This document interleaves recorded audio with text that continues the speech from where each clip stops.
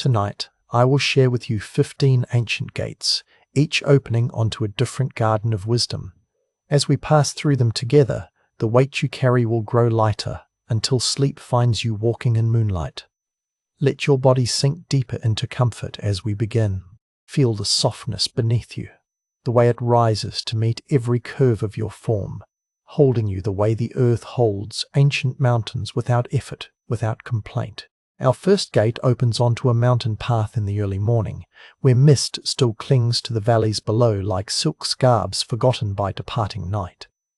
There was once a young monk named Seng, which means gift. Though he did not yet understand what gift he carried or what gift he sought, he lived in a monastery perched on the shoulder of Mount Wutai, where the air was so clear that the stars seemed close enough to pluck like frost flowers from winter branches.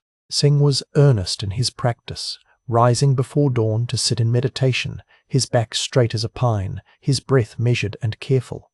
Yet something troubled him deeply, kept him from the peace that seemed to rest so naturally on the faces of the older monks. He collected grievances the way some people collect river stones. Each unkind word spoken to him, each slight he perceived, each moment when he felt overlooked or misunderstood, these he gathered and kept, turning them over in his mind during meditation when he should have been watching his breath, polishing them with attention until they gleamed with importance.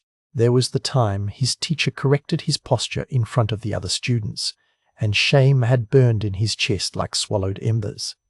There was the morning he woke late, and another monk took his preferred meditation cushion, the one near the window where he could watch dawn arrive. There was the afternoon in the garden when he offered what he thought was insight during a discussion of the sutras, and his words were met with silence.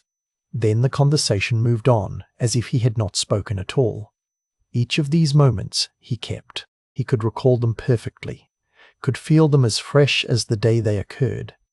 His teacher was an old master named Huineng, whose face was weathered like driftwood, and whose eyes held the peculiar brightness of someone who had looked at difficult truths without blinking.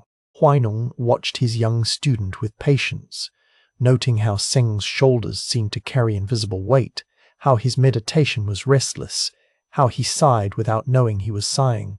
One morning, after the dawn sitting, as other monks filed out to their daily tasks, Huineng asked Seng to remain. The meditation hall was empty now, still fragrant with incense, the cushions holding the warmth and shape of the bodies that had just left them. Light was beginning to filter through the paper screens, turning everything golden and soft. "Walk with me," Huineng said, and Seng followed his teacher out of the hall and into the mountain air, where dew still silver-beaded the spiderwebs strung between bamboo stalks. They walked in silence for a time, following a path that led up the mountain, away from the monastery buildings. The path was steep and rocky, lined with pine trees that released their scent into the warming air.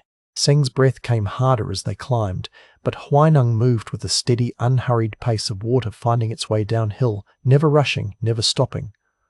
After perhaps half an hour, they came to a place where the path widened into a small clearing. Here someone long ago had stacked stones, river stones, worn smooth by water and time, each one fitting perfectly into the palm of a hand. They were beautiful in their simplicity, grey and white and sometimes veined with quartz that caught the light. "Pick one up," Huineng said, and Seng bent to choose a stone. It was cool and heavy, satisfying in its weight. "This stone," Huineng said, "represents something that troubles you, a grievance you carry.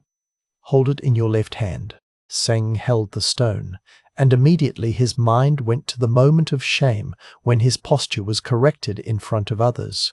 Yes, this stone was that moment. "Now pick up another," Huineng instructed. Seng chose a second stone, this one slightly larger, darker. The morning he woke late and lost his cushion. Another. The afternoon his words were met with silence. Another. The time a senior monk criticized the way he chopped vegetables for the evening meal. Another. When he felt excluded from a conversation between two other students. One by one, Seng gathered stones, until both hands were full, until he had to cradle them against his chest. His arms began to ache. The stones pressed against his ribs. Some threatened to slip from his grasp, and he had to concentrate to keep them balanced, had to tense his shoulders and forearms. Good, Huineng said softly. Now we will continue our walk. And the old master turned and continued up the mountain path. Tseng followed, struggling now. Each step required attention. He had to watch where he placed his feet while also managing the stones, preventing them from tumbling. His arms grew tired. The ache spread from his forearms to his shoulders, then to his neck. The weight seemed to increase with each step, as if the stones were drawing moisture from the air, growing denser, heavier. They walked for an hour, perhaps more. Time became strange, measured only in steps and breaths and the increasing burn in Tseng's muscles. Sweat dampened his robes despite the cool mountain air. His hands cramped. Several times he wanted to speak, to ask when they could stop, but something in his teacher's steady pace made him hold his tongue. The path grew steeper. They passed through a grove of ancient pines, their trunks massive and straight, their roots gripping the rocky soil like gnarled fingers. They crossed a small stream where water spoke its endless conversation with stones. They climbed higher until the monastery below became a collection of small grey roofs among the green. Tseng's world narrowed to the stones he carried, the path beneath his feet, the burning in his shoulders. The grievances he had assigned to each stone seemed to grow sharper in his mind, more detailed, more justified. Yes, he thought, I was wronged. These slights were real. I have every right to remember them, to hold them close. Finally, as the sun reached its zenith and hung directly overhead, Huineng stopped. They had reached a high meadow, open to the sky, where wildflowers nodded in the breeze and the air was thin and sweet. The view stretched for miles, mountains upon mountains, folding into the distance like waves on an infinite ocean. Huineng sat down on a flat rock and gestured for Tseng to sit as well. Tseng tried to lower himself carefully, but his legs trembled with fatigue. He half fell onto the grass, still clutching the stones, unable to release them without dropping them. His arms shook, his shoulders burned. Tears of frustration and exhaustion pressed at the corners of his eyes. They sat in silence. The breeze moved through the meadow grass with a sound like silk sliding over silk. A hawk drew lazy circles in the thermal currents above them. Clouds cast swift shadows across the distant peaks. Time passed, perhaps 10 minutes, perhaps 30. Tseng could not tell. His entire awareness had collapsed into the aching of his arms, the weight of the stones, the trembling in his muscles. Finally, Huineng spoke, his voice gentle as the breeze. Why do you still hold them? The question landed like a stone dropped into still water, sending ripples through Tseng's consciousness.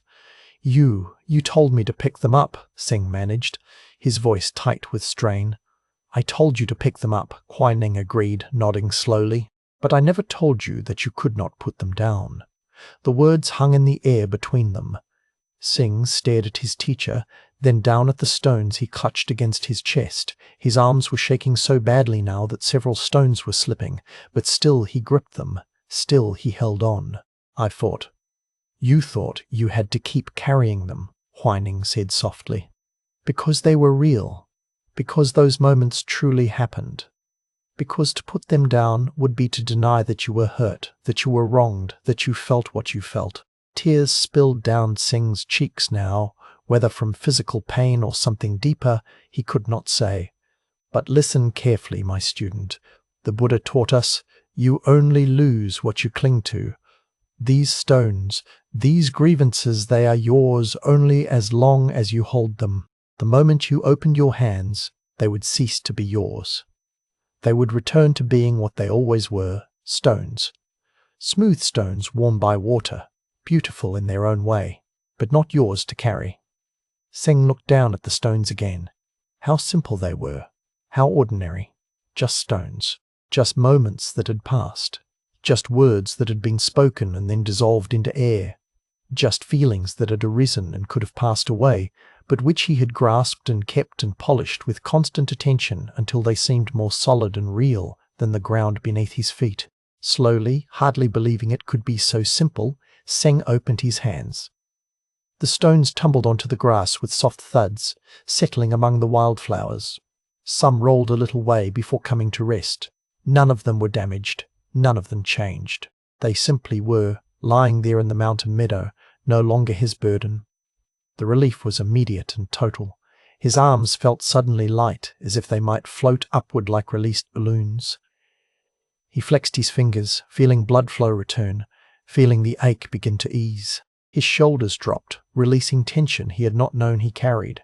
He drew in a breath that seemed to reach deeper into his lungs than any breath had reached in months. For several moments he simply sat there, feeling the absence of weight, marveling at it. "How long?"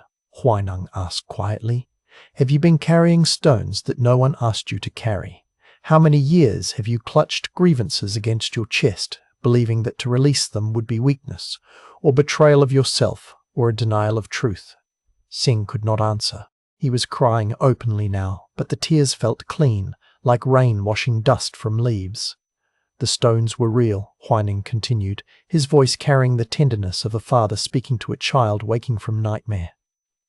"The hurts were real. No one denies this. But you have confused remembering with carrying. You can remember that you once picked up a stone without carrying it forever. You can acknowledge that you were hurt without clutching. That hurt against your heart until your arms ache and your shoulders burn." The old master reached over and picked up one of the discarded stones, turning it in his hand so that the quartz veins caught the sunlight. "See how beautiful it is when you are not straining to hold it? See how you can appreciate its weight and smoothness when it rests in an open palm rather than in a clenched fist." He set the stone down gently in the grass between them. Shunryu Suzuki, a great teacher, spoke of beginner's mind approaching each moment fresh, without the accumulated weight of all our past moments pressing down upon it. "This is what you lost, my student. You carried so many stones from yesterday that you had no hands free to receive today." They sat together as the sun began its descent toward the western peaks, painting the sky in shades of amber and rose. The stones lay scattered in the grass, catching the changing light, no longer symbols of pain but simply stones, doing what stones do, existing without complaint, without story, without grievance. "Can you feel it?" Huineng asked. "How much lighter the mountain air is when you are not carrying a mountain?" Singh nodded, unable yet to speak. He could feel it, not just in his arms and shoulders, but in his chest, where something that had been clenched tight for so long was finally, slowly beginning to open. "Tomorrow," Huineng said, "you may find yourself reaching for new stones. This is the habit of the mind. It likes to collect, to hold, to possess, even when what it possesses causes pain. When you notice yourself picking up stones, remember this moment. Remember that you can put them down. You can always put them down." As they rose to begin the descent back to the monastery, leaving the stones scattered in the meadow where wildflowers grew, Singh felt something he had not felt in years, the simple, spacious ease of walking with empty hands. The path down was the same path they had climbed, but it felt entirely different. Without the burden of the stones, Singh noticed things he had missed on the way up. The particular way light filtered through pine needles, the intricate pattern of lichen on the rocks, the distant sound of the monastery bell calling the monks to evening meditation. His steps were lighter, his breath came easier, his shoulders rested in their natural position rather than hunched against weight. And here, in your own body, can you feel it too? The way your shoulders rest more easily against the surface beneath you, the way your hands lie open, relaxed, holding nothing? Perhaps you have been carrying stones without knowing it. Perhaps, even now, you can feel them beginning to slip from your grasp, returning to the earth where all things eventually rest. Let them go. Let them fall like stones into grass, into soft meadow earth. You do not need to carry them through this night. You do not need to carry them into sleep. The Buddha's words echo across centuries, simple and clear as a bell in mountain air. You only lose what you cling to. And so we release our grip. And so we walk on, hands empty, hearts lighter, ready now for the next gate that opens before us in the gathering dusk, the Tea Master's single flower. Tonight, as you settle into the softness beneath you, feeling the weight of your body finally supported, finally held, I want to share with you a story about a single flower and the emperor who traveled 3 days to see it. But like all true stories, this one asks you to travel nowhere at all, only to arrive more fully in this moment, in this breath, in this gentle descent towards sleep that has already begun, whether you notice it or not. Let your eyes close if they haven't already. There is nothing you need to see. The story will paint itself behind your eyelids in whatever colors and shapes your mind chooses, and all of them will be correct.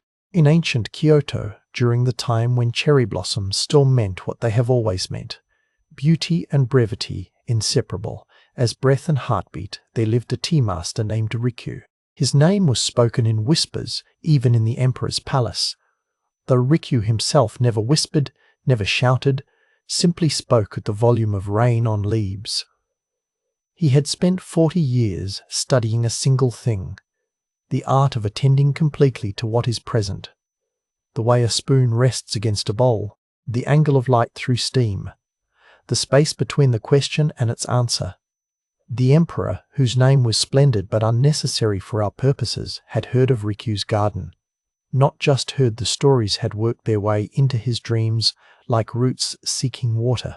Ministers and poets returned from visiting the tea master, speaking of morning glories that seemed to contain entire philosophies, of stone pathways that led nowhere and everywhere, of a beauty so profound it hurt in the way that beauty sometimes does, like a small wound that somehow heals even as it opens. "I must see this garden," the emperor announced one autumn morning, and when emperors announce, the world rearranges itself accordingly. Messages were sent, preparations began. Rikyu received word that in 3 days' time the emperor himself would honor his humble dwelling with an imperial visit to witness the famous morning glory garden at its peak bloom. 3 days. 72 hours for anticipation to build like storm clouds. Now let yourself sink a little deeper into where you lie. Notice how your shoulders have perhaps softened since we began, how your jaw may have loosened.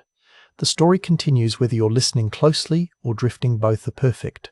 Both are the same thing, really. Rikyu received the news with a small bow, as if the emperor were no different from the postman or the dawn. He thanked the messenger, offered tea, and when he was alone again in his garden, he did something that his students would discuss in puzzled whispers for decades afterward. He cut down every morning glory, every single one. Can you imagine? The garden that had taken years to cultivate, where hundreds of morning glories climbed and cascaded in waterfalls of purple and blue, where each dawn brought such an abundance of blooms that visitors wept at the threshold. He moved through it with shears, stem by stem, until the garden stood bare. His students watched from windows, uncertain whether to intervene. Had their master lost his mind? Had the pressure of the imperial visit broken something in him?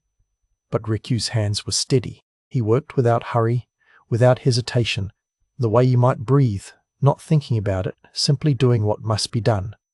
He composted the flowers, cleaned the pathways, raked the gravel into simple patterns that meant nothing and everything. By evening, the famous garden looked almost empty, almost ordinary. That night, Rikyu slept the way stones sleep, the way water sleeps while still flowing, without effort, without concern. Perhaps the way you are beginning to sleep now, your breath slowing, your thoughts becoming like clouds that pass without needing to be named. The next 2 days, he prepared the tea house. Not frantically, Rikyu was incapable of frantic, but with the attention a mother gives to braiding her daughter's hair. Every gesture mattered. Every object found its true place. He selected a single scroll for the alcove, words written by a monk 3 centuries dead. The flower blooms, the flower fades, this is the teaching. He chose a tea bowl with a subtle crack that had been repaired with gold, making the damage somehow more beautiful than original perfection. He arranged charcoal. He measured water. He did everything and nothing, because in the tea ceremony, preparation and performance are not separate. They are fingers on the same hand. On the morning of the 3rd day, the emperor arrived with his entourage. 30 attendants, 12 guards, ministers and poets and officials whose job was simply to be present at important moments. They processed through the outer gates like a silk river, expecting to be overwhelmed by the legendary garden, preparing their faces for appropriate wonder. They found nothing.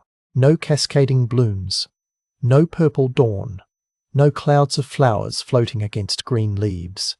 Just an empty garden, clean and spare, almost severe in its simplicity. Gravel, stone, a few shaped pines. Silence. The emperor's face, imagine it, the slight tightening around his eyes. The confusion, perhaps the beginning of anger, though emperors learn early not to show such things openly. Had he travelled 3 days for this? Had the tea master made a fool of him? The attendants glanced at each other, uncertain whether to be outraged on the emperor's behalf. But Rikyū stood at the garden's edge, bowing, his face serene as a temple bell after it has stopped ringing. "Your Majesty honours this poor dwelling," he said simply. "Please, the tea-house is prepared." What else could the emperor do? He had come this far. He followed Rikyū along the stone path, a journey of perhaps 40 steps that somehow felt longer, walking through that empty garden, each footfall a small question without an answer. Let your own body feel heavy now, so heavy that you couldn't move even if you wanted to, and you don't want to. Let the bed hold you the way the earth holds mountains, without effort, without questioning whether it's capable. The tea-house was small, as tea-houses are humble even for an emperor. One must bow to enter. Even emperors must bow. It is built into the architecture, this teaching, leave your rank outside with your shoes. Come in as simply human, nothing more, nothing less. The emperor ducked through the low doorway and stopped. There, in the tokonoma alcove, in a simple bronze vase worth less than the emperor's smallest ring, stood a single morning glory. One flower, perfect, luminous, its purple petals still holding drops of dew like tiny worlds. It glowed in the dim light as if lit from within, as if every morning glory that had ever bloomed had somehow poured itself into this one impossible blossom. The emperor stood very still. You know this kind of stillness. It's the stillness that comes not from trying to be still, but from forgetting to move, the stillness of wonder. Around him, the tea-house breathed its simple elegance, the scroll with its calligraphy, the tatami mats, golden with age, the small window placing a perfect rectangle of garden view, framing a stone and nothing more. The cracked repaired tea bowl waiting on its stand, gold lines wandering through clay like rivers on a map, everything arranged with such care that the arrangement became invisible, leaving only rightness, only the sense that nothing could be added or removed without breaking some subtle balance. But it was the flower, that single flower, that held him. In the empty garden he had seen nothing. Here, in this small space, he saw everything. Rikyū knelt and began to prepare tea. His movements were water-moving, were wind in grass, were the most natural thing in the world executed with 40 years of practice, until practice and nature became indistinguishable. He folded the cloth. He warmed the bowl. He measured the powder with a bamboo scoop, each grain of tea mattering, each gesture a small ceremony within the larger ceremony. The emperor watched, and watching began to understand. In the garden of hundreds of flowers, each bloom competed with its neighbors. Each was beautiful, but none was seen, not truly seen. The eye skated across abundance like a stone skipping water, touching nothing deeply. But this single flower, elevated, honored, given space and silence, and the gift of complete attention, this flower became all flowers. This moment became all moments. Rikyū whisked the tea. The sound filled the small room, bamboo on ceramic, a rhythm older than temples. Foam rose like sea foam, like clouds. He turned the bowl twice, presenting it to his guest with both hands, offering it as if it contained a moon. The emperor received it as if it did. You might notice now that your breathing has found its own rhythm, slow and steady, without your guidance. This is good. This is the body's wisdom, knowing how to rest while the mind still wanders through stories. Trust it. The way Rikyū trusted the single flower. They drank tea together, emperor and tea master, in a silence that was somehow fuller than conversation. Outside, the attendants waited in the empty garden, puzzled, impatient perhaps.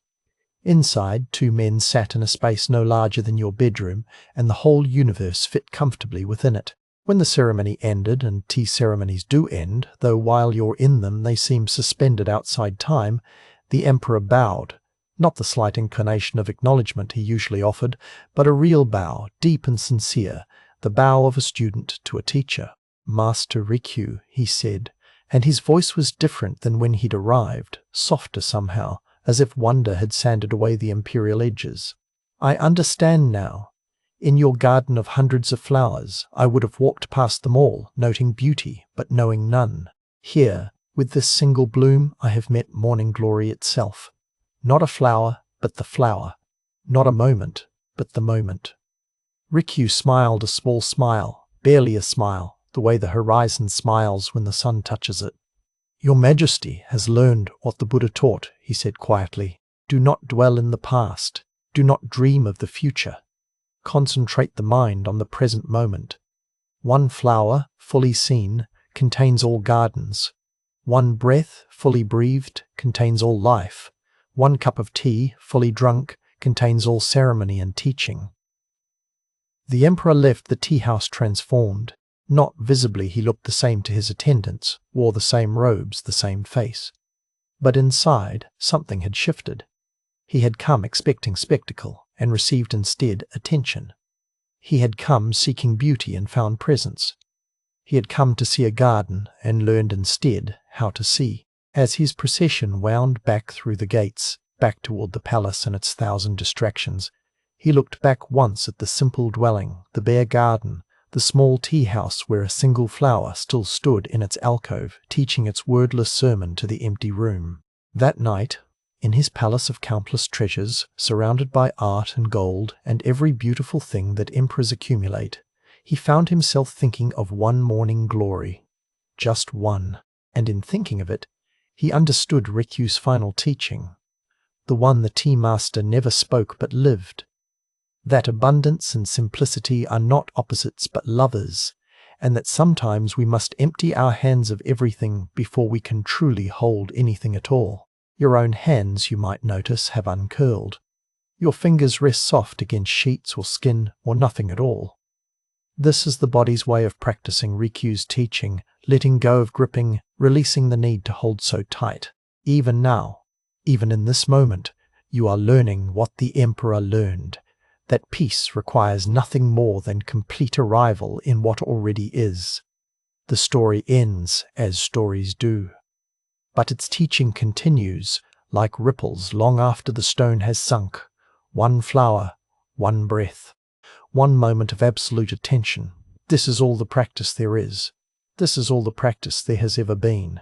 And somewhere in ancient Kyoto, in a garden that exists now only in stories and in the space behind your closing eyes, a single morning glory still blooms in a bronze vase, still teaches in silence, still waits for each of us to arrive with empty hands and open hearts, ready finally to see not many things but one thing completely. Sleep now, if sleep wants you, or rest in the space between waking and sleeping, that threshold where the single flower grows, where attention becomes devotion, where this moment, fully met, dissolves into the next, like tea into water, until there is no separation, no striving, only the simple miracle of being here, being now, Bei, ing at last at rest.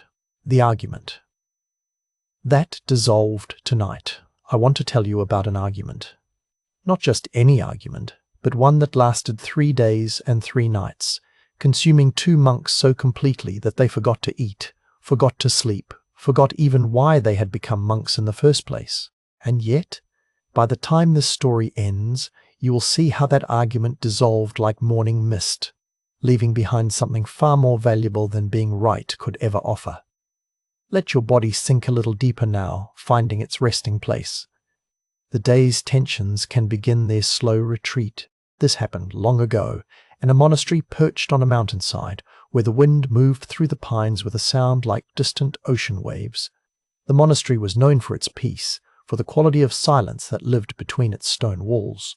Monks came from distant provinces to study there, to learn the art of letting the mind settle like silt in still water. 2 of these monks were named Kensho and Takuan.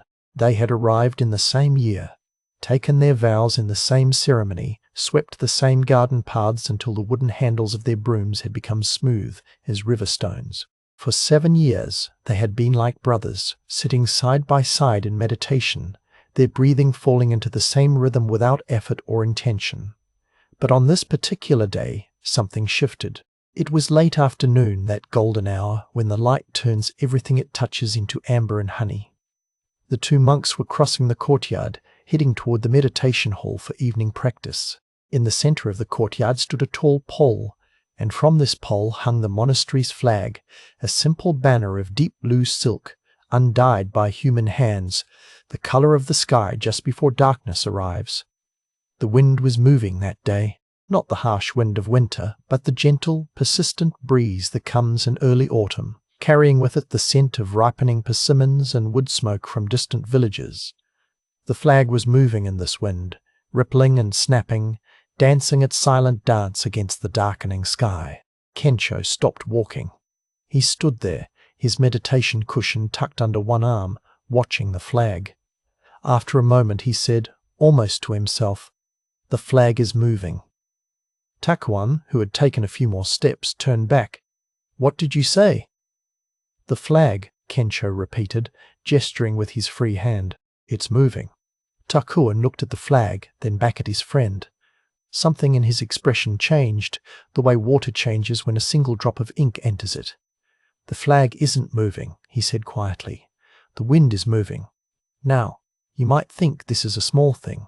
You might wonder how such simple words could ignite what came next. But in that moment, something ancient and stubborn awakened in both monks, that part of us that needs to be right, that cannot bear to let an incorrect statement stand unchallenged, even when the statement matters less than a grain of sand on an endless beach." Kensho turned to face Takuan fully. "How can you say the flag isn't moving? Look at it. Watch how it lifts and falls, how the fabric curves and straightens. The flag is clearly, obviously moving." "You're confusing effect with cause," Takuan replied, and now his voice carried an edge, subtle as a paper cut.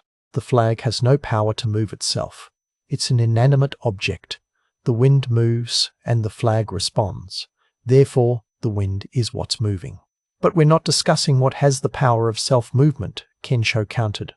"We're discussing what is, in fact, moving. And the flag is moving. Your eyes can see it. This is direct observation, not philosophy." The other monks began to arrive for evening meditation, flowing past the two debaters like water around stones in a stream. Some glanced at them curiously, most simply smiled slightly and continued on.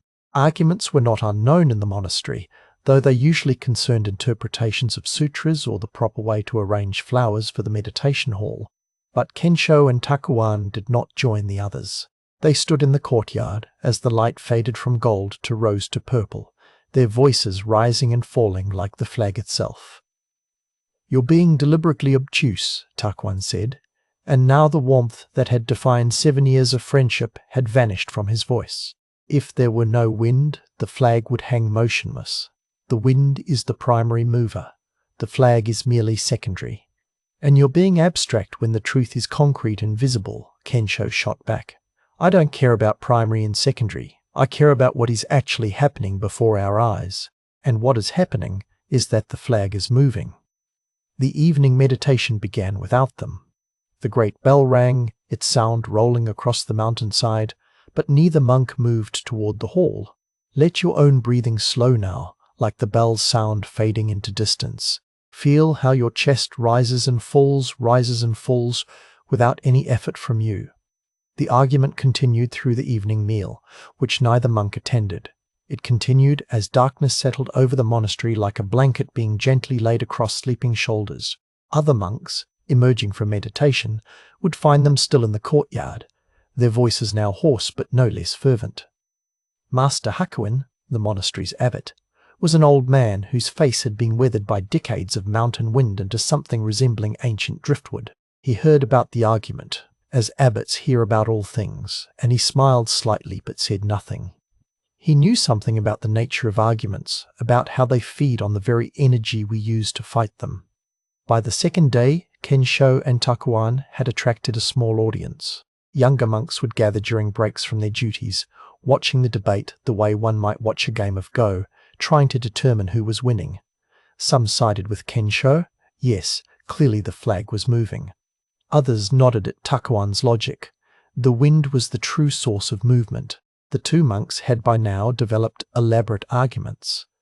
Kensho spoke of the nature of observation, of trusting direct perception over conceptual thinking.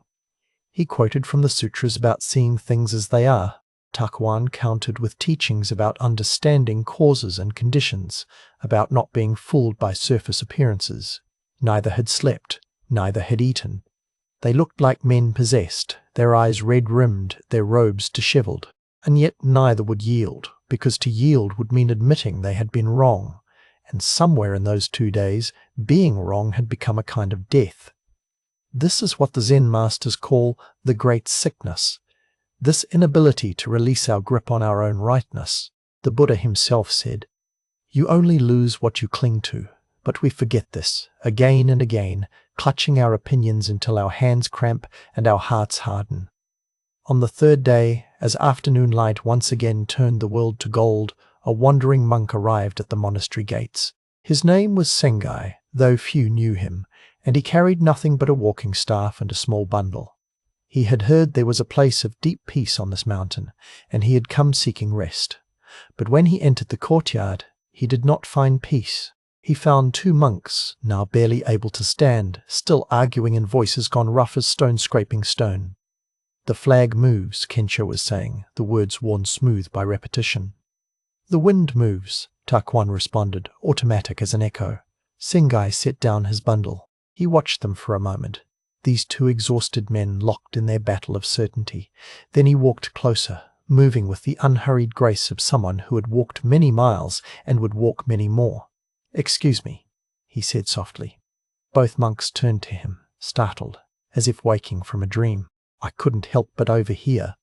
You're arguing about whether the flag moves or the wind moves." "Yes," they said together, then glared at each other for even this small moment of agreement. Sengai nodded slowly. He looked up at the flag, which continued its eternal dance, indifferent to the words spoken beneath it. He looked at the wind, invisible but undeniable. He looked at the 2 monks, and in his eyes was something like compassion, but also something like amusement. "Neither the flag nor the wind is moving," he said. Both monks stared at him. "What?" Kensho managed. "What's moving?" Sengai continued, his voice gentle as rain on leaves, "is your mind. And in that moment let yourself feel this. Let it settle into your awareness like a stone dropping into a deep well. In that moment, something shifted. The argument that had consumed 3 days and 3 nights, that had devoured sleep and food and friendship, that had seemed so desperately important that everything else had fallen away. This argument simply dissolved. Kensho looked at Takuan. Takuan looked at Kensho. And slowly, like men waking from a fever dream, they began to laugh. It started as a chuckle, small and uncertain, then grew into full-bodied laughter that shook their thin frames and brought tears to their reddened eyes. Because they saw it now. They saw how their minds had been moving, chasing thoughts, grasping arguments, building elaborate structures of reasoning, all of it nothing but movement of consciousness, no more solid or permanent than the wind itself. The flag had been just a flag. The wind had been just wind. But their minds, oh, their minds had been spinning like prayer wheels, generating heat and noise and absolutely nothing of value. This is the teaching that Hui Ning, the 6th patriarch, gave more than 1,000 years ago, and it echoes through time because the truth it contains is eternal. Not because it's complex, but because it's so simple we keep forgetting it. The obstacle is the path, the Zen masters say. What we struggle against is exactly what we need to understand. Sengai smiled at them, picked up his bundle, and continued on his way to find the abbot and request lodging for the night. He had delivered his teaching without ceremony, without even knowing he was teaching, simply by speaking from a place of clarity. Master Hakuin, hearing what had happened, nodded to himself in the privacy of his chambers. He had known the argument would end, though he hadn't known how. These things always end, he understood, because nothing that begins can avoid its ending. That's not philosophy, it's simply how things are. That evening, Kensho and Takuan sat together in the meditation hall. They had bathed, eaten, and now they sat in the silence they had abandoned 3 days earlier. The flag still moved in the wind outside, or the wind still moved the flag, or their minds still moved, watching and naming and categorizing. But now they sat with this knowledge, and the knowledge changed everything and nothing. Feel your own mind now. Notice how it moves even as you try to rest. Notice how thoughts arise like bubbles in water, how they pass away just as easily. You don't have to follow them. You don't have to argue with them. You can simply watch them move, the way you might watch clouds drift across an afternoon sky, claiming none of them as yours. After meditation, the two monks walked together in the garden, their friendship not broken but somehow deepened by what had happened. They didn't speak much. Words had revealed themselves as less reliable than they'd thought, less solid, more likely to create problems than solve them. But at one point, Kensho said quietly, "I'm sorry," and Takuan replied, just as quietly, "I'm sorry too." They both knew what they were apologizing for, not for being wrong about the flag or the wind, but for forgetting what mattered, for letting the need to be right become more important than peace, more important than friendship, more important than the very purpose that had brought them to this mountain in the first place. The Buddha taught, we are what we think. All that we are arises with our thoughts. But he also taught us to watch these thoughts, to see them clearly, to understand that we are not our thoughts any more than the sky is the clouds that pass through it. In the weeks that followed, the story of the argument spread through the monastery, as stories do. It became a kind of teaching, passed from older monks to newer ones. When someone would get caught in their own certainty, someone else might gently say, "Is the flag moving, or is your mind moving?" And this would be enough, usually, to create a small opening, a space for letting go. Years later, when both Kensho and Takuan had become teachers themselves, they would sometimes tell the story to their own students. They never told it with shame, but with something closer to gratitude. That argument, as painful and exhausting as it had been, had taught them something they might never have learned in 10,000 hours of peaceful meditation. It had shown them the nature of attachment, not attachment to things, which is easy to see and relatively easy to release, but attachment to ideas, to being right, to the image of ourselves as people who understand. This subtler attachment is like a transparent cage. We can't see the bars, but they constrain us just as surely. And here is the deepest teaching, the one that perhaps you've been waiting for without knowing it. We don't need to win every argument because most arguments are just mind-moving, chasing its own tail. The truth doesn't need our defense. It exists whether we argue for it or not, whether we even perceive it or not. Let your shoulders drop a little more. Let your jaw unclench if it's been holding tension. Notice how much energy it takes to hold an opinion, to defend a position, to maintain your rightness against the world. Now notice how it feels to let that go, even for a moment. Like setting down a heavy stone you've been carrying so long, you forgot it wasn't part of your hand. The flag still hangs in that monastery courtyard, or one very like it. The wind still moves through the mountain pines. Monks still cross the courtyard on their way to meditation, and sometimes they pause, looking up at the dancing fabric, and smile at the ancient koan it represents. Neither the flag nor the wind is the point. The point is the watching, the awareness that can hold both flag and wind and argument and peace, without needing to choose between them, without needing to collapse the mystery into a single answer. This is what Sengai understood when he said, "Mind moves." He wasn't solving the argument, he was dissolving it, showing the two monks that they had been trapped, not by the question, but by their need to answer it definitively. Some questions are like this. They're not meant to be answered, but to be held. The way you might hold a smooth stone in your palm, feeling its weight and temperature, not needing it to be anything other than what it is. As you drift now towards sleep, or perhaps you're already there, moving in that borderland between waking and dreaming, you might notice your own mind moving. You might catch it trying to solve problems, win arguments, defend positions, prove points to people who aren't even present. And when you notice this, you don't have to fight it. You don't have to argue with your arguing mind. You can simply observe, with the gentle compassion of someone who understands, this is what minds do. They move. Like flags and wind, like wind through flags, like thoughts through consciousness. The teaching isn't to make the mind stop moving. That would be like trying to make the wind stop blowing. The teaching is to stop identifying with every movement, to stop believing that every thought that passes through requires your allegiance, your defense, your life's energy. Kensho and Takuan learned this in 3 days of suffering. But you can learn it now, in this moment, in the simple act of letting go, of releasing your grip on needing to be right, on needing to know, on needing anything at all except this breath, and then this one, and then this one. The argument dissolved because arguments always dissolve, eventually. Nothing we construct in the mind has any permanence. But the peace that was there before the argument, and remained there during it, and is there now after it, this peace doesn't come and go. We just forget to notice it when we're busy being right.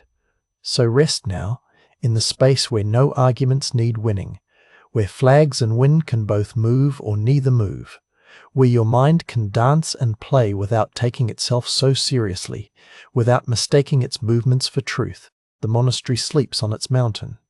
The flag hangs in the courtyard, and somewhere, 2 old friends sit together in comfortable silence, having learned what cannot be taught, only discovered, that the obstacle was always the path, the argument was always the teaching, and the peace we seek was never anywhere but here, waiting patiently for us to stop moving long Eno, to notice it had never left.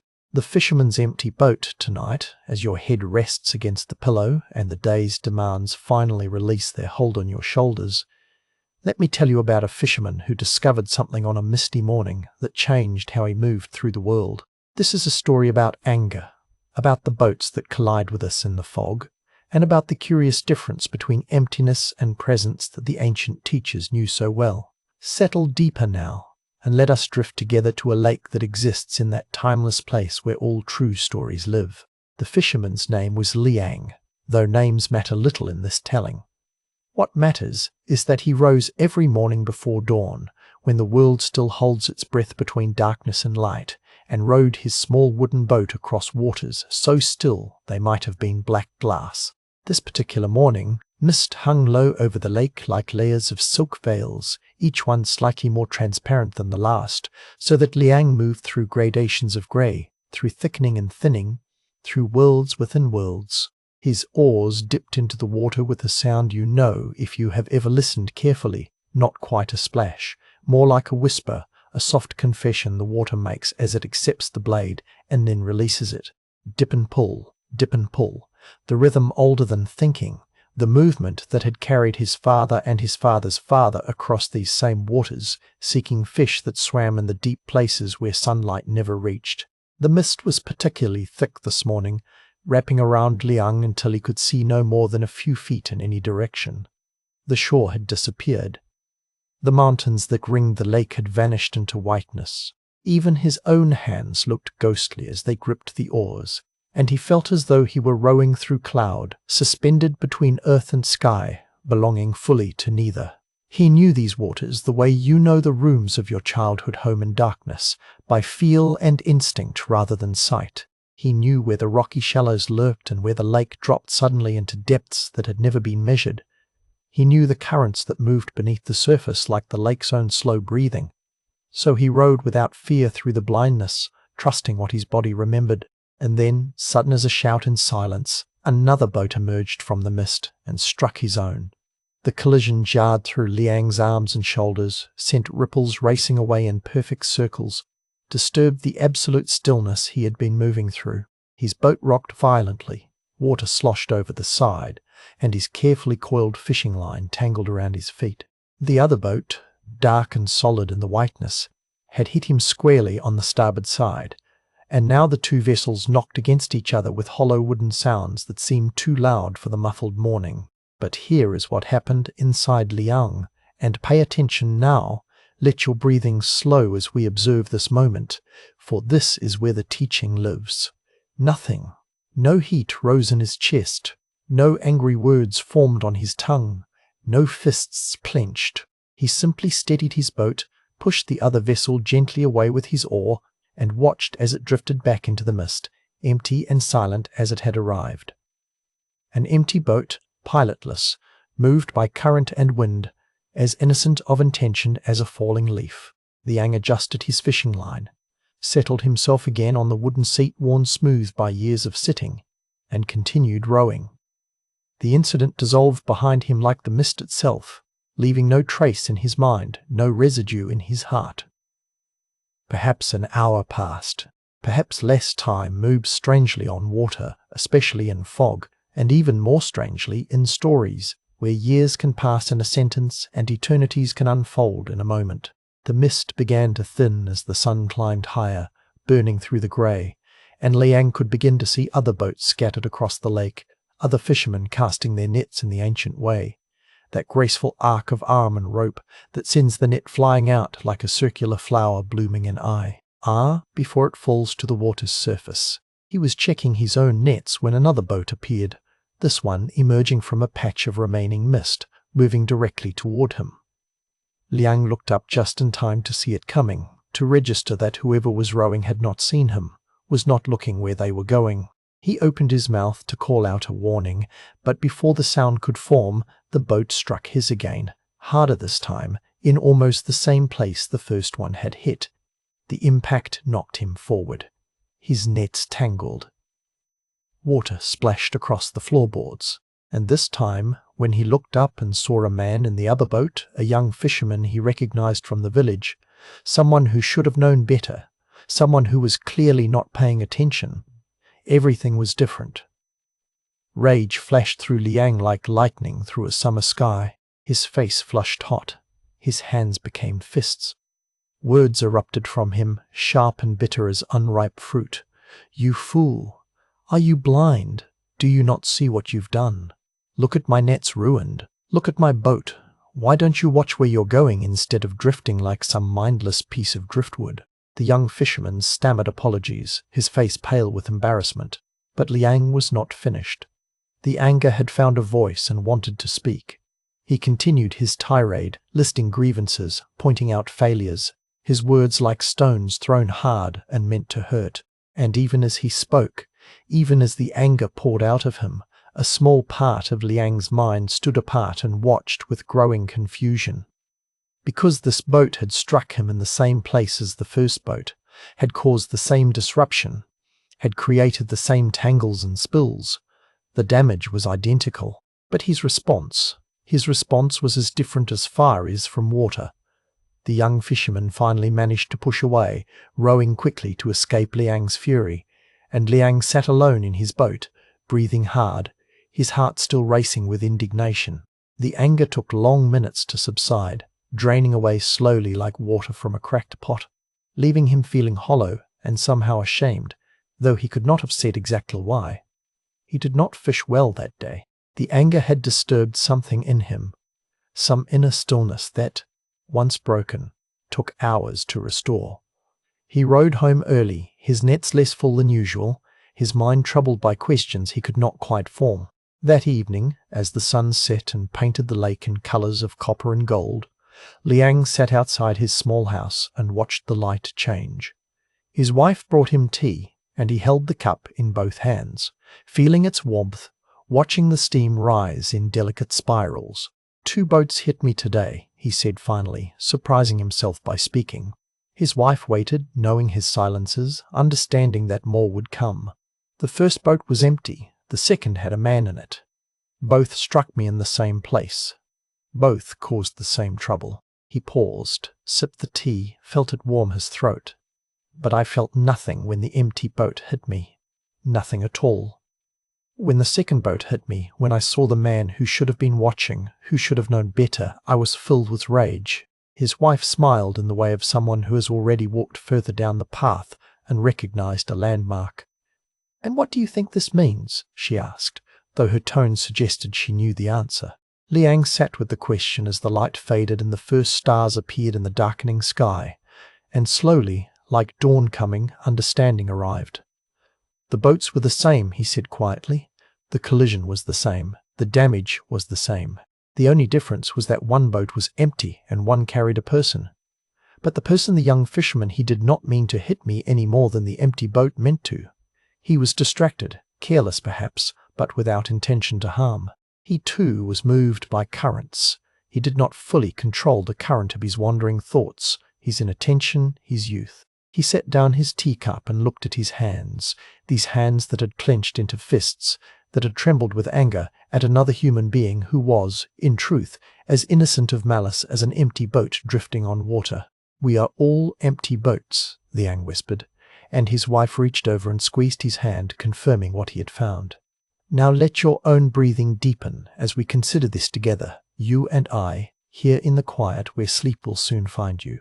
Because Liang's discovery that evening is one that the ancient teachers knew and tried to pass down through centuries, through stories like this one, through koans and sutras and the simple observations of how we move through our days, the Zen master Thich Nhat Hanh would later teach about what he called interbeing. This truth that we are all connected, all moved by forces larger than our individual wills, all subject to causes and conditions we did not create and cannot fully control. When someone wrongs us, when we feel that sharp sting of injustice or insult, we imagine that there is a separate self in that other person who chose, deliberately and with full agency, to harm us. But what if that person is like the empty boat, moved by the currents of their own pain, their own confusion, their own storms of thought and emotion? What if they strike us not from malice, but from the simple fact that they, like all of us, are carried by winds they cannot see and pulled by tides they did not call forth? The Buddha himself said, "Holding on to anger is like grasping a hot coal with the intent of throwing it at someone else. You are the one who gets burned." And Liang, sitting in his boat with his heart still racing from rage, had felt that burning. The young fisherman had long since rowed away, had probably forgotten the incident already, was perhaps eating his dinner and laughing with his family. But Liang carried the coal for hours, scorching his own peace, disturbing his own waters. When the empty boat struck him, Liang's mind had remained as smooth as the lake surface. No story arose about offense or insult. No narrative began about carelessness or disrespect. There was just the simple fact: boat hits boat, boat separate, continue on. The event was complete in itself, requiring no interpretation, no judgment, no emotional response. But when he saw the person in the second boat, his mind immediately created a story. This story had characters and motivations. It had fault and blame. It had a victim himself and a perpetrator. The story demanded anger, required outrage, insisted on justice. And yet the actual events were identical. What happened in the next weeks and months was that Liang began to practice what he had learned. When someone spoke harshly to him in the market, he would pause and picture an empty boat, drifting, moved by currents. When a neighbor's chickens destroyed his vegetables, he would breathe and remember, empty boats, all of us, doing what we do because of 10,000 causes and conditions, most of which we cannot see. This did not mean he became passive or allowed himself to be mistreated. He still built better fences. He still spoke up when speech was needed. But the burning coal of anger, that he learned to set down more quickly, to recognize as something that harmed him far more than it ever harmed another. There is an old Taoist story, or perhaps it is Zen. The borders between these teachings are as porous as mist that tells of Chuangzi drifting on a river when an empty boat collides with his. He feels no anger. But had there been a person in that boat, he admits, he would have shouted for them to stay clear. The teaching is this: when we take offense, we are responding not to what was done, but to our story about intention, our narrative about a separate self that chose to harm us. Feel your body now, heavy against the mattress, your limbs growing heavier still as this understanding settles into you. Notice how you have carried your own boats through the day, how you have collided with others, how others have collided with you. Notice the stories you told about those collisions, the heat that rose or didn't rise, the narratives that formed about intention and blame. What if everyone who has ever hurt you was an empty boat? Not empty of personhood or value, but empty of the malicious intention your mind ascribed to them. What if they were moved by their own pain, their own fear, their own confusion? Currents as invisible to them as the lake currents were to Liang in the mist. This does not excuse harm. This does not mean we do not protect ourselves or create boundaries or speak truth to those who wrong us. But it means we can do these things without carrying the burning coal, without adding our own suffering to the suffering already present in the situation. Liang fished those waters for many more years, and he was struck by other boats many times, as is the way when many people share the same waters. Sometimes the boats were empty, sometimes they carried people, but increasingly he found that his response was the same regardless. A collision was a collision brief, regrettable, but not requiring the story of offense, not requiring the fire of anger. He taught his children this. He would take them out on the lake and tell them about the morning 2 boats struck him, about the difference between emptiness and presence, about the strange truth that the presence of a person should make no difference to our response, because we are all moved by forces we barely understand. We are all empty boats in that sense, piloted by winds and currents that have been blowing since before we were born, and will continue long after we are gone. Your own breath is slowing now, settling into the rhythm of waves on water, the gentle rocking of a boat on a quiet lake. Let Liang's discovery become your own, not as something to think about, but as something to rest into. Every person who has ever collided with you, every harsh word and thoughtless action, every disappointment and betrayal, all of it, empty boats in the mist, moved by currents meaning no harm even when harm occurred. And you too are an empty boat. When you have struck others, when your words have been sharp or your actions careless, you too were moved by forces, by tiredness or fear or pain or simple human limitation. You too drift in the mist sometimes, unable to see clearly, carried by currents you did not choose. This recognition brings not despair, but compassion. Compassion for the young fisherman who collided with Liang, for Liang himself in his rage, for all of us navigating these waters as best we can, doing damage we do not intend, receiving damage from others who do not intend it, all of us empty boats together on the great lake of existence, sometimes colliding, sometimes drifting peacefully apart, none of it personal, all of it simply the nature of boats on water.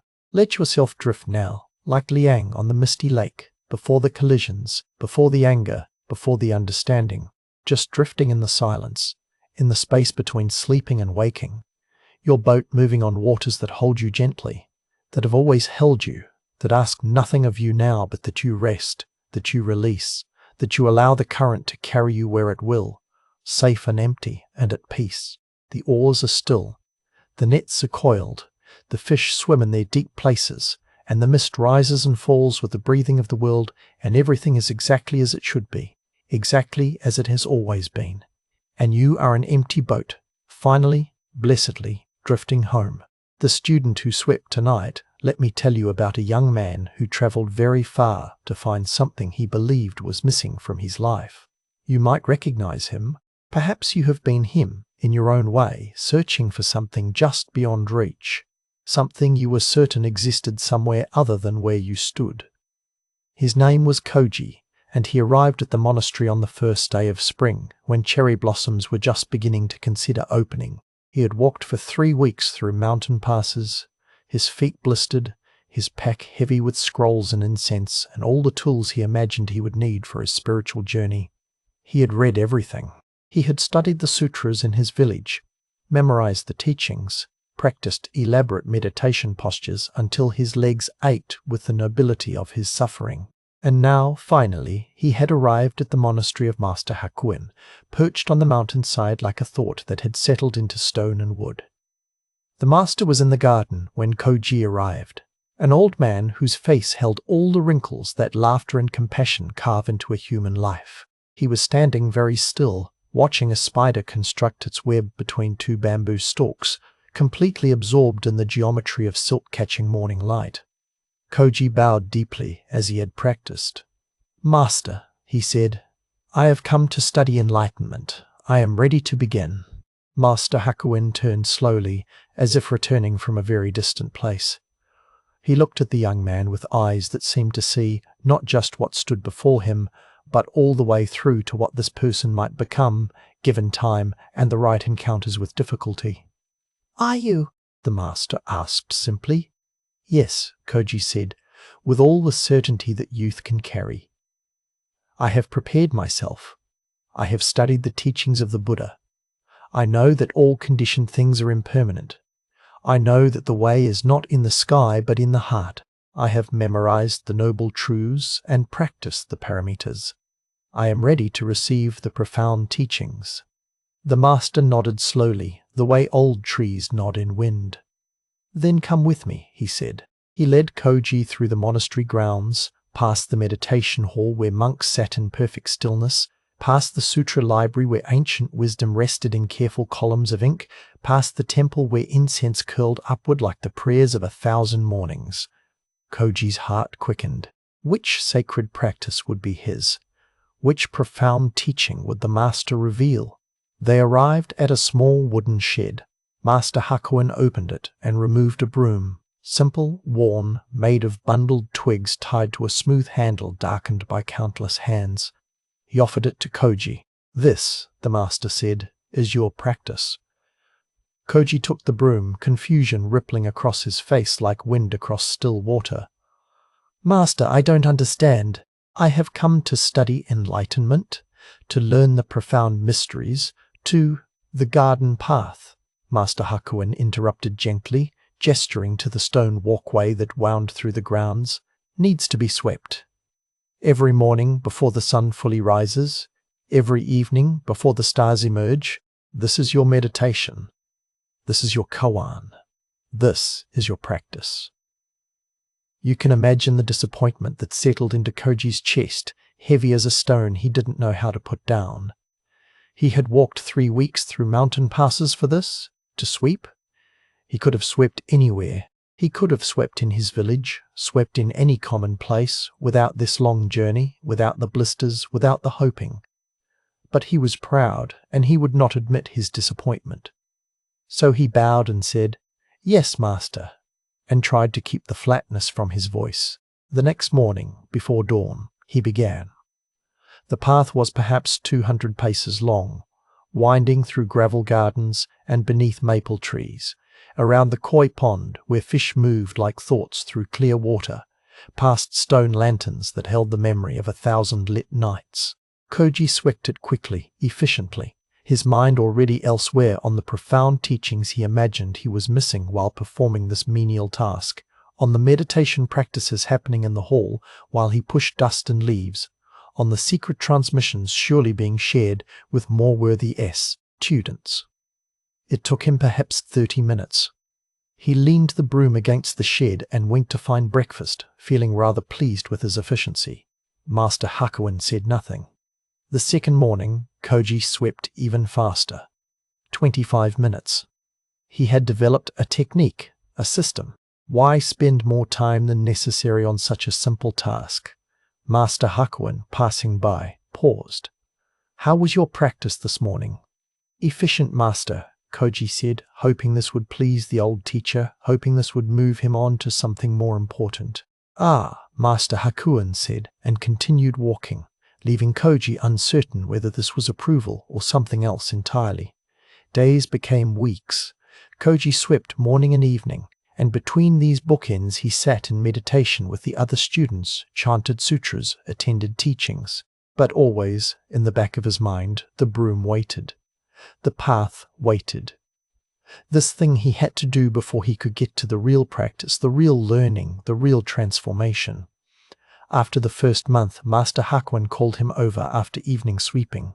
"Tell me," the master said, "what does the path look like after you sweep it?" Koji blinked. What kind of question was this? "It looks clean, master. The leaves are gone.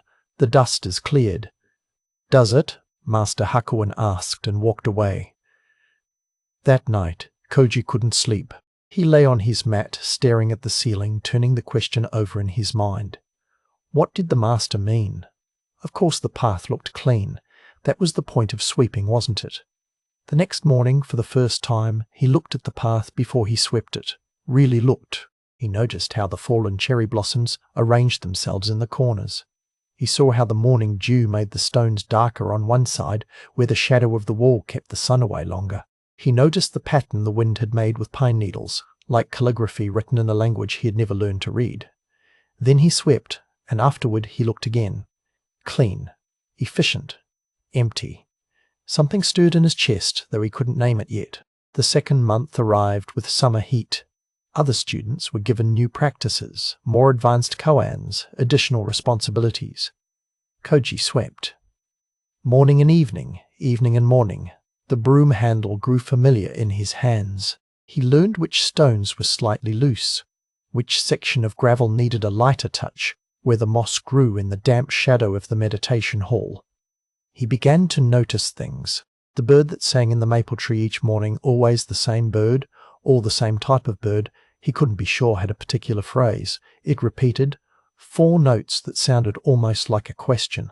The fish in the pond followed patterns, circling in ways that seemed random but gradually revealed themselves to be responses to light, to shadow, to the presence of observers. The stones themselves changed through the day, their color shifting with the sun's angle, with moisture, with the season's slow turning. And the path itself, he began to see that it was never the same path twice. Each morning brought new configurations of leaves, new patterns of light and shadow, new evidence of the night's activities. A monk's footprint in softer gravel, a petal carried by wind from the garden's far corner, the track of a cat who had crossed while everyone slept. His sweeping began to slow, not from reluctance, but from attention. He found himself moving the broom more carefully, not to be slow, but to be thorough, to be present, to actually see what he was doing rather than simply getting it done. 3 months became 4. The novelty of monastery life had worn away, leaving just the dailiness of it, rising, sweeping, sitting, chanting, eating, sweeping, sleeping. Koji noticed that some of his early excitement about enlightenment had faded, replaced by something quieter, something he couldn't quite name. He still swept, but somewhere in the 3rd month he had stopped waiting for it to be over. He had stopped sweeping so that he could get to something else, something more important. The Buddha taught that the way is not in the sky, but in the heart. And Koji had memorized these words. But he was beginning to understand that memorizing and knowing are as different as reading about water and drinking it. One morning in the 5th month, he woke before the bell. His body had learned the rhythm so thoroughly that it no longer needed the external signal. He rose in darkness, collected his broom, and walked to the path. The pre-dawn light was that particular shade of blue that exists for only a few moments each day, the color of transition, of neither night nor morning. The first birds were beginning their conversations. The air smelled of dew and pine and the slight mineral scent of stone. Koji began to sweep. He wasn't thinking about enlightenment. He wasn't thinking about profound teachings or secret transmissions. He wasn't thinking about anything, really. His hands moved the broom in the pattern they had learned through repetition. His feet shifted in the small dance of sweeping step, sweep, step, sweep. The bristles whispered against stone, a sound so familiar now it was like his own breathing. A leaf spiraled down from the maple tree and landed on a section he had just cleared. In his first weeks, this would have irritated him, felt like undoing his work. Now, he simply swept it aside, and something in him smiled. This is how it is, he thought. You sweep, and leaves fall. You clear, and things accumulate. This is the nature of paths. This is the nature of all things. And in that moment, so ordinary it was almost beneath notice, something shifted. It wasn't dramatic. There were no bells, no visions, no sudden burst of cosmic understanding. It was quieter than that. Subtler. It was simply this: the complete and total absence of separation between the sweeper, the sweeping, and the path being swept. For just a moment, or perhaps for several moments, he couldn't say, because time became strange. There was just this action, complete in itself, needing nothing added, lacking nothing, perfect in its simple is-ness. He stopped sweeping and stood very still, the broom in his hands, trying to understand what had just happened. But the moment he tried to grasp it, it became memory instead of experience, like trying to catch water in a fist. Master Hakuin was standing at the edge of the garden. How long he had been there, Koji didn't know. "Master," Koji said, and his voice came out strange, uncertain. The old teacher walked over, his footsteps so light they barely disturbed the gravel. He looked at the path, at the broom, at Koji's face. Then he smiled, and it was like watching sunrise. "Now," he said, "you are beginning to learn to sweep." Koji wanted to say so many things, wanted to ask questions, to understand, to capture what had happened and hold it. But Master Hakuin raised a gentle hand. "Keep sweeping," he said simply. "Every morning, every evening. The path does not need to be swept because it becomes dirty. The path needs to be swept because you need to sweep it. Do you understand the difference?" Koji nodded, though understanding was too small a word for what was happening in his chest, in his mind, in his hands that held the broom. 6 months became 7, 7 became 8, and Koji swept. But something had changed in the quality of his sweeping. He no longer swept to finish, or swept while thinking of other things, or swept with resentment or boredom. He swept the way the rain falls, because this is what rain does. Because falling is rain's nature, complete and perfect in itself. He began to notice that the act of sweeping was teaching him things no sutra had revealed. When he tried to force the broom to push too hard, the bristles scattered the gravel inefficiently, creating more work. When he moved too lightly, nothing cleared. But when he found the right pressure, not too hard, not too soft, responsive to each section of path, adapting to wet leaves or dry, to smooth stone or rough, the work became effortless. Effort without effort. Wu Wei, the Taoists called it, though he didn't know this yet. And wasn't this true of everything? Of relationships, of learning, of life itself? Too much force creates resistance. Too little and nothing changes. But the middle way, responsive and adaptive, allowing and guiding at once, this was the path the Buddha taught, right here in the simple act of sweeping. On the morning of his 1-year anniversary at the monastery, Koji woke as usual in the darkness. He collected his broom, walked to the path, and began his practice. The cherry blossoms were preparing to open again, completing their circle. A year ago, he had arrived here seeking something he believed was elsewhere, something he was sure he lacked. Now, as he swept in the pre-dawn stillness, he understood. The sacred does not hide in elaborate rituals or secret teachings transmitted in whispers. It hides, if hiding is even the right word, in every repeated gesture we honor with complete attention. In the 10,000th sweep, the same as the first sweep, if we bring to it beginner's mind, fresh eyes, the willingness to be fully present for this one simple action. The great Zen master Dogen taught that practice and enlightenment are not separate, that sitting meditation is not something you do to achieve enlightenment later, but is itself enlightenment expressing itself. Koji was beginning to understand this in his bones, in his hands, in the rhythm of his breathing as the broom moved across stone. Master Hakuin appeared as the sun broke the horizon, painting everything gold. He stood beside Koji and watched him sweep in silence. When Koji finished and leaned the broom carefully against the wall, even this small action done with complete attention, the master spoke. "You came here seeking enlightenment as if it were a treasure buried somewhere far from your everyday life. You wanted to transcend the ordinary, to escape the mundane, to find something more important than simple tasks." "Yes." Koji nodded, seeing now how young he had been, how much he had misunderstood. "And now?" the master asked. Koji looked at the path, clean and perfect in the morning light. Perfect not because it would stay this way. Leaves were already beginning to fall from the maple tree. The day's activities would soon scatter new debris. But perfect because this is what paths do. They become clear. They become cluttered. They invite us back to clear them again. This is not futility. This is life. "Now," Koji said slowly, finding words for something that lived beyond words, "I understand that there is no task too small to contain the whole universe, no action too ordinary to be sacred. The divine doesn't hide somewhere else, waiting for us to find it. It hides in every moment we choose to be fully present, fully here, fully alive to what is actually happening." Master Hakuin smiled. "Then you may continue sweeping. Perhaps for another year, perhaps for 40 years, perhaps forever. Does it matter?" And for the first time, Koji smiled too. A real smile that came from somewhere deep and quiet and at peace. "No, master." It doesn't matter at all. But he would sweep. Tomorrow morning and tomorrow evening and the morning and evening after that. Not because he had to, and not because he would achieve something by doing so. He would sweep because sweeping was his practice, and practice was his life, and his life was this moment, this breath, this simple action made sacred by the quality of attention he brought to it. The Buddha said, "The way is not in the sky. The way is in the heart."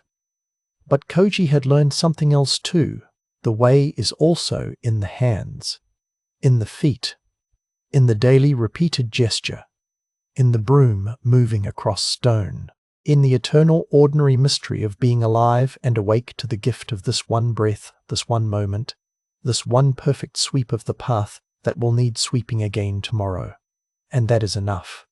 That is everything. That is all there has ever been.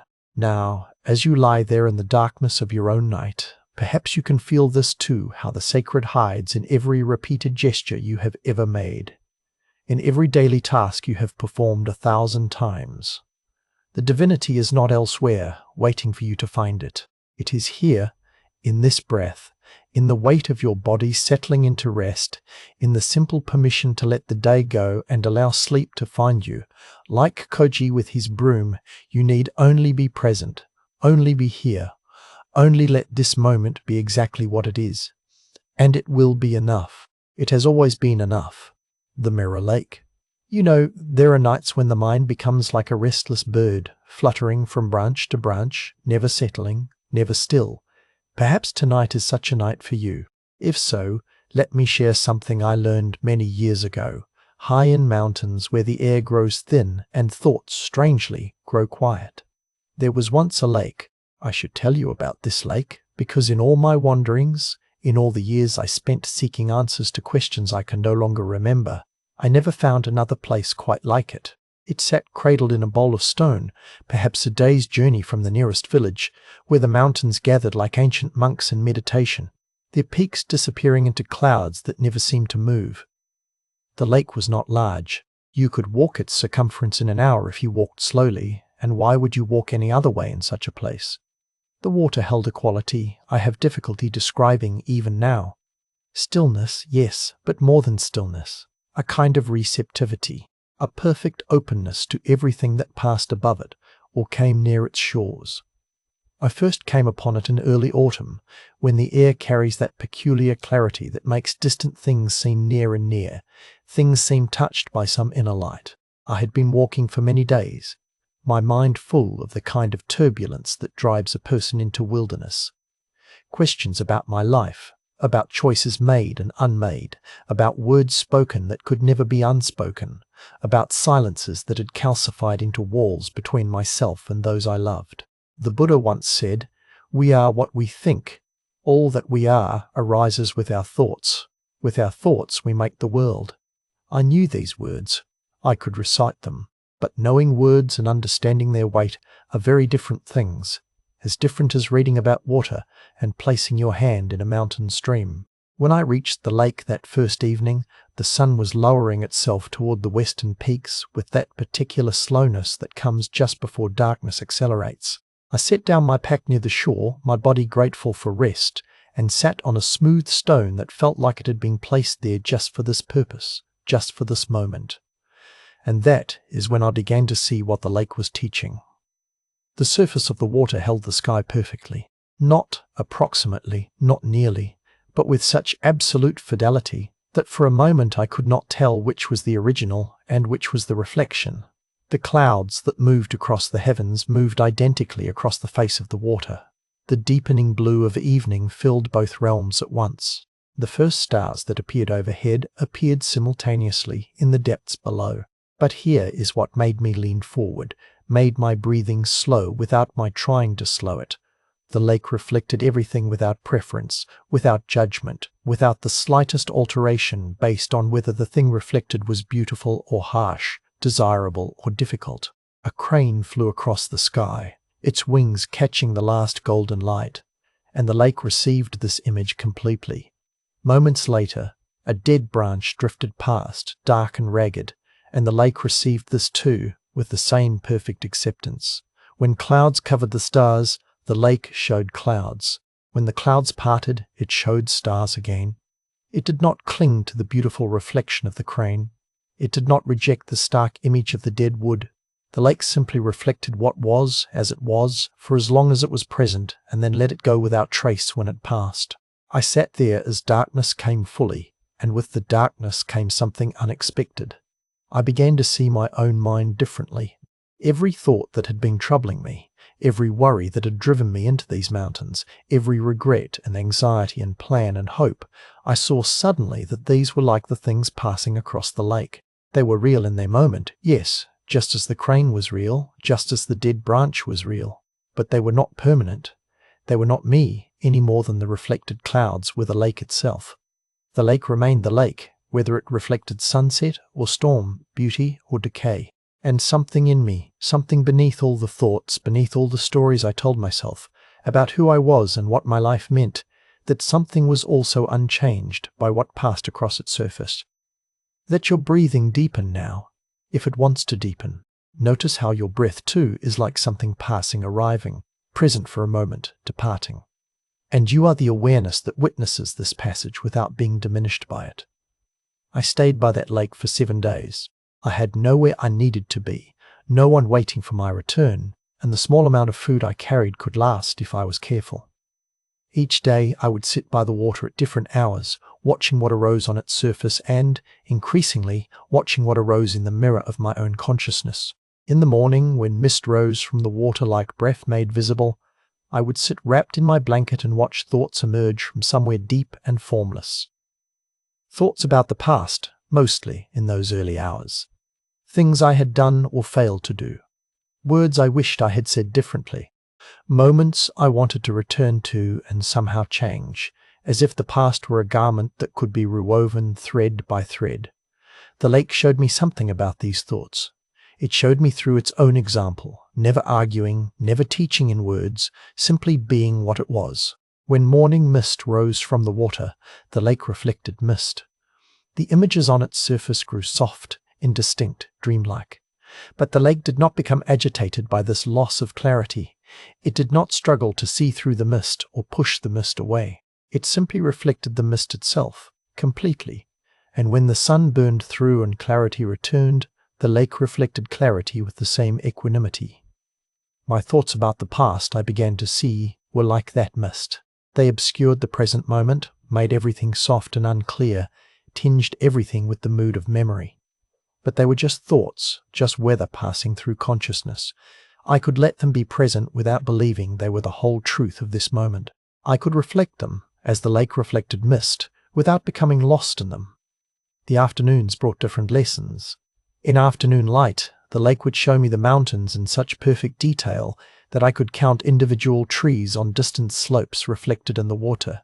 The world doubled itself, solid mountains above, liquid mountains below, and between them, the thin line of the shore where I sat, where my body rested, where awareness witnessed both. Thoughts in the afternoon were different too, sharper, more active. Plans and ideas, schemes for how life should unfold, arguments I was building against people who were not present, conversations I was rehearsing for situations that might never occur. The mind in afternoon mode, busy and certain, constructing elaborate architectures of should and must and if only. The lake reflected the mountains but made no claim to be the mountains. It did not try to possess them or hold them or make them stay. When clouds drifted across and obscured the mountain peaks, the lake simply reflected clouds instead. No resistance, no complaint that the beautiful mountain reflection had been taken away. And I began to understand not in my head, but in some deeper place. The place where real understanding lives, that all my planning, all my certainty about how life should be, was like trying to hold the reflection of the mountains in my hands. The tighter I grasped, the more disturbed the water became, until the reflection shattered into fragments that showed nothing clearly at all. There is a teaching from the Platform Sutra, from the sixth patriarch Hui Ning, about a conversation between two monks. One said, "The essence of mind is originally pure, like a bright mirror. We need only dust it regularly to keep it clear." But Hui Neng said, "There is no mirror, no dust. Where then can anything be attached?" I thought about this teaching by the lake, and slowly, over those days, I began to understand it differently than I ever had before. The lake was teaching me the same thing. The lake did not need to be purified or perfected. It was already complete, already whole, already perfectly capable of reflecting reality exactly as it arose. When the water was disturbed by wind or rain, the reflections became chaotic, fragmented, unclear. But this was not a problem with the lake itself. The lake's nature remained unchanged. When the disturbance passed, clarity returned on its own, without effort, without the lake having to do anything to restore itself. My mind, I realized, was the same. Its nature was already clear, already capable of seeing reality directly. But when disturbed by judgments, by grasping, by the insistence that things should be different than they were, the reflections became distorted. Not because there was something wrong with the fundamental nature of awareness, but because I was creating waves with my resistance, with my preferences, with my constant mental commentary on everything that appeared. Let your shoulders soften now, if they are holding anything. Let your jaw unclench if it is tightened. Even the body learns to grip, to hold, to brace against the flow of experience. Even the body can remember how to be like the lake, present, receptive, at ease with what is. On the fourth day, a storm came. I had been sitting in the usual spot when the sky darkened with extraordinary speed, and the wind began to move across the water like a hand stroking fur the wrong way. Within minutes, the surface of the lake transformed from mirror smooth to fractured and wild. Rain fell in sheets, pocking the water with 10,000 small impacts every second. The lake I had been watching for days seemed to have disappeared entirely. No reflections now, just turbulence and chaos, the water indistinguishable from the air, everything in violent motion. I found shelter under an overhang of rock and watched. And as I watched, something shifted in my understanding. The lake had not changed. Only its surface had changed. Beneath the wind-whipped waves, beneath the rain-disturbed surface, the lake remained itself deep, still, vast. The storm was moving through it, not destroying it. The turbulence was temporary, surface level, real but not permanent. And I thought, this is what happens in the mind during difficult times. When grief comes, or anger, or fear, or any of the great storms that move through human consciousness, it feels like the entire self has become that storm. We identify so completely with the disturbance that we forget the depth beneath it, the awareness that remains even when the surface is chaos. The Buddha taught that all conditioned things are impermanent. The storm, the calm, the morning mist, the afternoon clarity, all of it arising and passing, coming and going like weather through a valley. And what witnesses this arising and passing?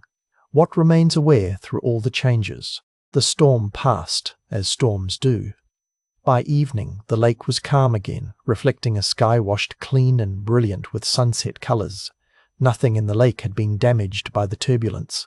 No repair was needed. The capacity to reflect had never been lost, only temporarily obscured. I stayed 3 more days by the lake, and each day deepened the teaching. I began to notice my relationship with my own thoughts changing. A worry would arise about money, about aging, about loneliness, and instead of immediately believing it, wrestling with it, being consumed by it, I would recognize it as weather passing across the surface of awareness. The worry was real. I am not suggesting we should deny our difficulties or pretend they do not exist. The dead branch floating across the lake was really there. But it was passing. It was one thing among many things, not the whole truth of that moment. And beneath it all, awareness remained spacious, clear, essentially undisturbed. There was a hermit who lived in a small hut on the far side of the lake. I had seen smoke from his fire and wondered about him, but it was not until my 6th day that our paths crossed. He was an old man, his face weathered like driftwood, his eyes remarkably clear. We met on the path that circled the lake, and though we had never spoken, he nodded to me as if we were old friends. "You have been sitting with the teacher," he said. It was not a question. I understood he meant the lake. I nodded. "What have you learned?" he asked. I opened my mouth to answer, then closed it again. What words could capture what the lake had shown me? Finally I said, That I am not my thoughts. He smiled. Yes. And that awareness can hold everything without being damaged by anything. Yes, he said, like this. And he gestured to the lake where in that moment the water was reflecting both the bright sky and the dark shadow of the mountains, holding both light and darkness simultaneously, completely at peace with the contradiction. We stood together in silence for a while. Then he said something I have remembered ever since, something that has carried me through difficult years and chaotic times. The lake does not seek calm. It does not fear disturbance. It simply remains lake through all changes. This is the practice. On my last morning by the lake, I rose before dawn and sat at the water's edge as darkness slowly gave way to light. The surface was absolutely still, a perfect mirror of the emerging sky. I watched my reflection appear gradually in the growing light, a figure sitting on a stone, shoulders rounded, breath visible in the cold air. And I felt, for a moment, the strange truth that I was both the one sitting on the shore and the reflection in the water. Both the observer and the observed, both the lake and what passed across it, not in some mystical sense, but in the simple recognition that awareness and experience are not separate things. They arise together, reflect each other, create each other moment by moment. The teaching was complete, or perhaps it was just beginning. As you lie there now, feeling the weight of your body against the bed, the softness of your pillow, the gentle rhythm of your breathing, perhaps you can sense something of what the lake taught me. Your thoughts are like images reflected on water, real, present, but not permanent, not the totality of who you are. Beneath them, awareness remains, spacious and clear as a mountain lake at dawn. Let the thoughts pass. Let them come like clouds across the sky, and let them go just as easily. You are not diminished by their passing. You are not defined by their content. You are the awareness that witnesses it all, the still point that makes perception possible. The lake is always there, within you, waiting to be remembered. Not created, not achieved, not earned through effort or discipline, simply remembered, recognized, returned to, like an old friend you had forgotten you knew. Rest now in that stillness. Let yourself be held by it as the mountains hold the lake, as silence holds sound, as space holds stars. You are already home. You were never anywhere else. The lake reflects and releases and remains itself through all changes. Just like this, always just like this, the Master's broken bowl.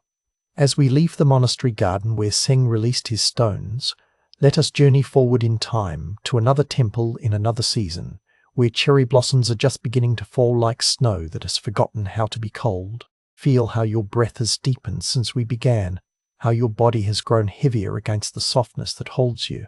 This heaviness is good. This heaviness is the body remembering how to rest. Our seventh gate opens onto the story of a tea master, and a bowl that held within its curved walls the truth that nothing at all lasts forever. In the ancient city of Kyoto, in a time when tea ceremony was considered the highest of arts, there lived a master named Rikyu. This was not the famous Sen no Riku who established the way of tea, but a later master who had taken that great teacher's name in honor. A practice common in those days when a student's devotion could be measured by whose name they chose to carry forward into the world. This Rikyu had devoted his entire life to the way of tea, chanoyu they called it, the hot water for tea, though it encompassed so much more than those simple words suggested. It was a way of moving through the world with attention, with grace, with awareness of the profound that lives inside the ordinary. Every gesture in the tea ceremony had meaning. Every object was chosen with care. Every moment was both rehearsed and utterly spontaneous, like a river that flows the same way every day, yet is never the same river twice. Among all his tea implements, the iron kettle that sang when water boiled, the bamboo whisk that frothed tea into jade foam, the lacquered caddy that held the precious powder there, was one object Rikyu treasured above all others. It was a tea bowl, a chawan, made by the hands of a master potter who had died 40 years before. The bowl was not ornate. It did not gleam with elaborate glazes or announce its value with gold leaf. In fact, to an untrained eye, it might have seemed almost plain, a simple vessel of rough clay, its shape slightly asymmetrical, its surface bearing the fingerprints of its maker and the unpredictable marks left by wood-fire kiln. But those who understood the way of tea recognized it immediately as a masterwork, an embodiment of wabi-sabi, that aesthetic philosophy that finds profound beauty in impermanence, imperfection, and incompleteness. The bowl's color was subtle, a warm gray that shifted to brown in certain lights, with areas where the glaze had pulled back during firing to reveal the naked clay beneath, rough as a river stone. There was a small irregularity in the rim, a place where the potter's thumb had pressed slightly too hard, creating a gentle wave in what might otherwise have been a perfect circle. This imperfection was not a flaw, but a signature of human hands, a reminder that beauty and perfection are not the same thing. Rikyu had acquired this bowl when he was still a young student, though acquired is perhaps the wrong word. The bowl had come to him from his own teacher, passed from hand to hand as these things were, part of an invisible lineage of attention and care. He had used it for 40 years of tea ceremonies, 40 years of cradling it in his palms, feeling its weight, its texture, the way it held heat. 40 years of watching matcha tea swirl green in its depths. 40 years of passing it to guests, observing their faces as they received it, turned it, drank from it, turned it again before handing it back. The bowl had witnessed marriages celebrated and deaths mourned.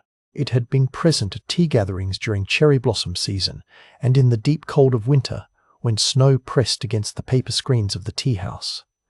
It had held tea served to merchants and monks, artists and samurai, young students finding their way and old masters near the end of theirs. Each ceremony had added invisible layers to the bowl's presence, the way a tree adds rings, the way a river stone grows smoother with each passing season. Rikyu kept the bowl wrapped in silk, inside a wooden box made specifically for it, inside a larger box, inside a cupboard in his tea room. The ritual of unwrapping it before each ceremony and wrapping it again afterward was itself a meditation, a practice of attention. His hands knew every curve of it. His fingers could find the slight irregularity in the rim even in darkness. Over the years, inevitably, Rikyu had begun to fear. Not consciously at first, the fear came quietly, the way morning mist gathers in valleys, so gradually you don't notice until everything is obscured. He feared the bowl breaking. He feared his hands growing unsteady with age and dropping it. He feared earthquakes, which came sometimes to shake the islands. He feared careless students, though his students were anything but careless. He feared thieves, though what thief would recognize the bowl's value among all the more obviously precious objects in the world? This fear changed how he used the bowl. Where once he had handled it with relaxed attention, now his grip was slightly too tight. Where once he had moved through the tea ceremony with flowing naturalness, now there was a tiny hesitation each time he lifted the bowl, set it down, passed it to a guest. The fear was small, subtle, but it was there, the way a single grain of sand in an oyster is small but never unnoticed. His most senior student, a woman named Keiko, noticed this change. She had studied with Rikyu for 15 years and had learned to read the subtle language of his gestures the way a sailor reads the sea. She saw the tension in his shoulders when he unwrapped the bowl. She saw how he watched guests drinking from it with an expression that was no longer serene appreciation, but something closer to anxiety. She saw how he had stopped using the bowl for everyday practice, reserving it only for the most important ceremonies, as if using it less would somehow preserve it longer. One autumn afternoon, when the maple leaves were turning the hills around Kyoto into rivers of flame, Keiko was helping her teacher prepare for an important ceremony. A visiting master from another city was coming, someone whose opinion carried weight, someone for whom only the finest implements would do. Of course, Rikyu would use his treasured bowl. They worked in companionable silence, as they often did. Keiko swept the tea room with slow, deliberate strokes, creating patterns in the tatami that would be disturbed and then remade during the ceremony. Rikyu arranged flowers, just 3 stalks of autumn grass, in a bamboo vase, simple and perfect. The scroll hanging in the alcove had been chosen with care, calligraphy that read, "Every day is a good day," attributed to the Zen master Yunmen. The water was heating in the iron kettle, beginning to make the sound they called wind in the pines. Rikyu went to unwrap the bowl, moving with the careful deliberation that had become his habit. The silk cloth, the outer box, the inner box. His hands reached for the bowl. What happened next happened in the space between one breath and another, in that gap where time seems to both stop and accelerate. Perhaps his hands, so long tense with fear, finally betrayed him.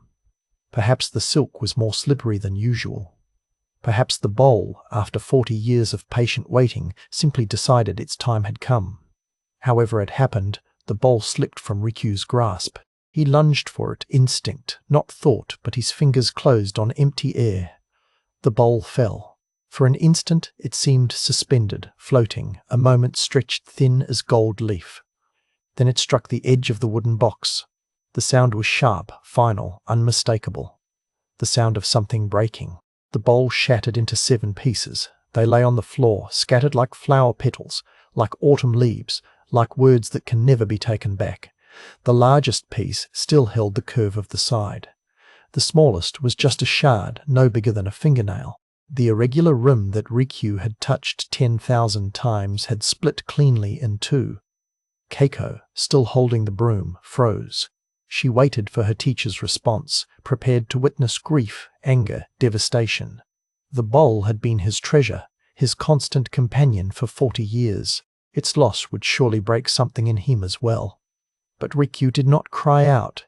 He did not move to gather the pieces immediately. Instead, he stood very still, looking down at the fragments at his feet. His face passed through several expressions in quick succession: shock, yes, and a flash of something that might have been pain. But then, to Keiko's amazement, something else emerged. Something unexpected. Rikyu began to smile. It was a small smile at first, tentative, like the first star appearing in dusk. Then it grew, spreading across his weathered face, reaching his eyes, transforming him. He looked, Keiko thought, like a man who had just set down a burden he had been carrying for so long he had forgotten what it felt like to stand upright. "Sensei?" Keiko ventured softly, uncertain. Rikyu looked at her, and his smile widened. When he spoke, his voice carried a lightness she had not heard in years. "Now I am free from the fear of its breaking." The words settled into the silence of the tea room like snow settling on pine branches. He knelt down beside the broken pieces, his movements slow and reverent, but no longer tight with anxiety. He picked up the largest piece, turned it in his hands, studied it as if seeing it for the first time. 40 years, he said quietly. I have loved this bowl, but somewhere, without noticing, love became attachment. Appreciation became possession, and possession always, always brings fear. He set down the piece and picked up another, this one still bearing the glaze's subtle shift from grey to brown. The Buddha taught us, all conditioned things are impermanent. Work out your own salvation with diligence. This bowl was a conditioned thing.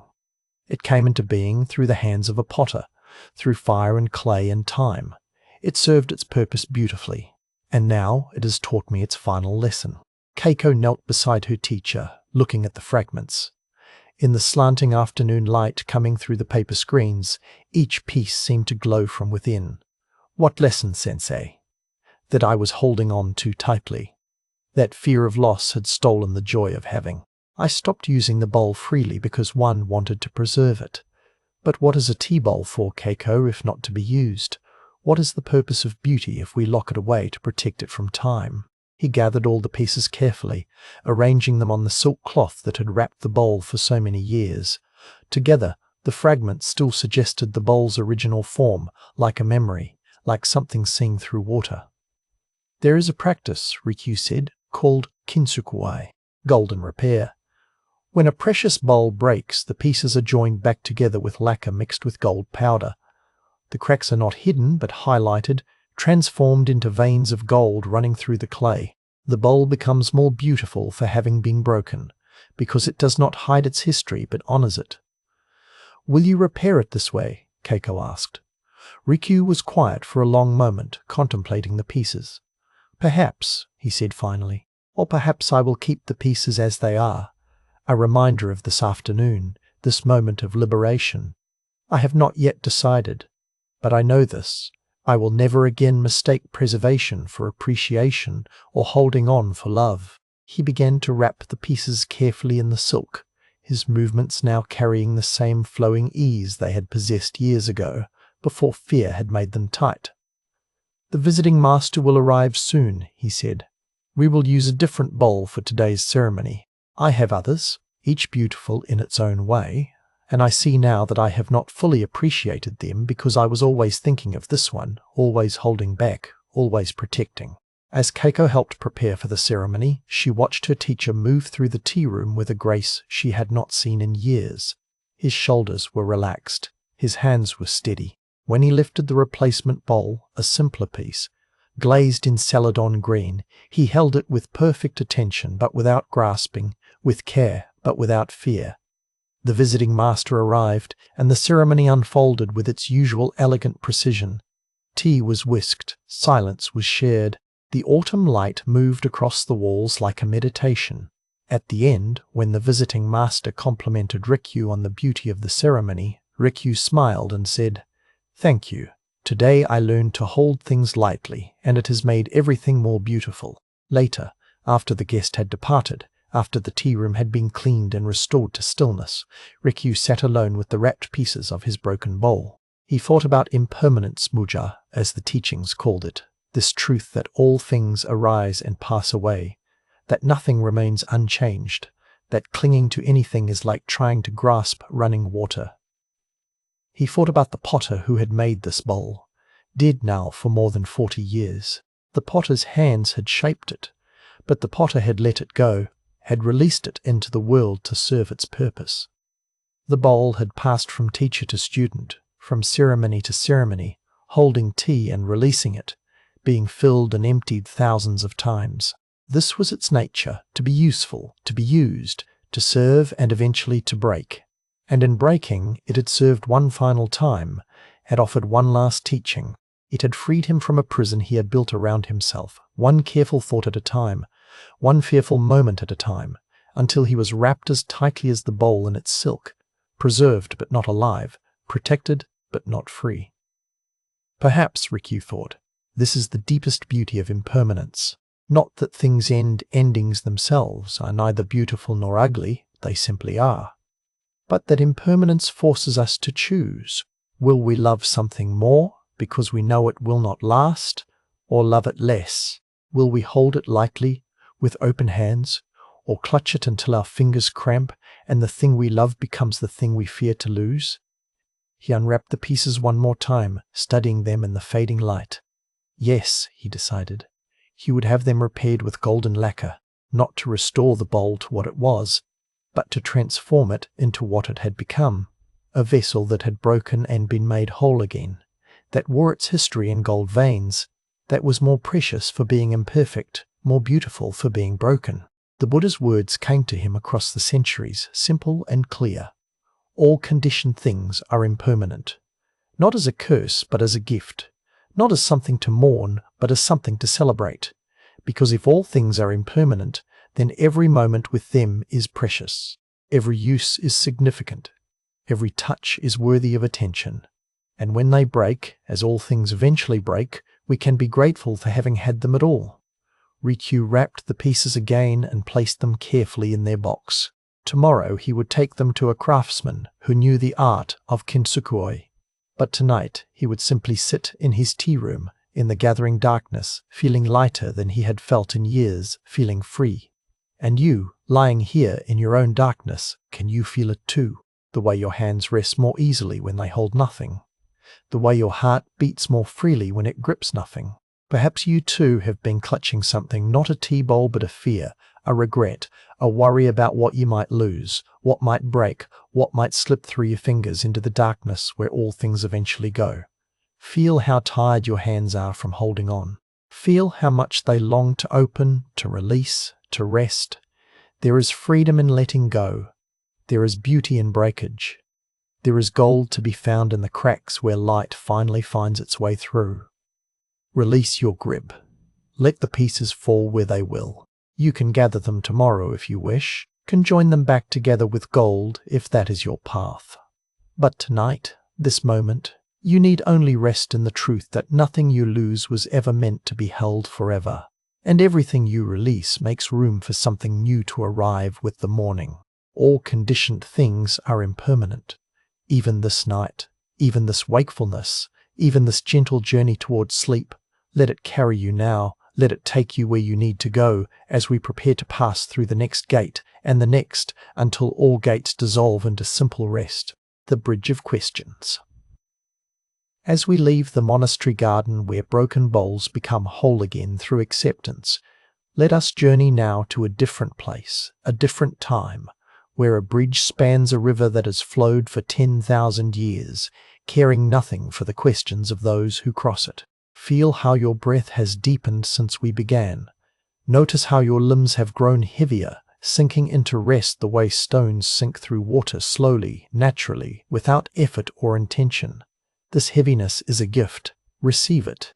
Our 8th gate opens onto a wooden bridge in the late afternoon, where sunlight turns the river below into liquid amber, and a master sits in stillness, waiting for nothing, expecting no one.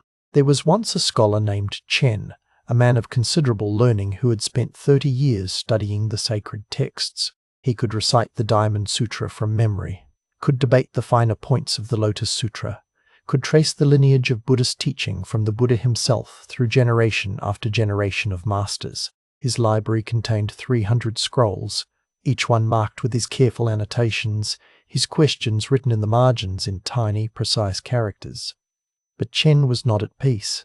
For all his learning, all his accumulated knowledge, enlightenment remained beyond his grasp, like a word on the tip of the tongue, like a dream dissolving upon waking. He could describe it perfectly, had read 1,000 descriptions, but could not touch it, could not taste it, could not rest in it. So Chen travelled. He journeyed from monastery to monastery, from master to master, carrying his questions like a merchant carries precious goods, certain that somewhere there existed the perfect teacher who would have the perfect answer, and then, finally, he would understand. It was on such a journey that he came to the Bridge of the Willow Moon, so named because willow trees grew on both banks, their long fingers trailing in the current, and because at night the moon's reflection would pool in the still water beneath the bridge's centre arch like spilled milk. The bridge was old, built of wood that had weathered to silver grey, its planks worn smooth by countless footsteps. It arched gracefully over the river, which was neither wide nor narrow, neither deep nor shallow, but moved with the steady patience of water that knows it will eventually reach the sea.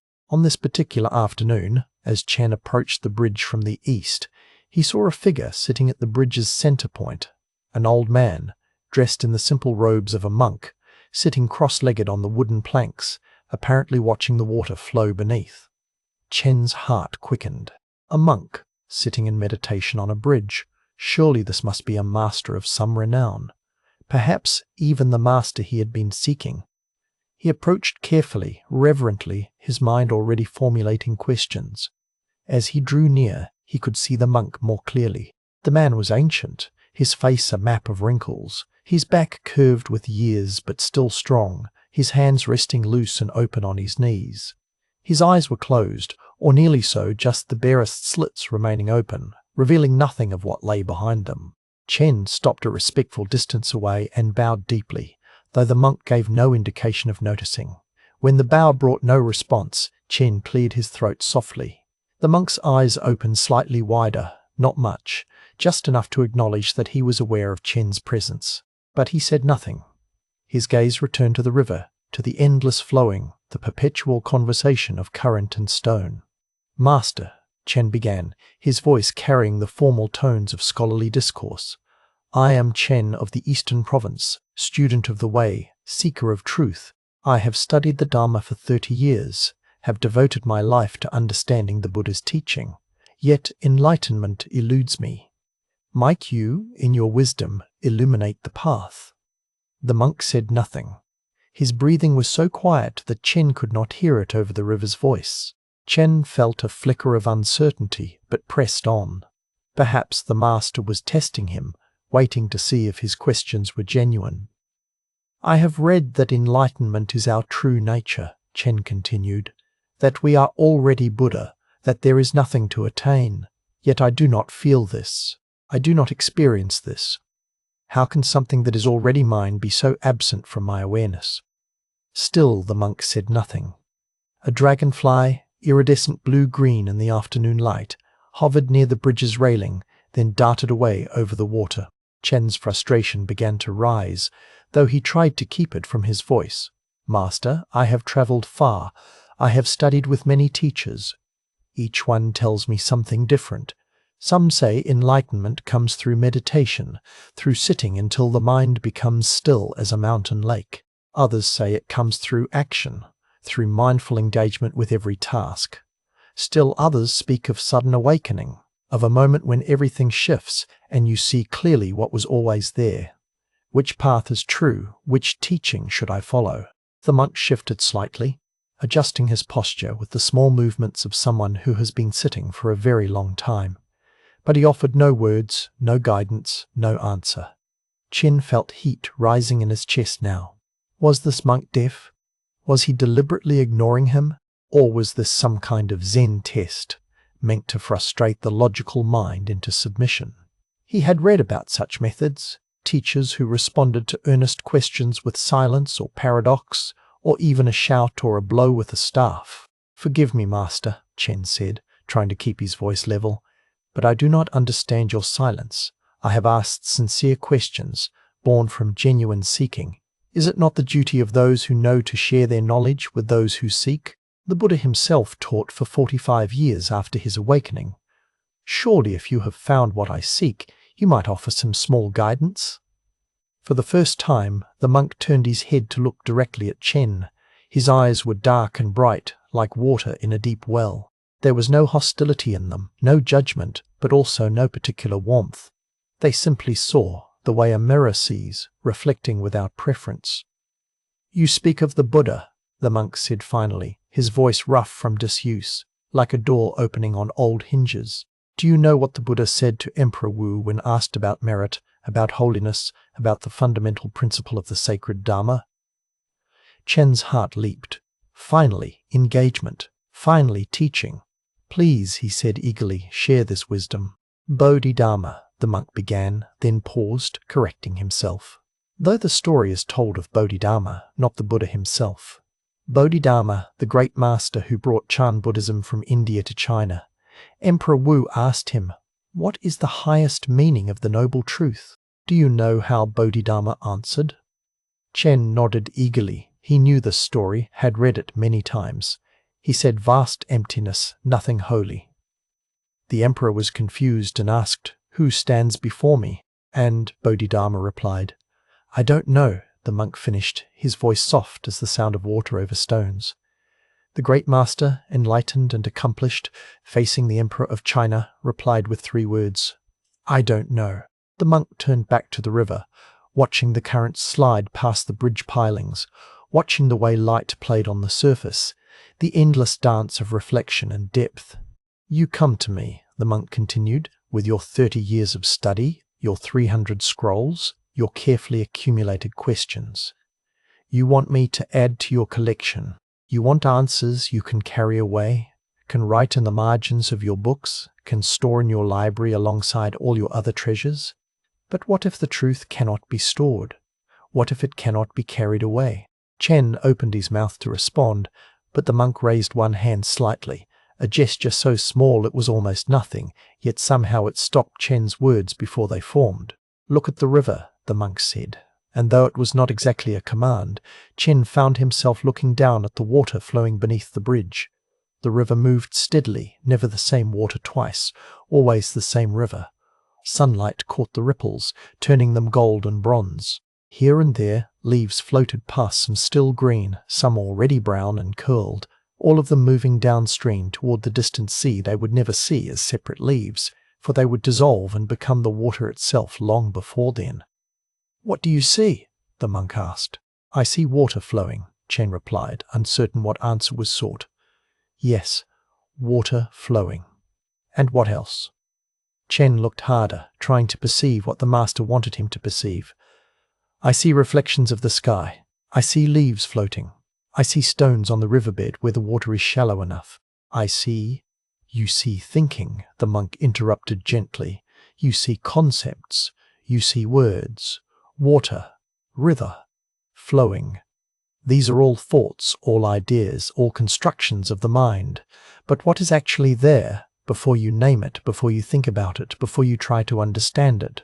Chen stared at the water, trying to see beyond the words. But the harder he tried, the more elusive it became. He was aware of trying, aware of seeking, aware of his own frustration at not seeing what he was supposed to see, and all of this awareness was itself more thinking, more concepts, more building, rather than dissolving. The monk seemed to sense his struggle. The Zen saying goes, "Not knowing is most intimate." Do you know what this means? I think it means that true understanding is beyond conceptual knowledge, that we must let go of our ideas in order to experience reality directly, Chen recited, drawing on his readings. Very good, the monk said, and there might have been the faintest hint of amusement in his voice. You have read this. You have understood it intellectually. You can explain it to others. But do you know it? Are you intimate with not knowing? Before Chen could answer, the monk pointed down at the water again. Like this, he said simply. Always like this, nothing more. And in that moment, perhaps because Chen had exhausted himself with trying, perhaps because the afternoon light was particularly beautiful, perhaps because the sound of the river had worked its way past his defenses, perhaps for no reason at all in that moment, something shifted. Chen looked at the water and saw water. Not the concept, not the word, not what he knew about water or thought about water or believed about water. Just water, being water, doing what water does, flowing because flowing is its nature, catching light because light falls upon it, carrying leaves because leaves fall into it. There was no why, no because, no meaning beyond the simple, immediate, complete reality of water flowing under a bridge on an autumn afternoon. It lasted perhaps 3 seconds, perhaps less. Then thought returned, and with thought came excitement. I saw it, I understood, and in that very excitement, in that very claiming of understanding, it was gone again, dissolved like a reflection when the water is disturbed. Chen gasped softly, feeling both the glimpse and its disappearance, the seeing and the losing of sight. The monk nodded, as if he had witnessed this exact sequence 10,000 times with 10,000 different seekers. Yes, he said quietly, like that. It comes when you stop grasping for it. It leaves when you try to hold it, like water in cupped hands, like this river, which you cannot step into twice, as Heraclitus said, because it is always flowing, always new, always now. They sat in silence for a time. The sun moved lower, turning from gold to rose. Shadows lengthened across the bridge. The river continued its ancient conversation with the stones that lined its bed, a dialogue without words, without questions, without answers. Finally, Chen spoke, his voice humbler now, quieter. Then what should I do, Master?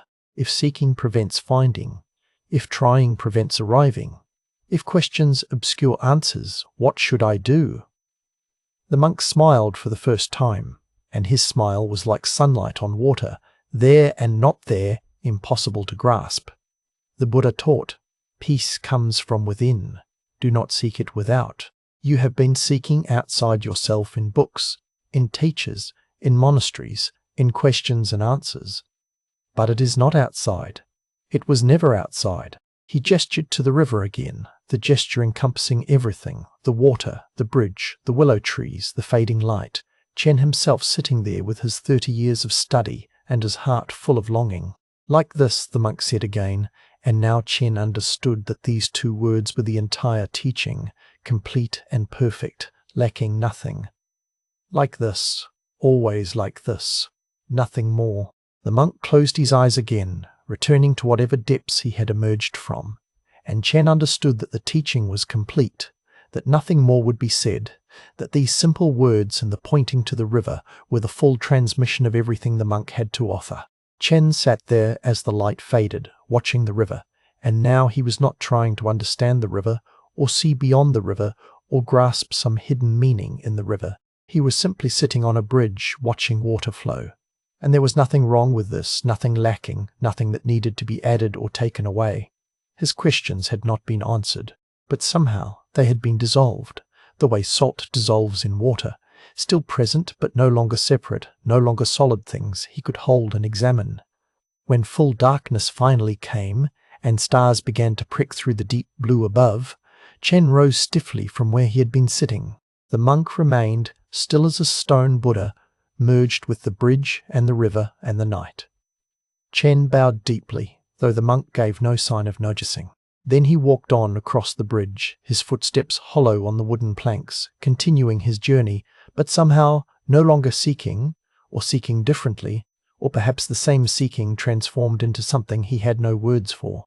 Behind him the river flowed on, as it had flowed for 10,000 years, as it would flow for 10,000 more, teaching its wordless teaching to anyone who would sit beside it long enough to hear. Like this. Always like this. Nothing more. And perhaps you too can feel it now, this quality of not needing to know, this rest that comes when questions are allowed to dissolve rather than demanding answers. Your breathing has found its own rhythm, like water finding its own course. Your body has settled into its own stillness, like a stone in a riverbed, content to let the current flow past, flow past, flow past. There is nothing you need to understand right now, nothing you need to grasp or hold or figure out. You can simply be, like the river, like the bridge, like the silence between the monk's words, like this, always like this, nothing more. And this brings us to the edge of the 9th gate, where another story waits, another garden where wisdom grows in the quiet soil of attention. But there is no hurry. We move at the pace of water, arriving always in the present moment, which is the only moment we have ever had, the only moment we will ever need, the gardener's patience. Let your body sink deeper now into the embrace of rest, feeling how each breath requires less effort than the last, as if breathing itself is learning to happen without you, the way gardens grow without watching, the way sleep arrives when we finally stop chasing it. Tonight we pass through the 9th gate together, and behind this gate waits a garden where nothing is forced, where everything unfolds in its own time, speaking the language that seeds have always spoken to soil. Feel the weight of your head against the pillow. Notice how it's been holding you all along, patient as earth, never complaining about the burden, never asking you to be lighter than you are. In a village nestled in a valley where 3 rivers met, there lived 2 gardeners. Their plots lay side by side, separated only by a low stone wall worn smooth by centuries of rain and the hands of farmers resting there at day's end. The land was good, rich and dark, the kind of soil that crumbles in your fingers like chocolate cake, that smells of life and possibility. Both gardeners worked the same earth, under the same sun, received the same rain, yet their gardens could not have been more different. The first gardener was named Jin.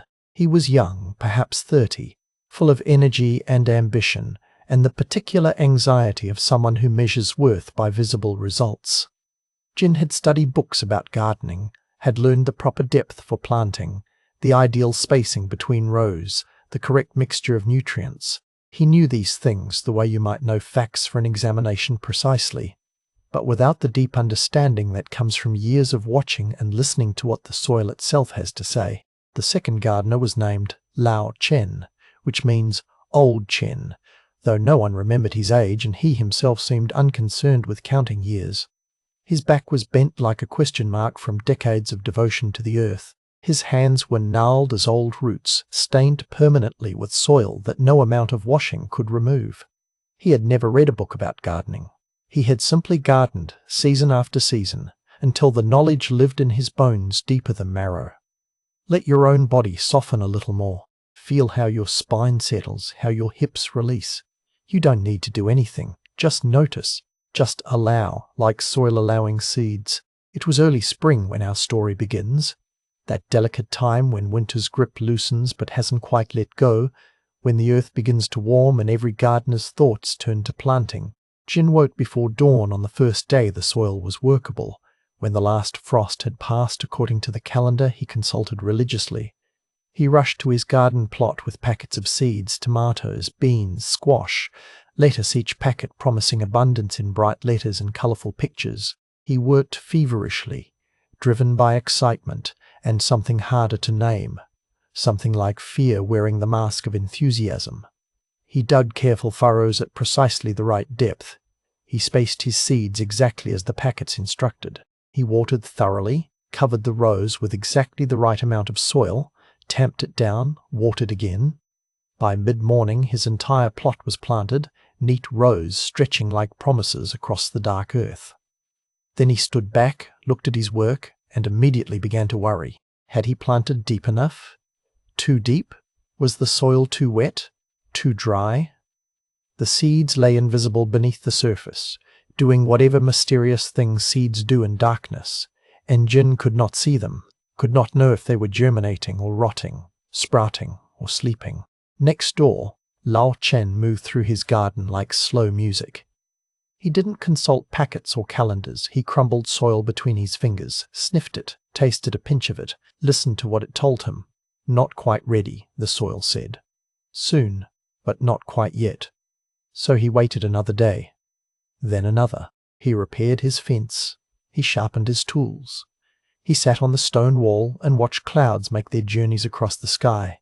When he finally planted, a full week after Jin, he moved without hurry. He didn't measure depths with rulers, but with the length of his thumb joint, a measurement older than rulers, passed down through generations of thumbs and joints, and the wisdom of not needing to be precise when you can be accurate. He placed each seed as if planting a prayer, then covered it gently, the way you might tuck a child into bed. When he finished, still hours of daylight remained, so he sat beneath his persimmon tree and napped, while bees wrote their geometric theories in the air above his sleeping face. Your eyelids are heavy now, so heavy. Like Lao Chen's eyelids in the afternoon shade. There's no need to hold them open. Let them close if they want to. The story continues either way, painting itself in the dark theatre behind your eyes. The next morning, Jin was in his garden at dawn. Nothing had changed. The soil looked exactly as it had the evening before, dark, damp, undisturbed. But beneath the surface, invisible transformations should be occurring. Should be. Were they? How could he know? He knelt by the first row and, with careful fingers, began to dig. Just a little, just enough to see. The seed was there, swollen with moisture, but not yet sprouted. Was this normal? Should it have sprouted already? The packet said 7 to 10 days for germination, but what if these particular seeds were faster? What if he was already behind some invisible schedule? He reburied the seed, moved to another spot, dug again. Same thing, swollen seed, no sprout. He told himself he was just checking, just making sure everything was all right. But something compulsive had taken hold of him, the way anxiety can disguise itself as diligence. Each day, Jin checked his seeds, sometimes twice a day. He would dig carefully beside each row, exposing a seed to the light, examining it for signs of life. "Are you growing?" he asked silently. "Why aren't you growing faster?" The packet said 7 to 10 days, and here it was. Day 5, day 6, and still nothing visible. Just seeds swelling, and, he convinced himself, looking slightly different each time, though whether that difference meant progress or failure he could not say. At night he dreamed of seeds rotting in cold soil, of his entire garden failing while everyone watched and judged. He woke exhausted, rushed to the garden at first light, began his digging, his checking, his worried examination. Next door, Lao Chen planted and walked away. He watered when the soil told him it was thirsty, not by schedule, but by observation, by placing his palm flat against the earth and listening to what it said through his skin. Some days he watered, some days he didn't. He pulled a few early weeds, repaired a trellis, mostly just went about his other tasks, trusting the ancient agreement between seeds and soil, the contract written before humans learned to write. Feel that trust in your own body now. It knows how to rest. It knows how to restore itself while you sleep. You don't need to supervise. You don't need to check if you're sleeping correctly. Just let go. Just allow the process that has been working since you were born to work now. On the 10th day, Jin's anxiety reached a crescendo. 10 days, the maximum germination time on most of his packets. He had to know, he had to see. He began to dig up entire rows, unearthing seeds systematically, examining each one, Some had sent out tiny white roots, thin as threads. Some had begun to split open, but none had broken through the surface yet. None were visible proof that his garden would succeed. As he dug, exposing seed after seed to air and light, he didn't notice Lao Chen watching from the stone wall, his old face impassive, but his eyes holding something like sorrow. Jin reburied the seeds, but his hands shook as he did so. Had he damaged them? Had his constant checking, his anxious digging, his inability to simply wait, had these things harmed the very garden he was so desperate to see flourish? That night, it rained a soft spring rain that whispered against leaves and dripped from eaves and soaked into soil with the patience of water, which knows it will always reach its destination eventually.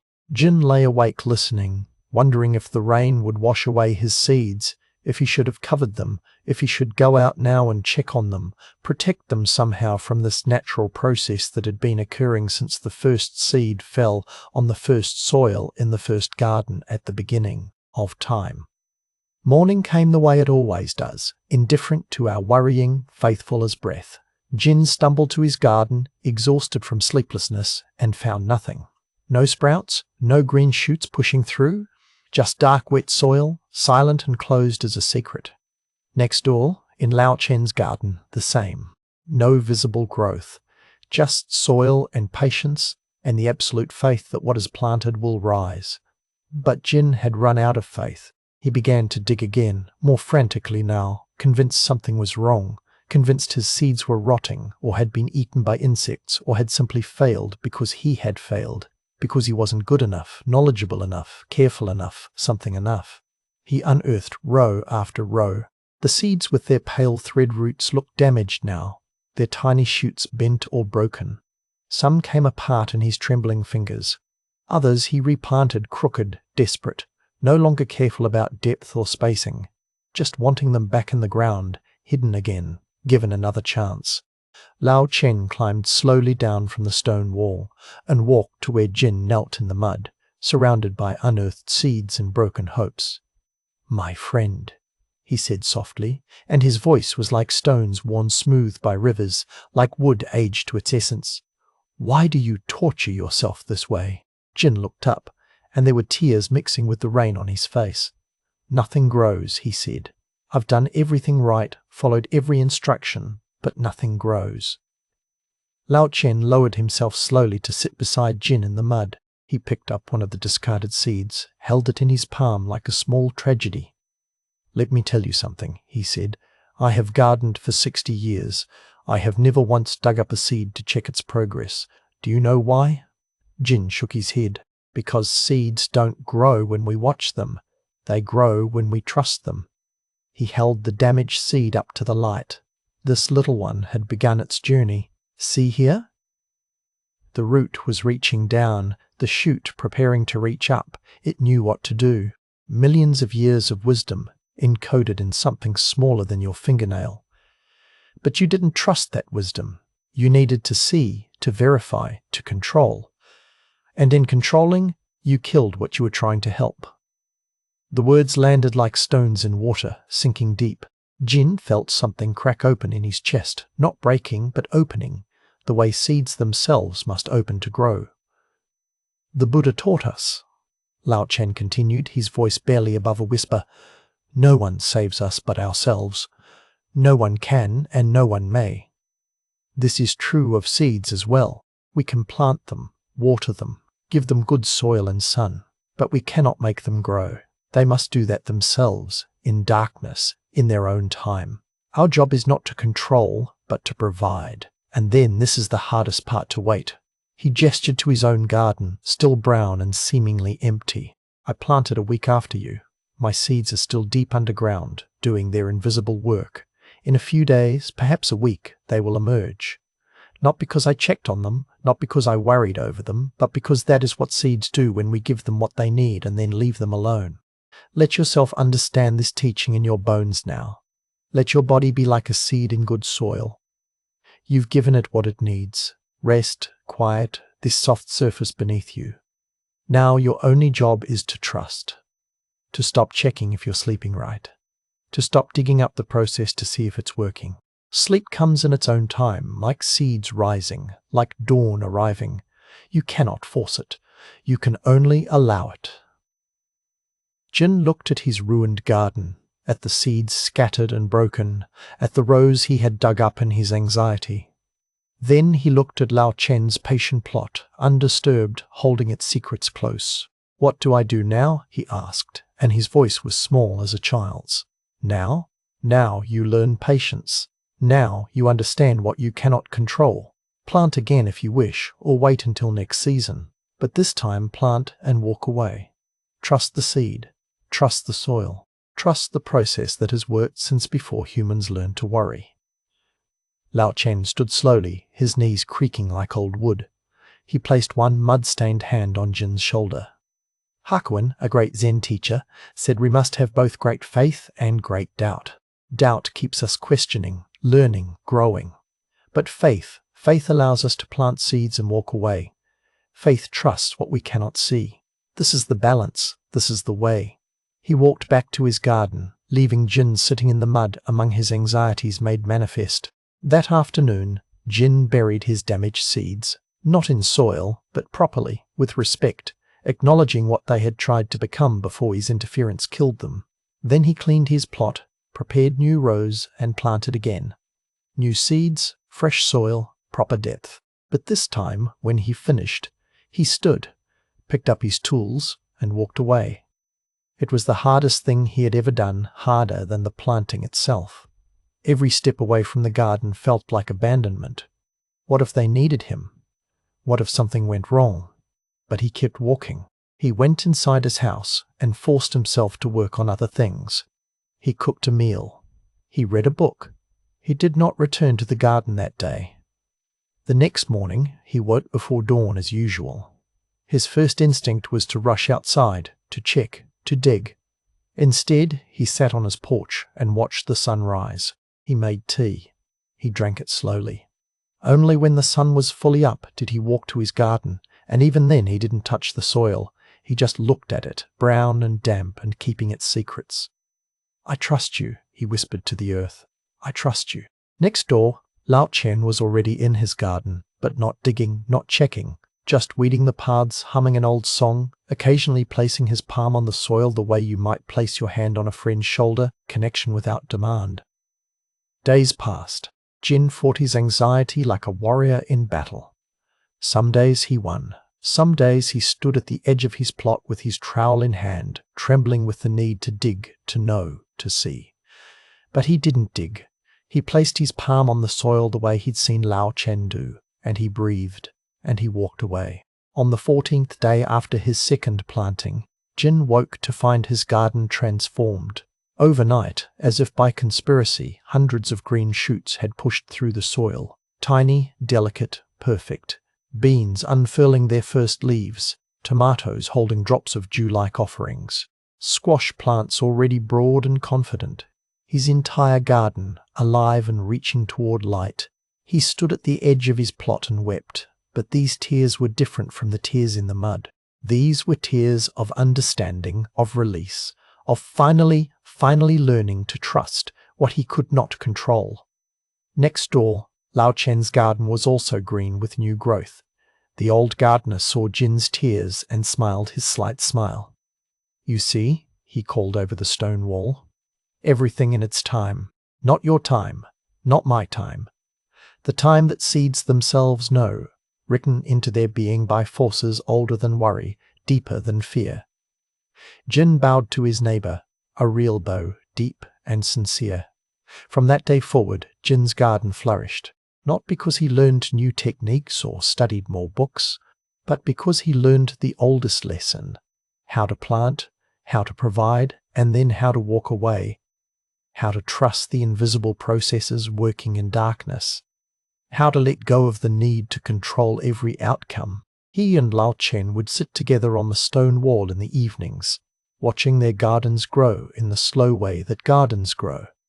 And they would talk about patience, about faith, about the wisdom of seeds that know how to become what they're meant to become without our anxious supervision. And you, lying here now, can feel the same wisdom working in you. Your body knows how to rest. Your mind knows how to quiet. Sleep knows how to arrive, like seeds know how to rise. You don't need to check, you don't need to dig, you don't need to supervise the process. Just trust. Just allow. Just let go, the way Jin finally learned to let go, the way Lao Chin had always known to let go, the way seeds release themselves to soil and darkness, and the ancient promise that what is planted will rise, what rests will restore itself, what waits with patience will eventually bloom. The garden grows without watching. Sleep comes without chasing. Everything unfolds in its own time. Trust this. Trust the darkness. Trust the process working in you even now, beneath the surface, invisible but absolutely faithful, leading you down into rest, down into restoration, down into the good earth of sleep where you will grow without effort, heal without supervision, and wake renewed because you finally learned to walk away and let the garden tend itself. The potter's 1,000 bowls, tonight, as your body finds its place of rest and the day's activities begin their slow fade into memory, I want to tell you about a potter who spent 30 years making bowls. Not just any bowls, but the same bowl, again and again, seeking something he could not name, but would recognize the moment he found it. This is a story about repetition and revelation, about how sometimes we must do the same thing 1,000 times before we understand we were never doing the same thing at all. Let your breathing settle into its natural rhythm now. There is nowhere to go, nothing to achieve, just this story, unfolding like clay under patient hands. In a small village at the edge of a great forest, there lived a potter named Jiro. He had learned his craft from his father, who had learned it from his father, who had learned it from his father, a lineage of hands shaping earth and fire into vessels that held water, rice, soup, sake, the everyday necessities of life. The family kiln had been burning for 5 generations, its bricks blackened by decades of flame, its floor layered with ash that contained the memory of 10,000 fired pieces. Jiro was a good potter, perhaps even a great one, by the standards of his village. His teapots poured cleanly without dripping. His plates sat flat on tables. His vases held flowers and water without leaking. People bought his work, used it daily, and when a piece broke after years of service, they returned to commission another. But Jiro was not satisfied. Something gnawed at him, quiet and persistent as a mouse behind a wall. He would finish a piece, glaze it perfectly, fire it to exactly the right temperature, and when he pulled it from the kiln and held it in his hands, he would feel nothing. Competence, yes. Adequacy, certainly. But not the thing he sensed was possible. The thing he had no words for, but recognized. In certain old pieces he had seen in temples and museums, a quality that made you want to hold an object, not because it was useful, but because it was somehow alive. When Jiro was 43 years old, his father died. It was a quiet death, the kind that comes after a long life of steady work, where the body simply decides it has done enough and stops, like a clock winding down. At the funeral, a monk spoke about impermanence, about how all things arise and pass away, about how this truth is not sad, but simply true, like rain falling or leaves turning color. And standing there, listening to these ancient words that he had heard 100 times before, Jiro understood something. He understood that he had been making pottery the way his father had taught him, which was the way his grandfather had taught his father, following rules, maintaining standards, reproducing what was known to work. But he had never found his own hands, never discovered what wanted to emerge through him specifically, uniquely, in a way that no other potter in the long lineage could create. That night, unable to sleep, Jiro went to his workshop. The moon was full, pouring silver light through the windows, making the room seem somehow both familiar and strange. He sat at his wheel, and without planning or thinking, he centered a ball of clay and began to form a bowl. Just a bowl. The simplest form. The first thing his father had taught him to make when he was 7 years old, his small hands guided by his father's larger ones, learning the feel of clay responding to pressure, the way it wanted to rise or spread or collapse depending on where and how you touched it. He made the bowl, trimmed it, set it aside to dry. Then he made another. And another. Through the night he worked, until the shelves around his wheel held a dozen bowls, all roughly the same size, all varying slightly in their proportions, in the curve of their walls, in the way their rims finished. When dawn came, Jiro looked at what he had made and felt something stir. Not satisfaction exactly, but a kind of recognition, like seeing your reflection in water and noticing something you had never seen before. He decided then, in that grey morning light, that he would make bowls. Only bowls. Not for a week or a month, but for as long as it took to understand what a bowl could be, what wanted to emerge through his particular hands, what truth lived in this simple form that he had been making and using his entire life without ever really seeing. Let your own hands rest now wherever they lie. Notice how they are empty, open, requiring nothing of you. This is how Jiro's hands became empty of assumption, open to discovery. His customers were confused. "Don't you make teapots anymore?" they would ask. "My grandmother needs a new rice bowl with a lid," they would say. But Jiro politely declined. He made only bowls now. Tea bowls, soup bowls, rice bowls, all bowls, yes, but bowls becoming themselves in ways he was only beginning to understand. The first 100 bowls taught him about proportion, how the relationship between height and width creates a feeling before it creates a function. A bowl too shallow feels mean, stingy. A bowl too deep feels needy, demanding. But somewhere in between lives, a proportion that feels exactly right, that makes the hands want to cup around it, that makes even empty bowls seem somehow full. The second 100 bowls taught him about weight. Clay is earth, and earth has mass. But how much mass should a bowl carry? Too heavy, and it becomes a burden. Too light, and it feels insubstantial, unreliable. He learned to make bowls that had presence without heaviness, that felt solid in the hand, but not ponderous, that reminded you they were made of earth without making you feel like you were holding a stone. People in the village began to talk. Some said Jiro had gone strange after his father's death, that grief had unbalanced him. Others said he was searching for something, though what that something might be no one could say. His income dropped, he sold fewer pieces. But he had inherited his father's house and kiln, and he had simple needs, and most importantly, he had discovered something more compelling than comfort.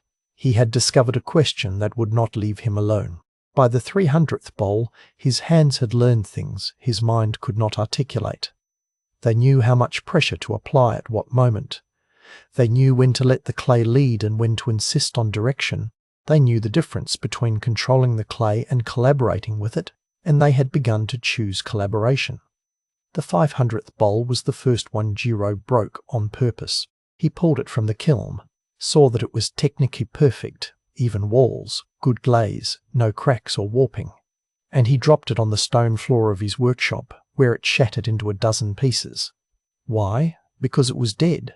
It was correct, but lifeless, competent, but empty. It would have held soup adequately, but it would never have made someone pause while eating to notice the bowl itself, to feel gratitude not just for the food, but for the vessel that held it.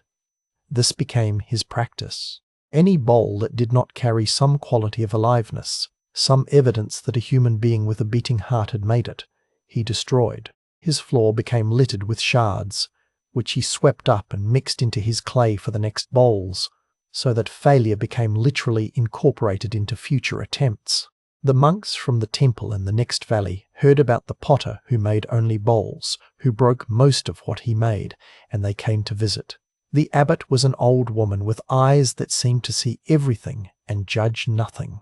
She watched Jiro work for an entire afternoon, saying nothing, just sitting in the corner of the workshop like a cat in a patch of sunlight. When he finally stopped for tea, she spoke for the first time. "Why bowls?" Jiro thought about this. He had asked himself the same question 100 times. "Because," he said slowly, "a bowl is the most honest form.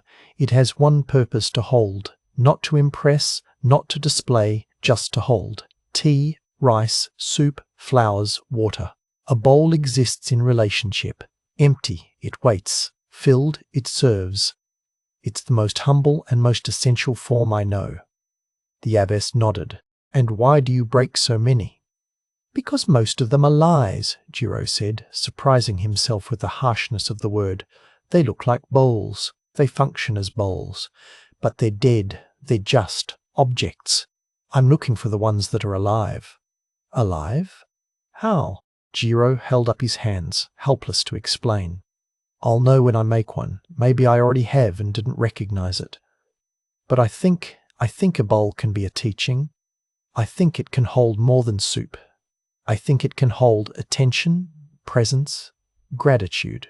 I think it can remind whoever uses it that they're alive, that they're here, that this moment of eating or drinking or simply holding is itself a kind of prayer.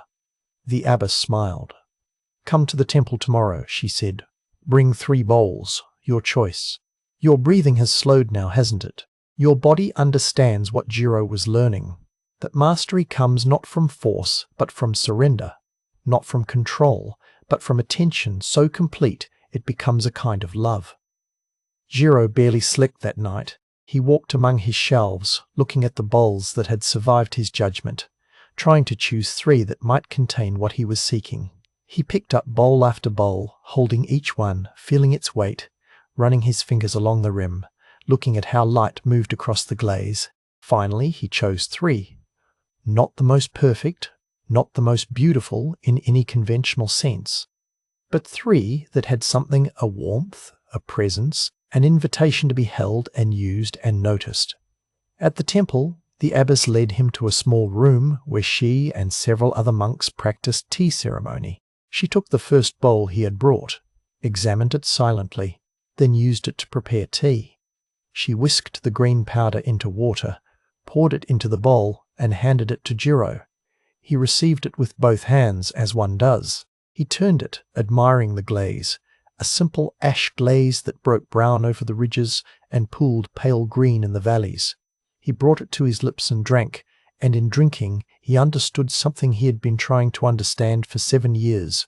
The bowl was teaching him how to drink, not telling him, not forcing him, but gently suggesting through its shape, its weight, its texture, its temperature, that drinking could be more than the satisfaction of thirst. It could be a moment of complete presence, of gratitude, of connection to the earth that had become clay, the fire that had transformed it, the hands that had shaped it, the water it now held, and his own hands receiving all of this.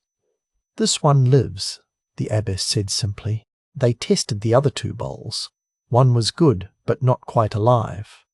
The third, Jiro realized as he watched the abbess use it, was the best thing he had ever made. It was not perfect. The rim wavered slightly. The glaze had crawled in one spot, creating a rough patch.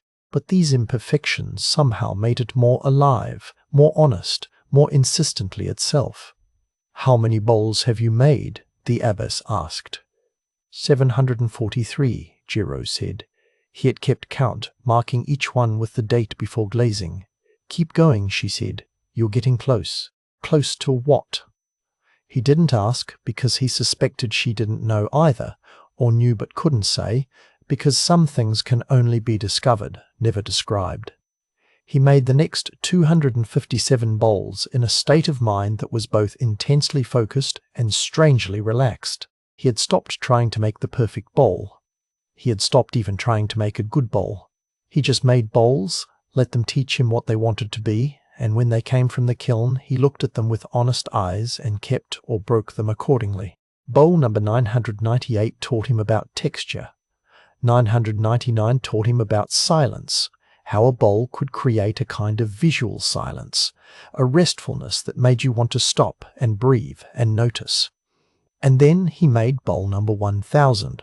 He didn't know it was number 1000 when he began. He had lost count somewhere in the 900s, stopped caring about numbers. He scented the clay, opened it, pulled up the walls, shaped the rim, all with the ease of actions performed so many times they had become thoughtless as breathing. But something was different. He felt it in his hands, in his chest, in the quality of attention that surrounded the making. The bowl emerged not as something he was creating, but as something that was revealing itself through him. His hands were just the method. The bowl itself had always existed, waiting in potential, and now it was becoming actual. He set it aside to dry with no particular feeling. made 2 more bowls, cleaned his wheel, went to bed. 3 days later he glazed it with a simple iron glaze, nothing fancy. Loaded it into the kiln with a dozen other pieces, fired them for 14 hours, let the kiln cool for 2 days. When he opened the kiln and pulled out bowl number 1000, he stood very still for a long time, just looking at it, holding it, feeling its weight and warmth and presence. It was not perfect. It was better than perfect. It was complete. It was itself in a way that needed no justification, no explanation, no apology. The glaze had broken in patterns that seemed both random and inevitable. The form was simple but alive. Holding it, you wanted to hold it. Looking at it, you wanted to look at it. Using it would be a pleasure not because it was beautiful, but because it was honest, present, awake. Jiro walked to the temple and gave it to the abbess without a word. She took it, examined it with her clear old eyes, and nodded once. "Yes," she said, "this is the one. This is what you've been looking for." "What do I do now?" Jiro asked. She laughed, a sound like water over stones. "Now you make bowl number 1001. Did you think you were finished?" And Jiro laughed too, because of course she was right. He would never be finished. That wasn't the point. The point was the making itself, the attention, the discovery, the endless returning to the wheel with empty hands and open heart. He made thousands more bowls in the years that followed. Some lived, some died, some taught him things he needed to know, some broke in the kiln, some broke when he dropped them on the stone floor. Some found their way to people who needed them, who used them daily and, using them, remembered to be present, to pay attention, to notice the small miracle of being alive and holding a bowl of soup or tea. When Jiro was 78 years old and his hands had finally become too stiff to work the wheel, he gave his last bowl to a young potter who had come to study with him. It was a simple bowl, nothing fancy, but it contained everything he had learned in 35 years of making the same form again and again. "What's the secret?" the young potter asked, holding the bowl carefully, reverently. Jiro smiled. "There is no secret. There's only this. Pay attention. Be honest. Let the clay teach you. Make 1,000 bowls, and then make 1,000 more. And somewhere in all that repetition, you'll discover that you were never making the same bowl twice. Each one was unique. Each one was teaching you. Each one was preparing you for the next one. The path is the destination. The bowl is the teaching. And your hands."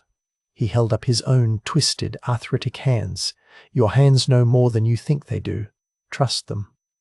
The young potter bowed and left, and Jiro sat in his workshop as evening light turned everything to gold, surrounded by shelves of bowls, each one a moment of attention made visible, each one a small prayer in clay and fire. Let yourself rest now in the knowledge that whatever you're seeking, peace, understanding, mastery, love, it comes not from striving but from returning again and again to the simple work of being present. One breath, one moment, one bowl at a time. The kiln is cool now. The wheel is still. The workshop sleeps.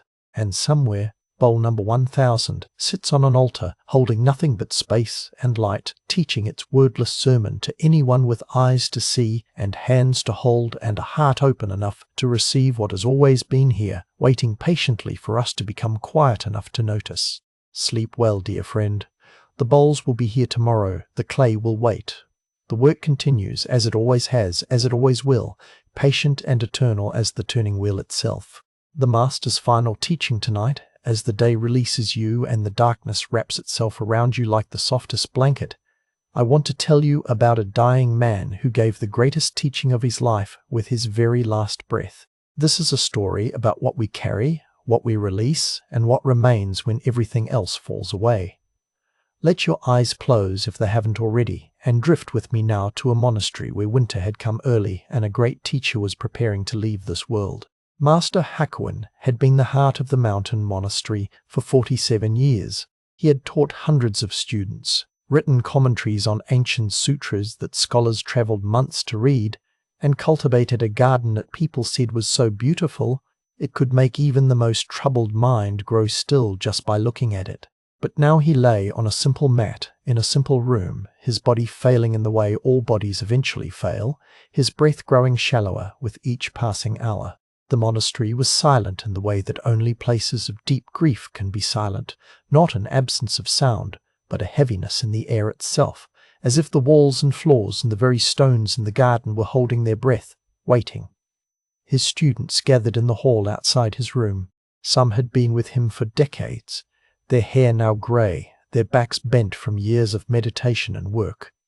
Others were young, having arrived only months before, barely beginning to understand what this man had meant to so many. They sat together in silence, occasionally rising to peek through the rice paper door, hoping for a glimpse of their teacher, hoping he might rally, might find strength to offer one more teaching, one more story, one more of those small gestures that had somehow contained entire universes of meaning. Inside the room, Hakuin lay very still. His senior disciple, a monk named Kaizan, who had studied with him for 30 years, sat beside him, occasionally dabbing the master's forehead with a cool cloth, occasionally adjusting the thin blankets that covered his frail form.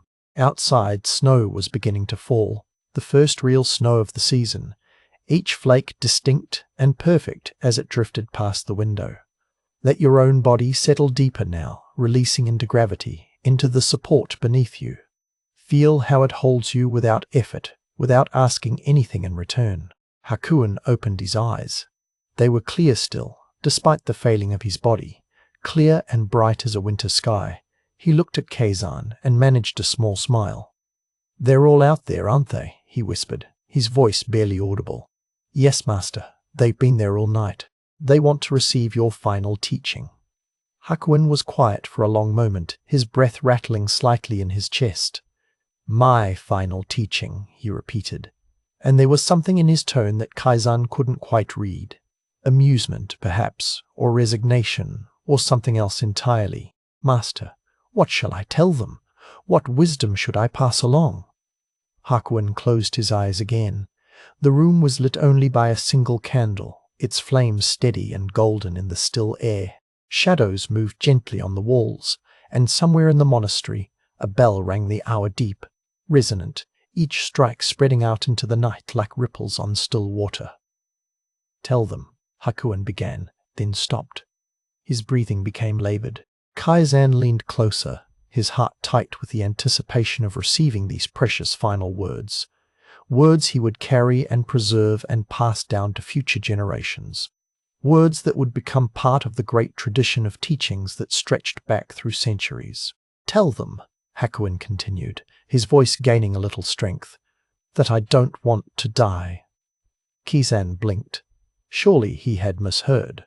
"Master, I don't want to die," Hakuin repeated, and now his eyes opened again, looking directly at his disciple. "I'm not ready. I'm afraid. I don't want to let go of this world, of this life, of all of you. I'm clinging to each breath like a drowning man clings to driftwood." The words hung in the air like the snowflakes hung outside the window, suspended, impossible, transforming everything they touched. Kaizan felt something crack inside his chest. This was not what he had expected, not what any of them had expected. For 47 years, Hakuin had taught about non-attachment, about accepting impermanence, about meeting death with equanimity and grace. His lectures on the Buddhist teachings about letting go had been legendary.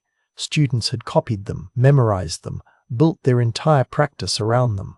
And now, here at the end, the master was saying he was afraid, that he was clinging, that he didn't want to die. "But master," Kaizan said carefully, "you've taught us about accepting death, about seeing through the illusion of a separate self, about—" "I know what I've taught," Hakuin interrupted, his voice gentle but firm. "And it was all true. Every word of it was true. But knowing the truth and embodying it completely are different things.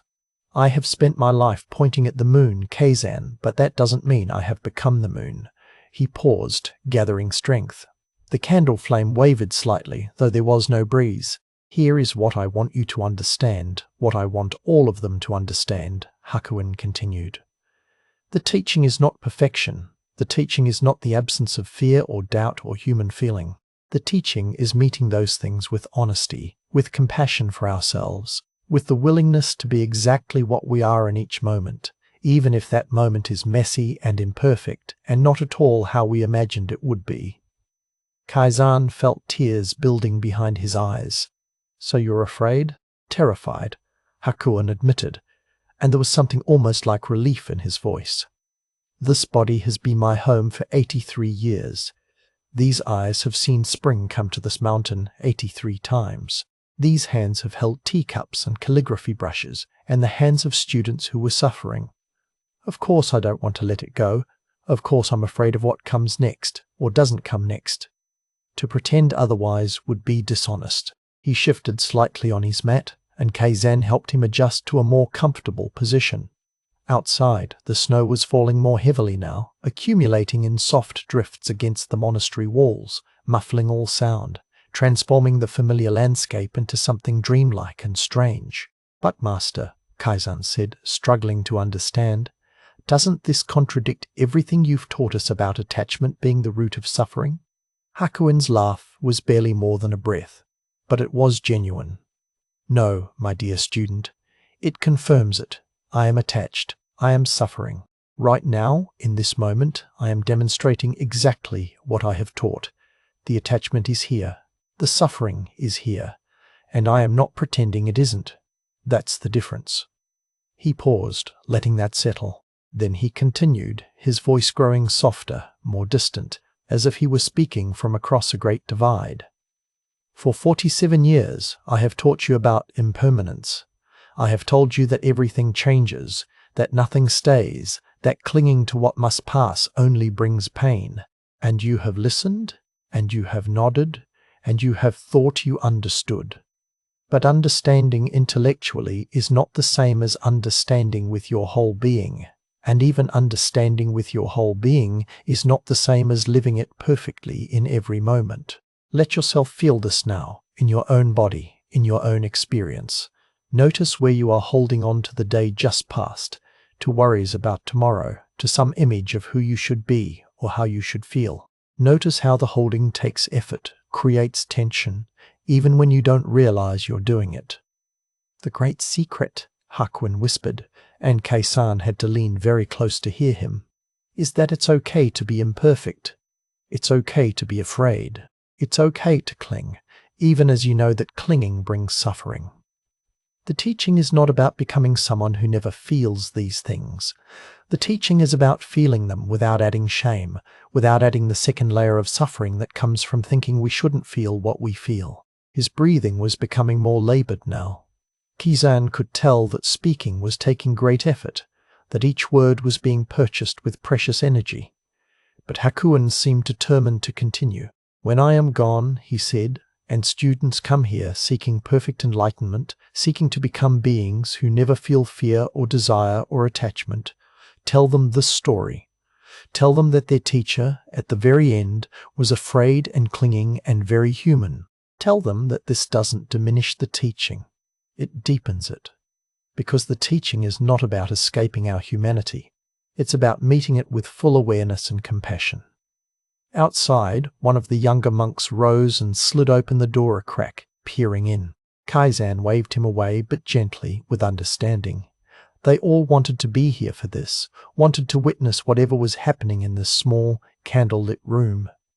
"Should I tell them now?" Kaizen asked. "About what you're saying?" Hakuin shook his head slightly.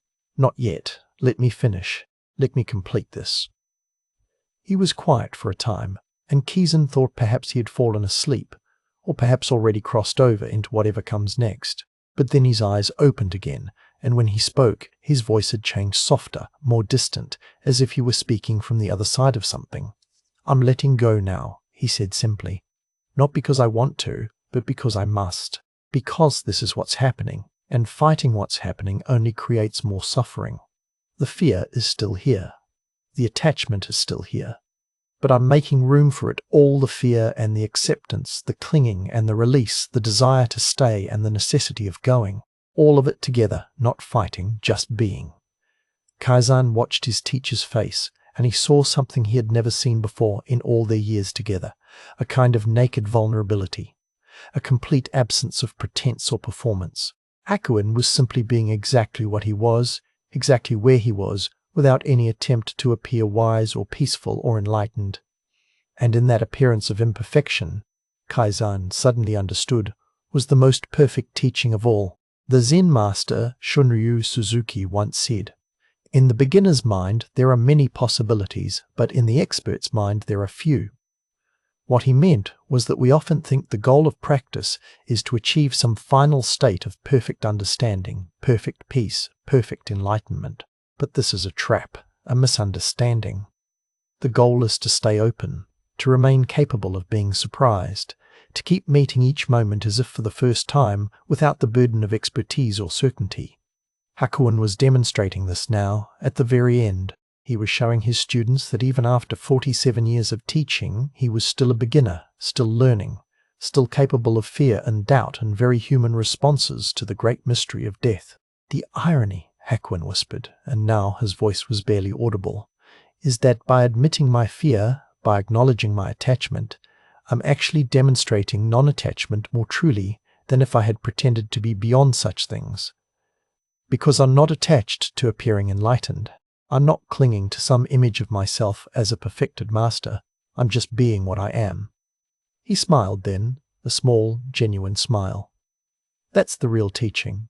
Not the absence of fear, but the presence of honesty. Not the absence of attachment, but the willingness to see it clearly and acknowledge it without shame. The candle was burning lower now, its flame still steady, still golden. The snow outside had transformed the world into something quiet and clean, covering everything in soft white, making no distinction between sacred and profane, between monastery and forest, between the path and the wilderness. Kaizen found himself crying, tears streaming down his face without any attempt to stop them or hide them. He had thought he would receive some final pearl of wisdom, some profound koan or teaching that would guide him for the rest of his life. And he had received something far more valuable. Permission to be human, permission to be imperfect, permission to meet each moment with honesty rather than pretense. "There's one more thing," Hakuin said, and his voice was so faint now that Kaizen had to press his ear nearly to his teacher's lips to hear. "Tell them that I love them. Tell them I'm grateful for every moment we shared, for every student who came seeking, for every question asked and every silence shared. Tell them that even in my fear and my clinging, there is love, maybe especially in my fear and my clinging." He took a shallow breath, then another. His eyes were still open, still clear, but they were looking at something Kaizen could not see, something beyond the room, beyond the monastery, beyond the mountain and the snow and the winter night. "We spend so much time," Hakuin whispered, "trying to transcend our humanity. But what if the real teaching is to embrace it? To be fully, completely, courageously human? To feel what we feel, to fear what we fear, to love what we love, and to do all of it with awareness and honesty and compassion for ourselves." His breathing was slowing now, each breath coming further apart from the last.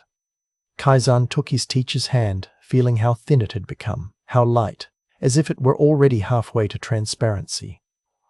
"I'm going now," Hakuin said. "I'm still afraid, I'm still clinging.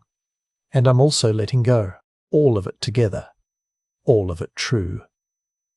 And then, with no ceremony, no final dramatic declaration, no ultimate word of wisdom, with nothing but the simple, honest humanity he had finally allowed himself to express fully, Master Hakuin died.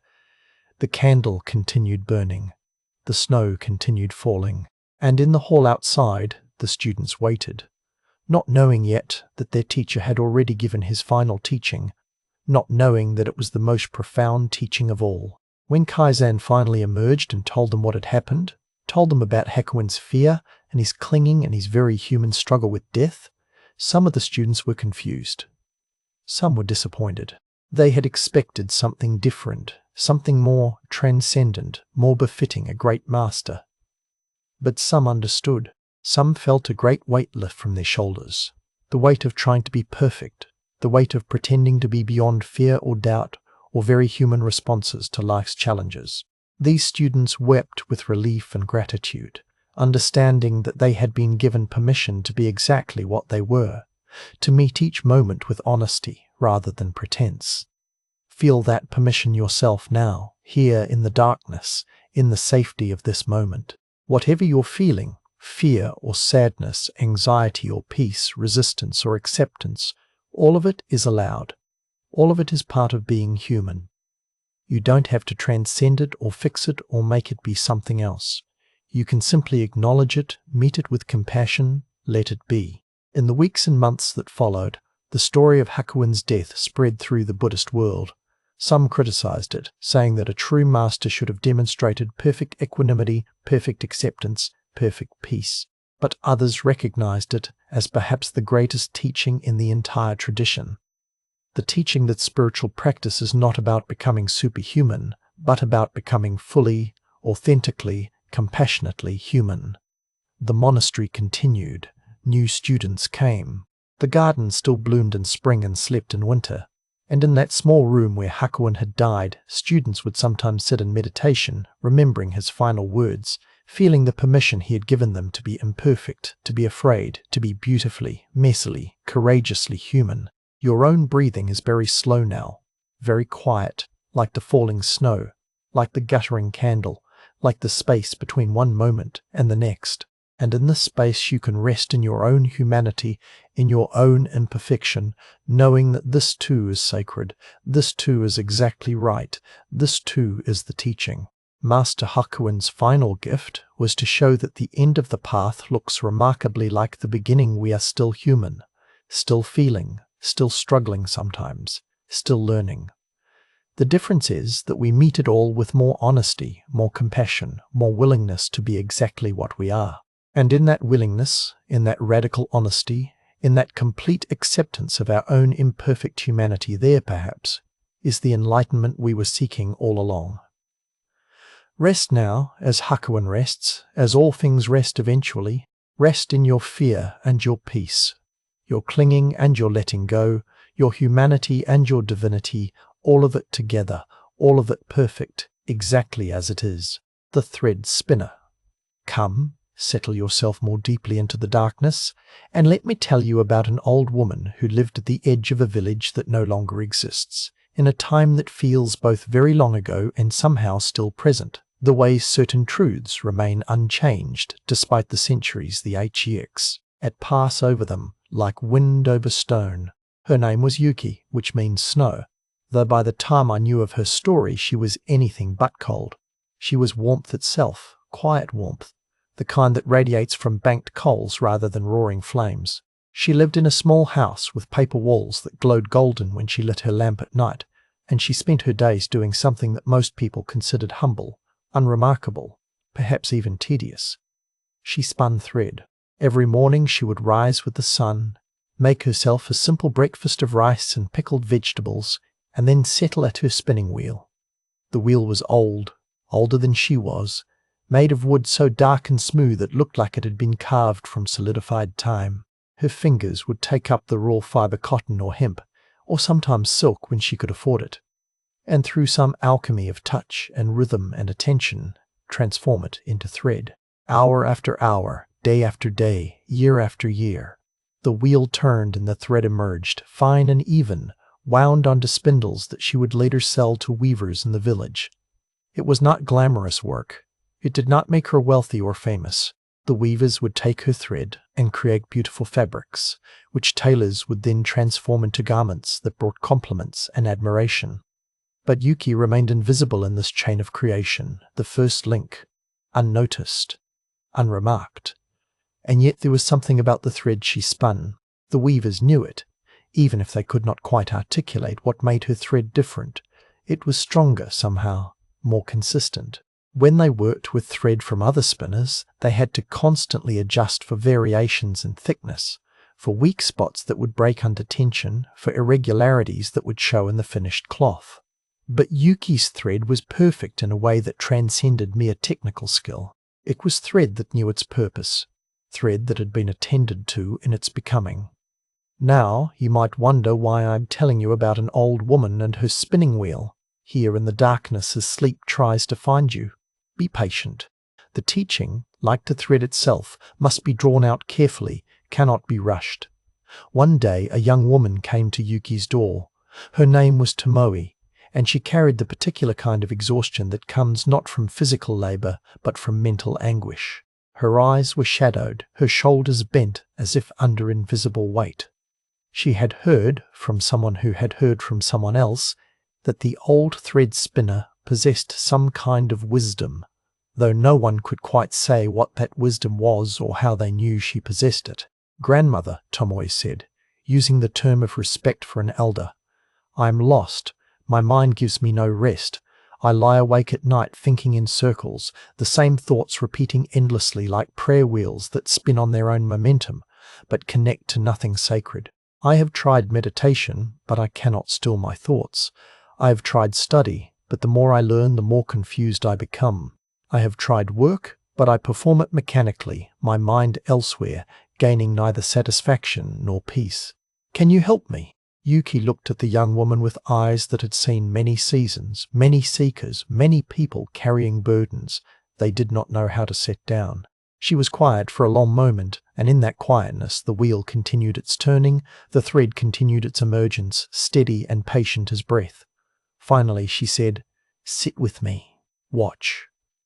Tomoe sat, disappointment flickering across her face. She had hoped for wisdom, for teaching, for some transformative insight that would unravel the knots in her mind. Instead, she was being asked to watch an old woman spin thread. But she was polite and desperate, so she settled herself on a cushion and tried to pay attention. At first, watching was nearly impossible. Tomoe's mind skittered and jumped like water on a hot pan. She thought about the errands she should be running, the conversation she had left unfinished, the decisions that loomed in her future like mountains she did not know how to climb. She thought about the past, about mistakes and missed opportunities. She thought about whether this was a waste of time, whether she should leave, whether there might be better teachers elsewhere. But Yuki said nothing, did nothing, except continue the work.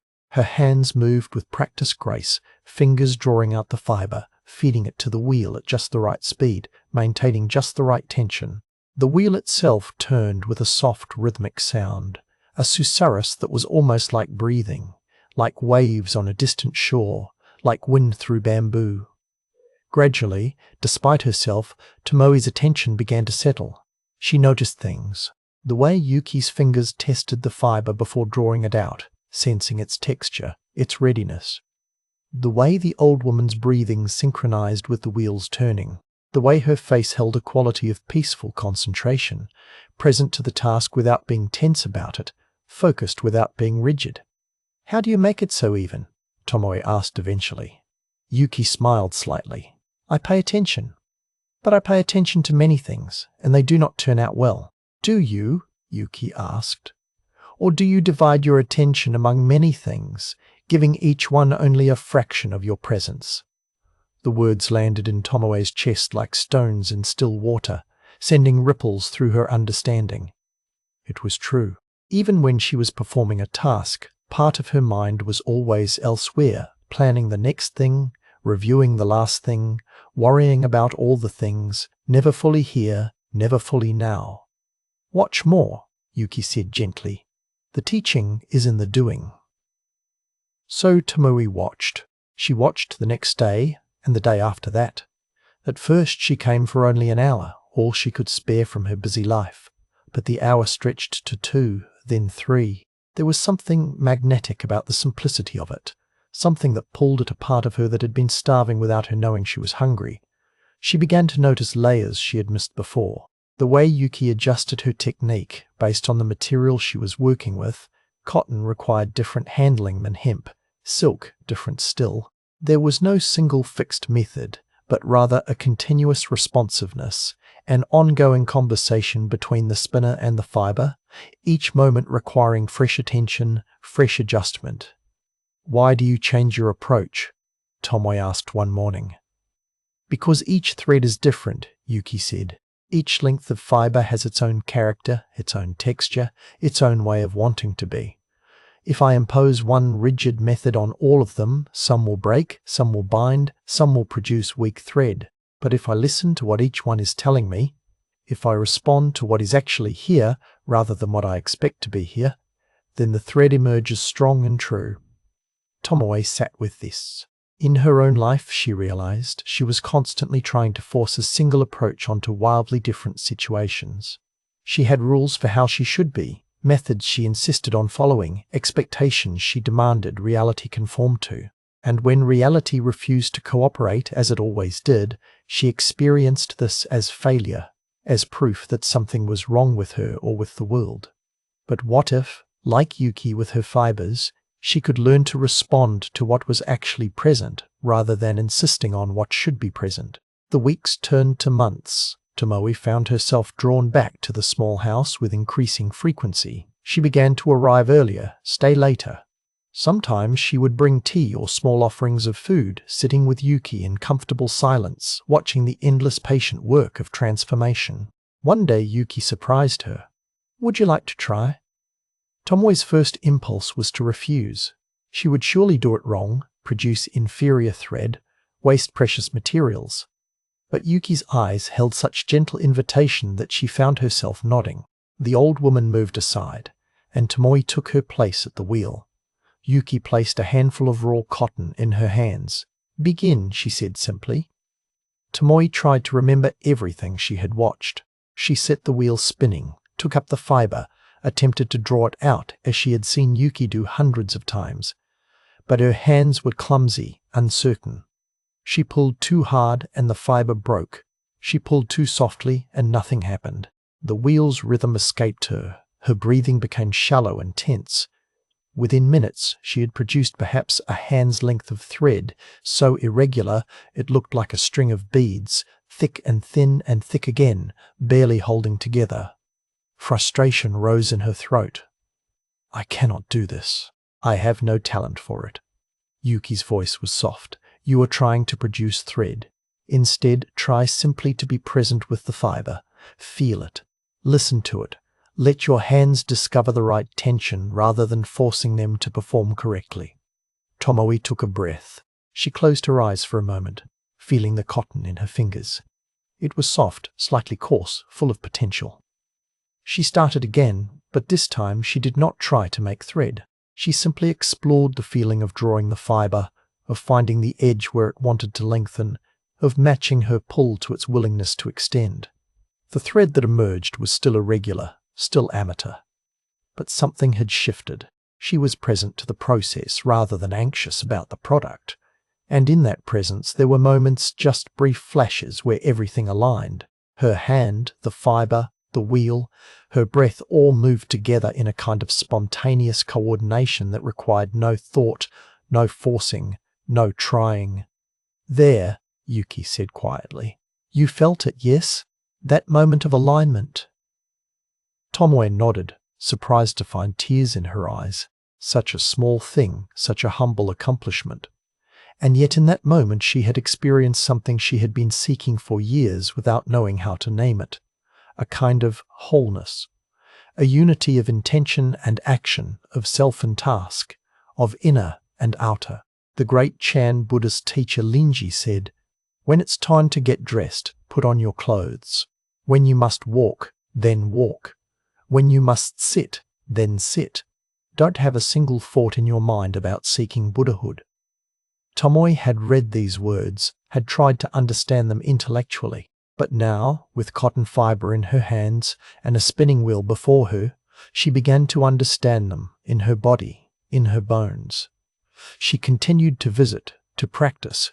Her skill slowly improved, but more importantly, her relationship with the practice itself deepened. She noticed that on days when her mind was particularly agitated, when thoughts circled like hungry ghosts, the thread she produced reflected this inner chaos, irregular, weak, prone to breaking. But on days when she managed to settle into the present moment, when thoughts still arose, but she did not cling to them or follow them down their endless branching paths, the thread emerged smooth and strong. The spinning wheel became a mirror, showing her the state of her mind with perfect honesty. One evening, as autumn light slanted golden through the paper walls, Tomoe asked the question that had been growing in her for months. "Grandmother, why did you help me? Why did you let me sit here day after day, watching, learning, taking your time and materials?" Yuki was quiet for a long while. her hands continuing their endless patient work. Finally she said, "Because you were suffering, and I know that suffering. Because spinning thread taught me what temples and teachers could not. Because the Dharma is everywhere, even in the smallest, most humble activities, if we bring full attention to them." "What did it teach you?" Tomoe asked. "That there is no separation between practice and life. That every moment is an opportunity for presence or an opportunity for absence. That we do not need to go somewhere else, become someone else, achieve some special state to touch what is sacred. We need only to be fully here with what is actually before us." She paused and added, "The thread does not become thread through force or hurry. It becomes thread through patient attention, through right tension, not too tight, not too loose, through honoring the nature of the material, through showing up day after day even when there is no drama, no excitement, nothing but the quiet work itself." Tomoe understood. This was the teaching she had been seeking.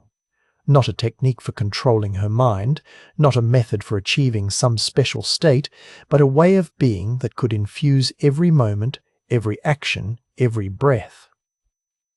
"Is this enlightenment?" she asked. Yuki laughed softly. "I do not know about enlightenment. I only know about thread. But I know that when I am fully present to the spinning, when my whole being is aligned with the simple task before me, then thoughts still come, but they no longer disturb the depths. Worries still arise, but they pass like clouds across sky. The mind becomes like the thread, continuous, strong, even, capable of holding things together without breaking."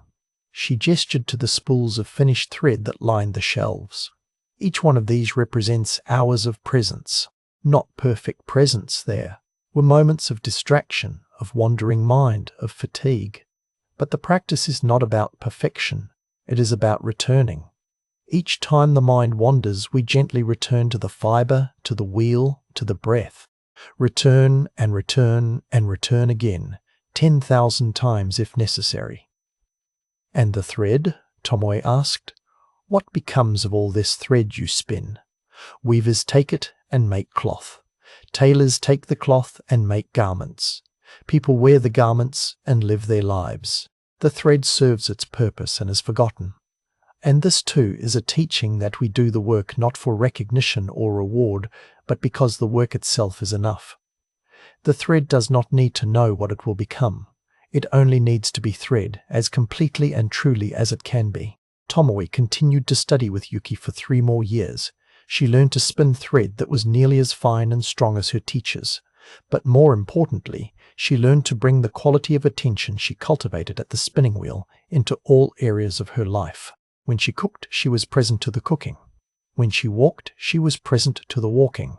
When thoughts arose, and they still did, constantly she learned to acknowledge them without being swept away by them, the way the spinner acknowledges a knot in the fiber, but does not let it stop the work. One spring morning, Tomoe arrived to find the small house empty. Yuki had died in her sleep, peacefully, they said, with a slight smile on her face. On the table sat the old spinning wheel and a note written in shaky characters. "For my student, may you continue the work." Tomoe wept, not from despair, but from gratitude, from loss, from the strange mixture of sadness and joy that comes when we recognize how much we have been given, how generous the universe has been in placing certain teachers in our path. She took the spinning wheel home, and she spun thread day after day, year after year, just as Yuki had done. The weavers noticed no difference in quality. The thread remained strong, even, perfect. But Tomoe knew the difference. Now she was not just spinning thread. She was continuing a lineage of presence, of attention, of bringing full awareness to simple work. People began to notice something about her, a quality of peaceful concentration, a way of being fully present in conversations, a capacity to remain calm in difficulty. Some asked her secret, and she would smile and say, "I spin thread." They would look confused, waiting for more, but there was no more. The teaching was complete in those 3 words. Now, as you lie in the darkness, feeling sleep beginning to pool around the edges of your awareness like water gathering, Perhaps you can sense what Yuki and Tomoe discovered. Your mind, with all its spinning thoughts, is like raw fiber full of potential but unformed, chaotic, prone to tangling. But attention, patient and gentle and sustained, can transform this chaos into something strong and useful. You do not need to stop thoughts from arising. You need only to maintain the right tension, present but not tense, focused but not rigid, attentive but not controlling. Let the wheel of awareness turn at its own pace. Let each breath be like the spinner's hand, drawing out the thread of this moment, this sensation, this simple fact of being alive and aware. The teaching is not somewhere else. It is here, in the weight of your body on the bed, in the softness of your pillow, in the gentle rhythm of breathing that continues whether you attend to it or not. Return to it now as the spinner returns to the wheel. Gently, patiently, without force. The thread of awareness, continuous and strong, holds everything together. Even in sleep, especially in sleep, it is there. Spinning, always spinning, the endless patient work of being alive. Rest now in that knowledge. The wheel turns, the thread emerges. All is well. The garden of empty hands. As we continue our gentle journey through these gates of deepening rest, let us now step into a garden where nothing grows that has been planted, where the most careful tending is the art of leaving things alone, and where a gardener tends to emptiness itself as if it were the rarest flower. Feel how deeply you have settled now, how the weight of your body has been received completely by whatever surface holds you. Notice how your breathing moves through you like wind through an open window, entering, passing through, departing, and none of this requiring any effort or thought from you. This is the way of things when we stop interfering. This is the garden we now enter. There was once a monastery at the edge of a great forest, where the trees grew so thick that even at midday the light arrived green and filtered, as if the air itself had become water.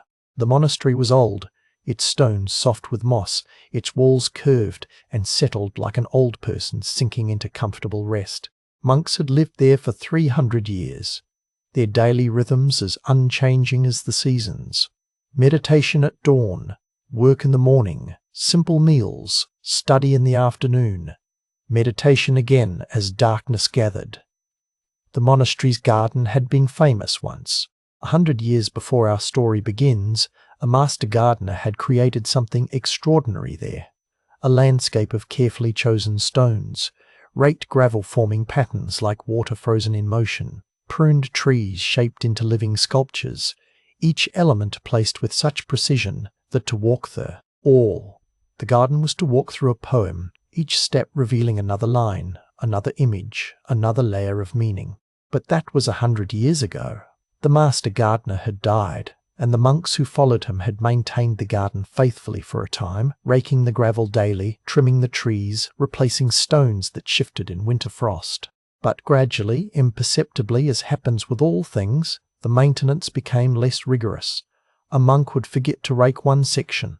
Autumn leaves would drift into corners and remain there. A stone would settle slightly askew, and no one would correct it. By the time our story begins, the garden had transformed into something its creator would not have recognized. The raked gravel patterns had vanished beneath fallen pine needles and moss. The carefully pruned trees had grown wild, their branches extending in whatever direction called to them. Wildflowers had seeded themselves in the spaces between stones. Violets and forget-me-nots, dandelions and wild asters, plants that had no business in a formal garden but had arrived anyway, carried by wind or birds or the mysterious intelligence that brings life to any undefended space.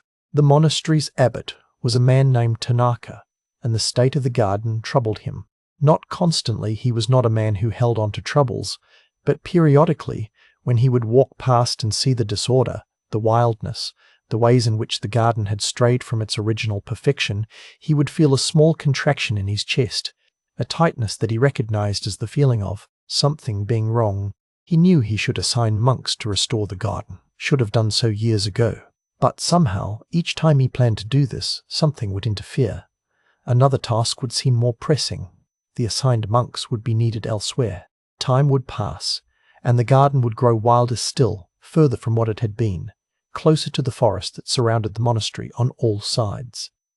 Then one spring morning, a young monk named Sato arrived at the monastery. He came from the city, from a wealthy family, seeking escape from a world he found increasingly meaningless.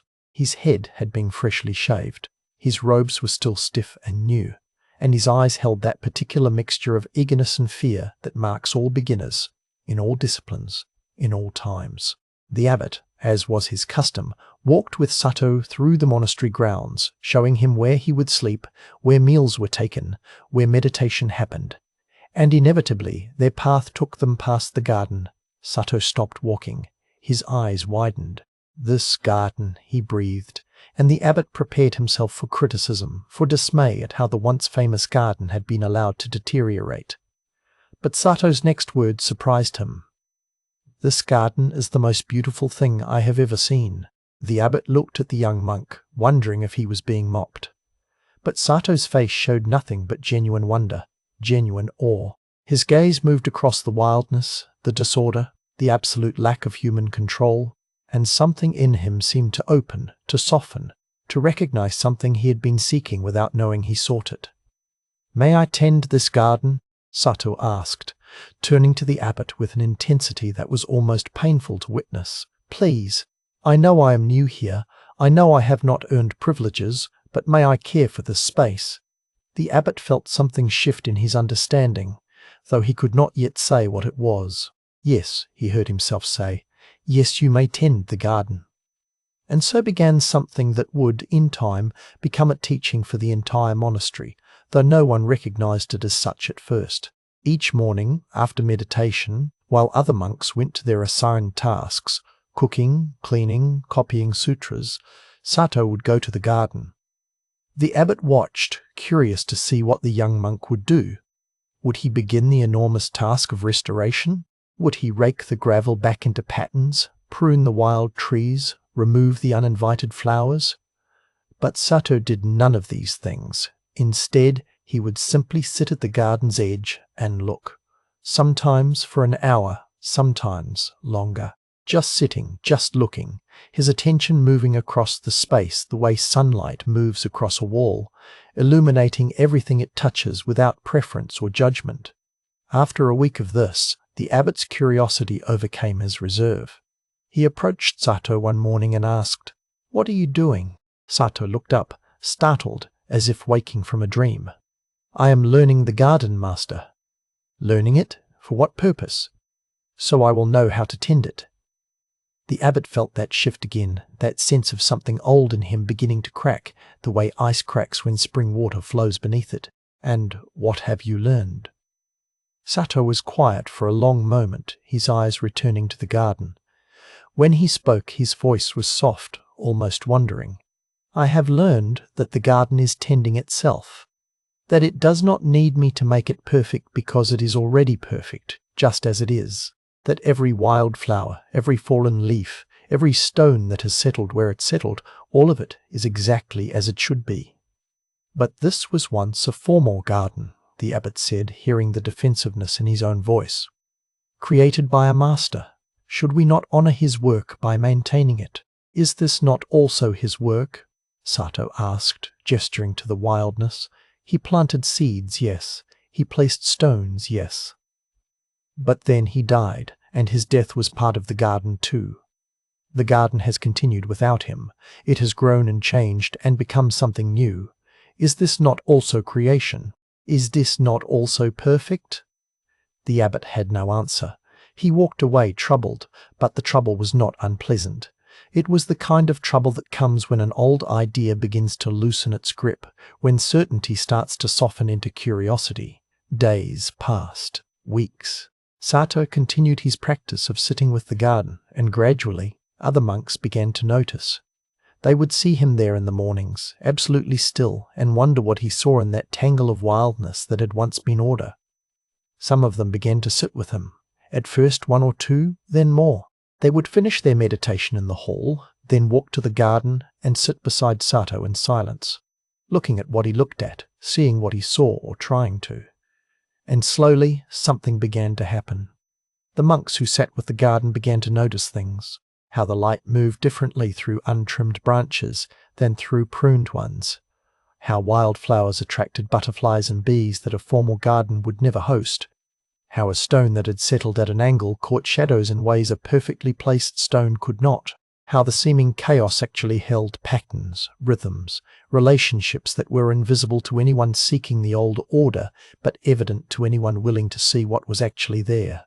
One morning, after perhaps 2 months of this, Sato did something different. He entered the garden the first time he had stepped into it, rather than merely sitting at its edge. He moved slowly, attentively, and when he found a place where fallen branches had accumulated in a corner, creating a small dam that was directing water away from the roots of a young tree, he carefully moved the branches, clearing the water's natural path. That was all. One small action. Then he returned to sitting, to watching. The abbot, who had been observing from a distance, felt tears rise unexpectedly in his eyes, though he could not have said why. But he understood. He understood suddenly and completely what Sato was teaching them all. Tending the garden did not mean imposing his will upon it. It did not mean forcing it back into some remembered perfection. It meant paying such close attention that he could perceive what the garden itself needed, what wanted to happen naturally, and then making the smallest possible intervention to support that natural unfolding. Over the following months, Sato's interventions remained rare and minimal. He would remove a dead branch that had fallen across a path, not because paths should be clear, but because the branch was blocking something that wanted to grow. He would gently guide a vine that was choking a young sapling, redirecting it toward a stone where it could climb without harm. He would scatter seeds from wildflowers that grew in one section into another section where the same conditions existed, not forcing them to grow but offering the possibility. But mostly he simply sat and observed, and the garden, under this attention, or perhaps simply in spite of all attention, following its own mysterious wisdom, flourished. Birds nested in the wild branches. A fox made a den beneath one of the old stones. Mushrooms appeared after rain, their caps opening like small umbrellas, then dissolving back into the earth within days. Seasons turned, and the garden reflected each one. Spring's explosive greening, summer's lush fullness, autumn's fire and fall, winter's spare beauty where every branch was visible, every stone revealed. The monks who sat with Sato began to carry the teaching into their own lives. In the kitchen, a monk noticed that he had been forcing his will onto the cooking, trying to make each meal conform to some image in his mind rather than working with what the ingredients wanted to become. In the meditation hall, another monk recognized that he had been struggling with his sitting practice, trying to force his mind into stillness rather than allowing stillness to emerge naturally when the conditions were right. The abbot watched all this with growing understanding. The garden had become a mirror, he realized. Each person who sat with it saw something different, something they needed to see, some way in which they had been grasping or forcing or trying to control what wanted only to be allowed, to be witnessed, to unfold according to its own nature. One afternoon in late autumn, 2 years after Sato had arrived, the abbot walked into the garden and sat beside his young student. They sat together in silence for a long time, watching the light change as the sun moved lower. Finally, the abbot spoke.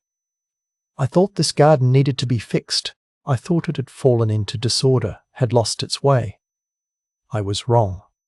Sato said nothing, simply continued watching the play of light on moss.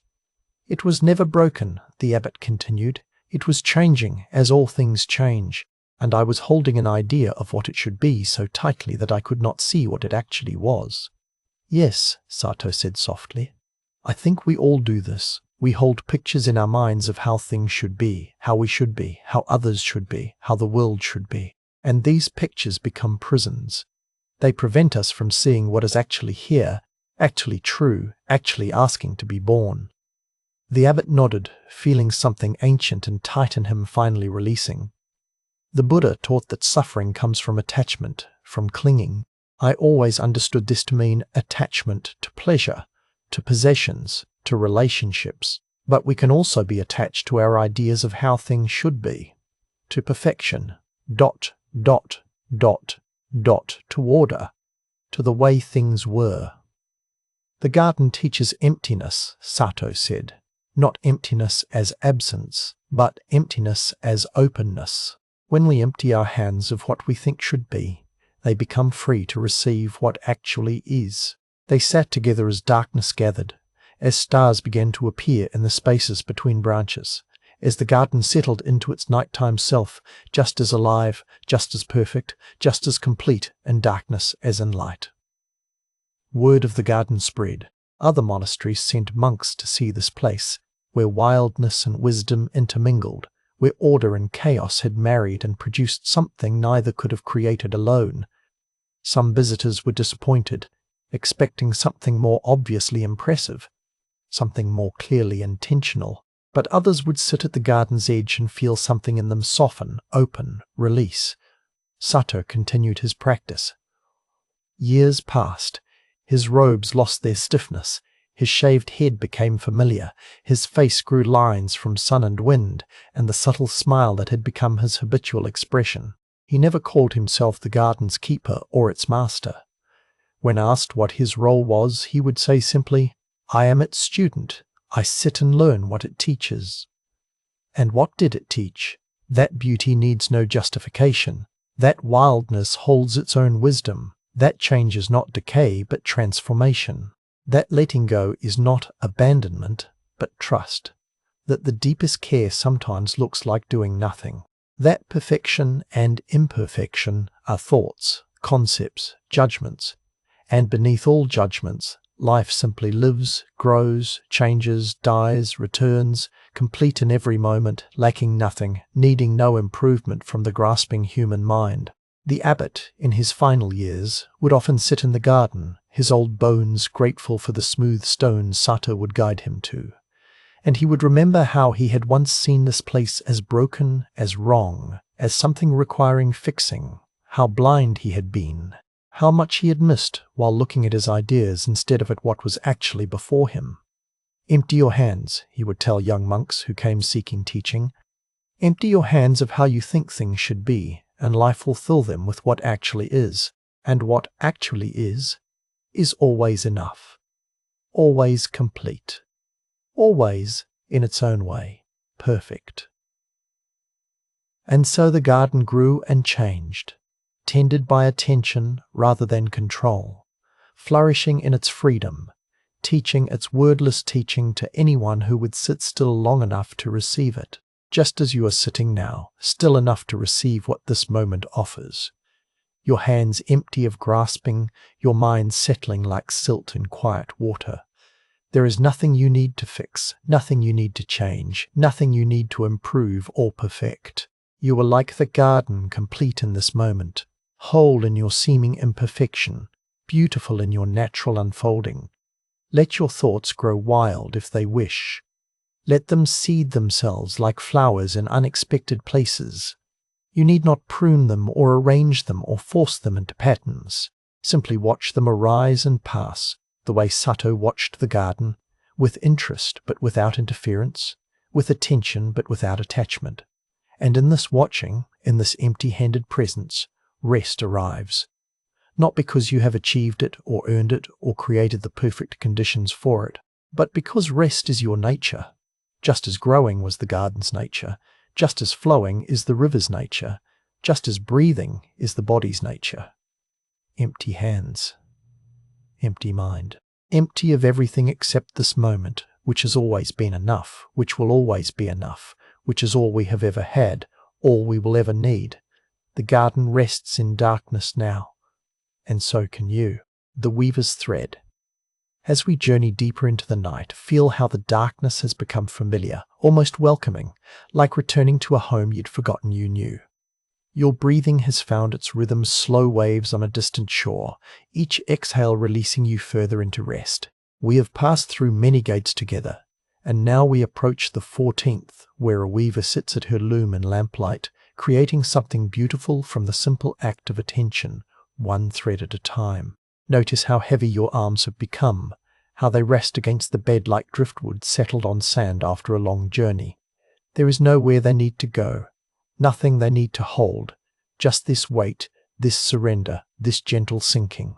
In a village at the edge of the world, where mountains met sky and mist moved through valleys like slow thought, there lived a weaver named May. She was neither young nor old, neither celebrated nor unknown, but somewhere in that vast middle country where most lives are lived quietly, steadily, with a devotion to craft that asks nothing of fame and gives everything to the work itself. May's house stood alone on a hillside, a simple structure of wood and stone with wide windows that let in the changing light. Inside, dominating the main room like a patient beast, stood her loom, a massive frame of dark wood polished smooth by decades of use, its mechanisms complex as thought, its purpose simple as breath. Warp threads hung vertical, like rain, taut and parallel, waiting. The shuttle rested in its groove, holding the weft thread that would move horizontal, over and under, creating the fabric of her days.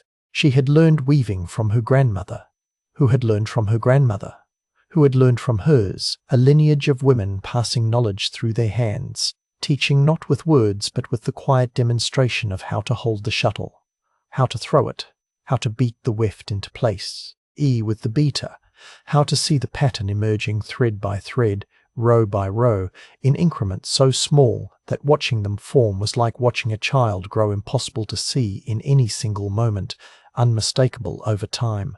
But May had not always woven with the piece she now carried. There had been years, many years, when she approached the loom with anxiety knotted in her shoulders, when each thread felt like a small battle between what she wanted to create and what her hands actually produced. In those early days, she would sit down to weave with a grand vision in her mind, a tapestry of extraordinary beauty, complex patterns, colors dancing and singing together like a festival, something that would make people gasp, something that would prove her worth, something that would justify the hours and days and years she spent at this ancient craft while the modern world rushed past her windows, busy with its important urgencies. Let your jaw soften now. Feel how you've been holding it, perhaps, clenched against some invisible task. Let it go slack. Let your tongue rest heavy in your mouth like a stone in a stream, going nowhere, needing nothing. She would sit at her loom with these grand visions, and she would begin to weave. The first few rows would go well, the shuttle flying through the warp, the pattern beginning to emerge.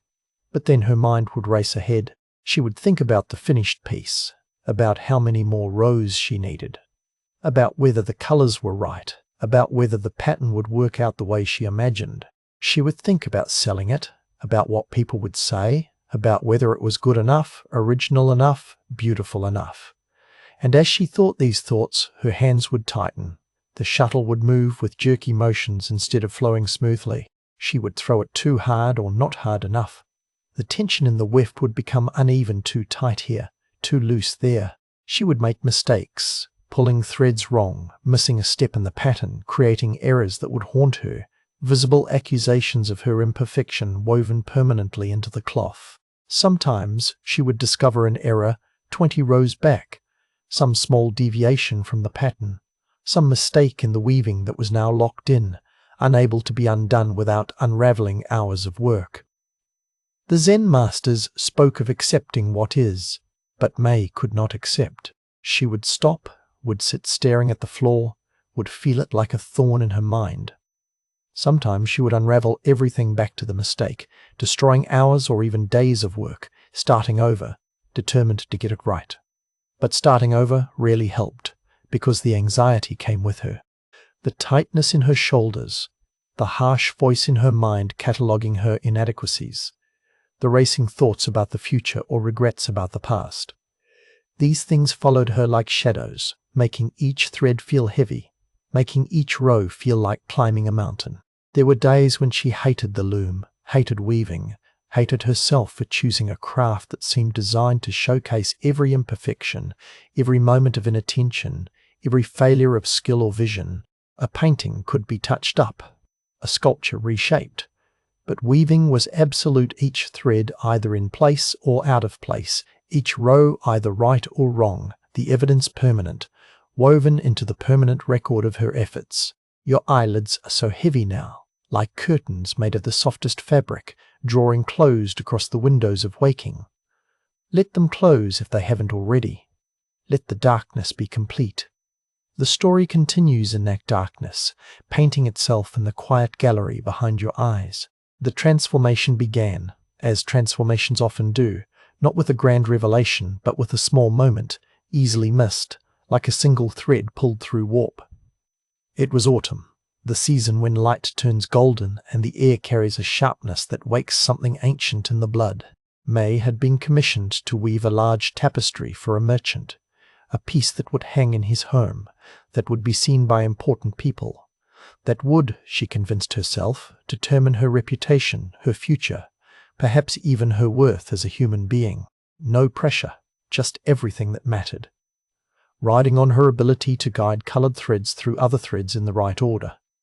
She had been working on the piece for 3 weeks, and it was going badly. The pattern was complex, a mountain landscape with a river, trees, clouds, the whole ambitious scope of nature reduced to threads. She made mistakes constantly, her hands tight with anxiety, her mind unable to settle into the present moment because it was always racing ahead to imagine the finished piece or rushing backward to catalogue the errors already made.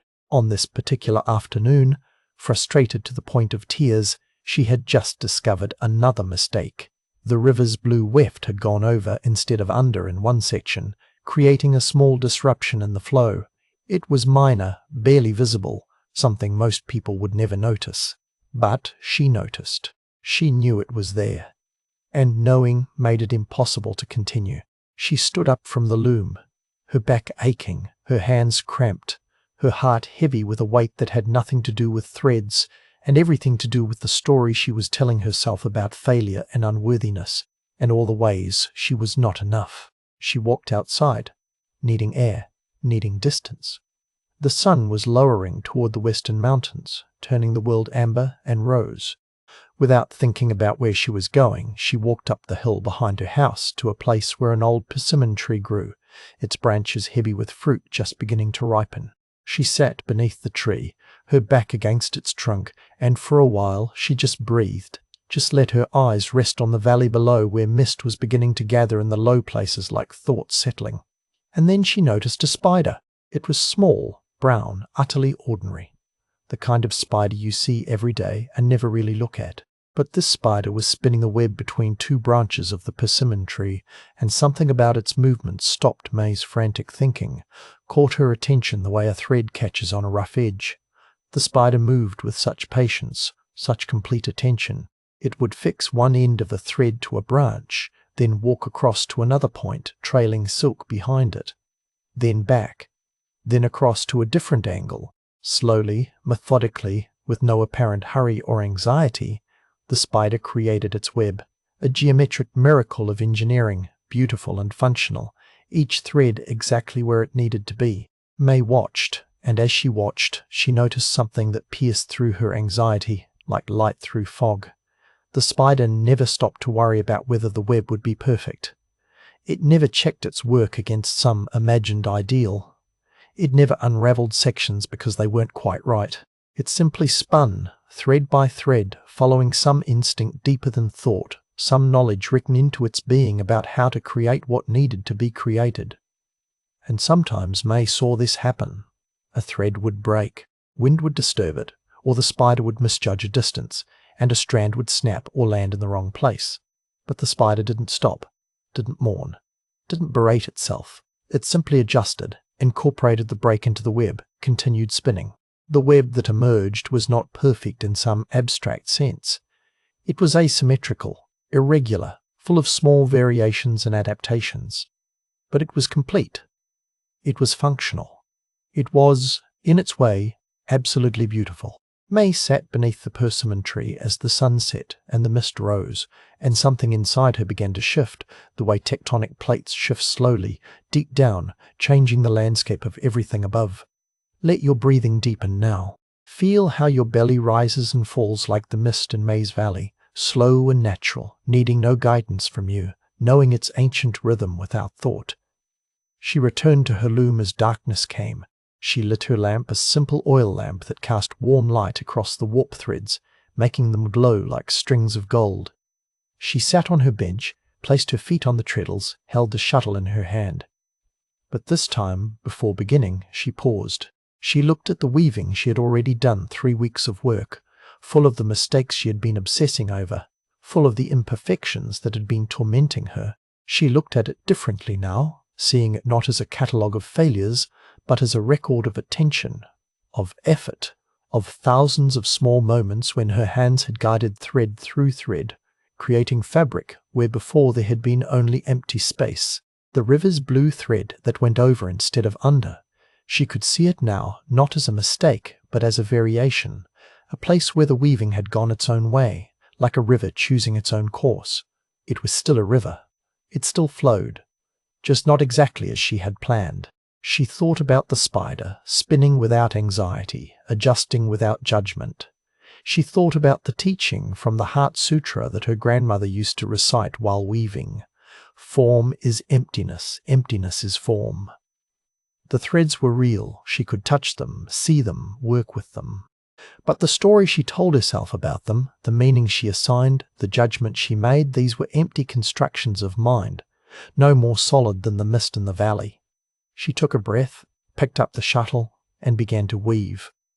But differently now. This time she did not think about the finished tapestry. She did not imagine the merchant's reaction or worry about her reputation. She simply attended to the thread in her hand, the opening in the warp before her, the moment of throwing the shuttle through. One thread, just this one thread moving through space, finding its place in the pattern. That was all, not the whole tapestry, not the sum of all possible threads, just this one here, now. She threw the shuttle. It sailed through the shed, the opening created when she pressed the treadle. She caught it on the other side, pulled it through, beat the weft into place with the beater. Then she changed sheds, threw the shuttle back. Catch, pull, beat, change sheds, throw, catch, pull, beat. The rhythm began to carry her. Her mind, which had been so loud with judgment and anxiety, grew quieter. There was no room for it anymore, because all her attention was here, in her hands, in the shuttle's flight, in the emerging fabric. She was not thinking about weaving. She was weaving. The difference was subtle but absolute, like the difference between thinking about breathing and actually breathing. Hours passed. The lamp burned lower. Her hands moved with a fluidity they hadn't possessed in years, maybe ever. The shuttle flew and returned like a bird commuting between two beloved places, like breath moving in and out, like the ancient rhythm of all making, all creating, all bringing into being. She made mistakes, of course. She made mistakes. A thread pulled too tight here, a pattern gone slightly awry there. But she didn't stop. She didn't unravel. She simply continued, weaving the mistakes into the whole, letting them be part of the story the tapestry was telling, the story of a human being sitting at a loom in lamplight, doing her best, present in the moment, not fighting what is. The Zen teacher Dogen wrote, "To study the way is to study the self. To study the self is to forget the self." May, sitting at her loom through the hours of night, forgot herself. There was no May separate from the weaving. There was only the weaving itself, happening through her hands, her eyes, her attention, but not owned by her, not claimed by her, just flowing through like water through a riverbed. When dawn came, pale and soft through her windows, she looked at what she had woven in the night. The tapestry was not perfect, but it was alive. It had breath. It had soul. The mistakes were there, visible, but they didn't detract. They added character, humanity, the signature of hands and heart working together in the flawed and beautiful way that all real work is flawed and beautiful. Feel that understanding settling into your bones now. You too are being woven, moment by moment, breath by breath, into the person you are becoming. There are mistakes in the pattern, things you wish you'd done differently, threads that went the wrong way, colors that clash instead of harmonize. But these imperfections don't ruin the tapestry of your life. They make it real. They make it yours. They make it human. Over the following weeks, May continued working on the merchant's tapestry, but with this new understanding. Some days the weaving went smoothly, the pattern emerging easily. Other days were difficult, full of tangles and tensions. But she no longer judged the difficult days as failures. They were just part of the process, like the spider's broken threads woven into the whole. When she finally finished the piece and delivered it to the merchant, he was delighted. He said it was the most beautiful tapestry he had ever seen. But May barely heard his praise. She had learned something more valuable than approval. She had learned how to be present with her work, how to give her attention fully to the moment, how to let go of the outcome and trust the process. She had learned what her grandmother had tried to teach her years ago, but what she had been too anxious to understand, that the goal of weaving is not the finished tapestry. The goal of weaving is the weaving itself, the moment-by-moment attention, the rhythm of hands and shuttle and thread, the meditation of making, the prayer of presence. After that commission, May's weaving changed. Not in technique, her hands knew what they had always known, but in spirit. She would sit at her loom each morning, not with anxiety about what she needed to accomplish, but with gratitude for the opportunity to spend these hours in this ancient practice. One thread at a time, one row at a time, not rushing toward completion but dwelling in the process, the way the spider dwells in spinning, the way the river dwells in flowing, the way breath dwells in the body, coming and going, creating the fabric of life. She wove tapestries of mountains and rivers, of gardens and animals, of abstract patterns that followed no plan but emerged thread by thread like improvisations. Some sold, some she kept, some she gave away. But the value was no longer in the finished object.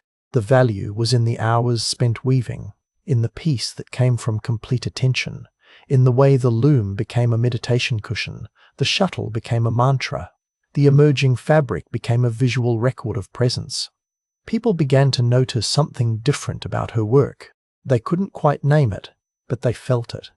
There was a quality to her tapestries that other weavings lacked, a sense of ease, of naturalness, of imperfect perfection. They seemed alive, breathing, as if the very act of their creation had woven not just threads, but moments of deep attention, deep presence, deep peace into their fabric.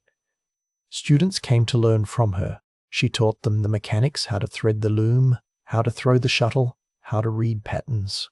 But mostly, she taught them what the spider had taught her, how to weave without anxiety, how to attend to each thread without worrying about the whole, how to incorporate mistakes rather than fighting them, how to find the meditation inside the making. The Buddha taught that right effort is not straining, she would tell her students as they sat at their practice looms. It is finding the middle way between pushing too hard and not trying at all. Feel that balance in your hands. Don't grip the shuttle tightly, it will fly crooked. But don't hold it too loosely.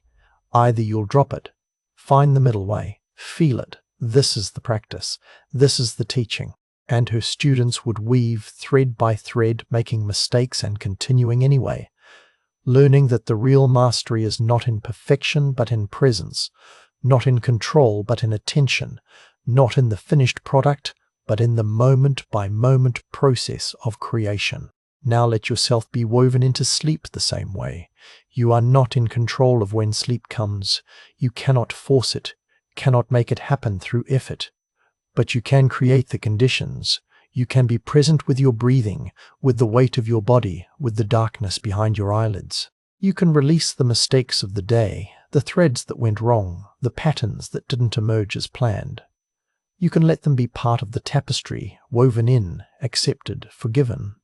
One breath at a time, just this breath moving in, just this breath moving out.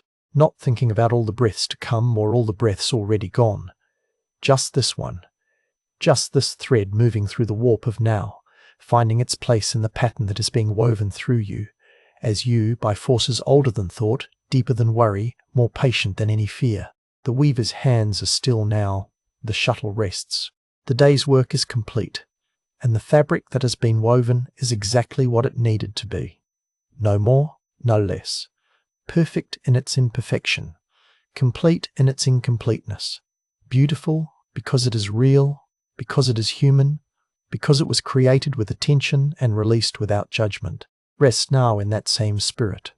The tapestry of your day is woven. Let it be what it is. Tomorrow you can pick up the shuttle again, can weave new threads, new patterns. But tonight, this moment, you need only rest.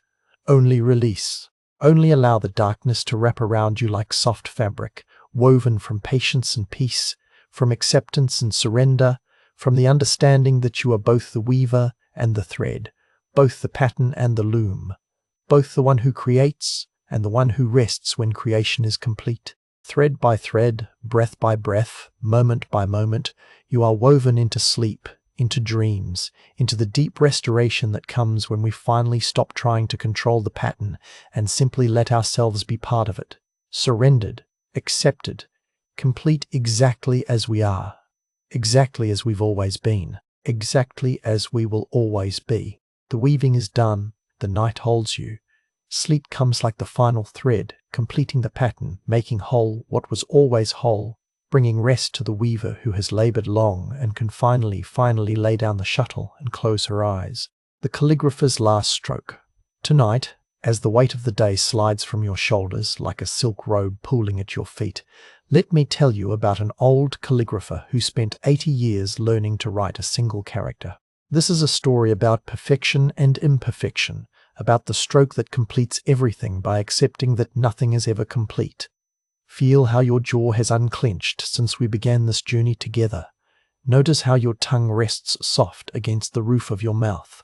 These small releases are the body's own calligraphy, writing relaxation in the language of muscles finally allowed to forget their vigilance. In the old capital, in a time when calligraphy was considered the highest of arts, higher than painting, higher than poetry, for it combined both the meaning of words and the beauty of form into a single gesture, there lived a master calligrapher named Tanaka. His name was known throughout the land. Emperors commissioned his work. Temples hung his scrolls in places of honor. Students traveled for months to watch him write a single character, hoping to glimpse the secret of his mastery. But Tanaka himself felt no mastery. He felt only the gap between what he could do and what he sensed was possible, a gap that seemed to widen rather than narrow with each passing year, with each 1,000 characters he wrote. He had begun his study at age 5 when his father, himself a respected calligrapher, had placed a brush in his small hand and guided it through the basic strokes. Horizontal line, vertical line, the dot, the hook, the sweep, building blocks of all characters, simple as breath, complex as existence itself. Calligraphy, his father had told him, is not writing. It is making visible the invisible. The character for mountain should make you feel mountain its weight, its permanence, its upward reach. The character for water should flow. The character for peace should settle the mind just by looking at it. This is not technique. This is truth emerging through ink and paper and the hand that connects them. Tanaka had practiced every day since that first lesson, every single day for 75 years. His hand knew 10,000 characters. His brush could make them large or small, formal or flowing, bold or delicate. People said his calligraphy had key vital energy, life force, the quality that separates the living from the dead. But there was one character he had never mastered, never made peace with, never written in a way that satisfied the silent knowing in his bones.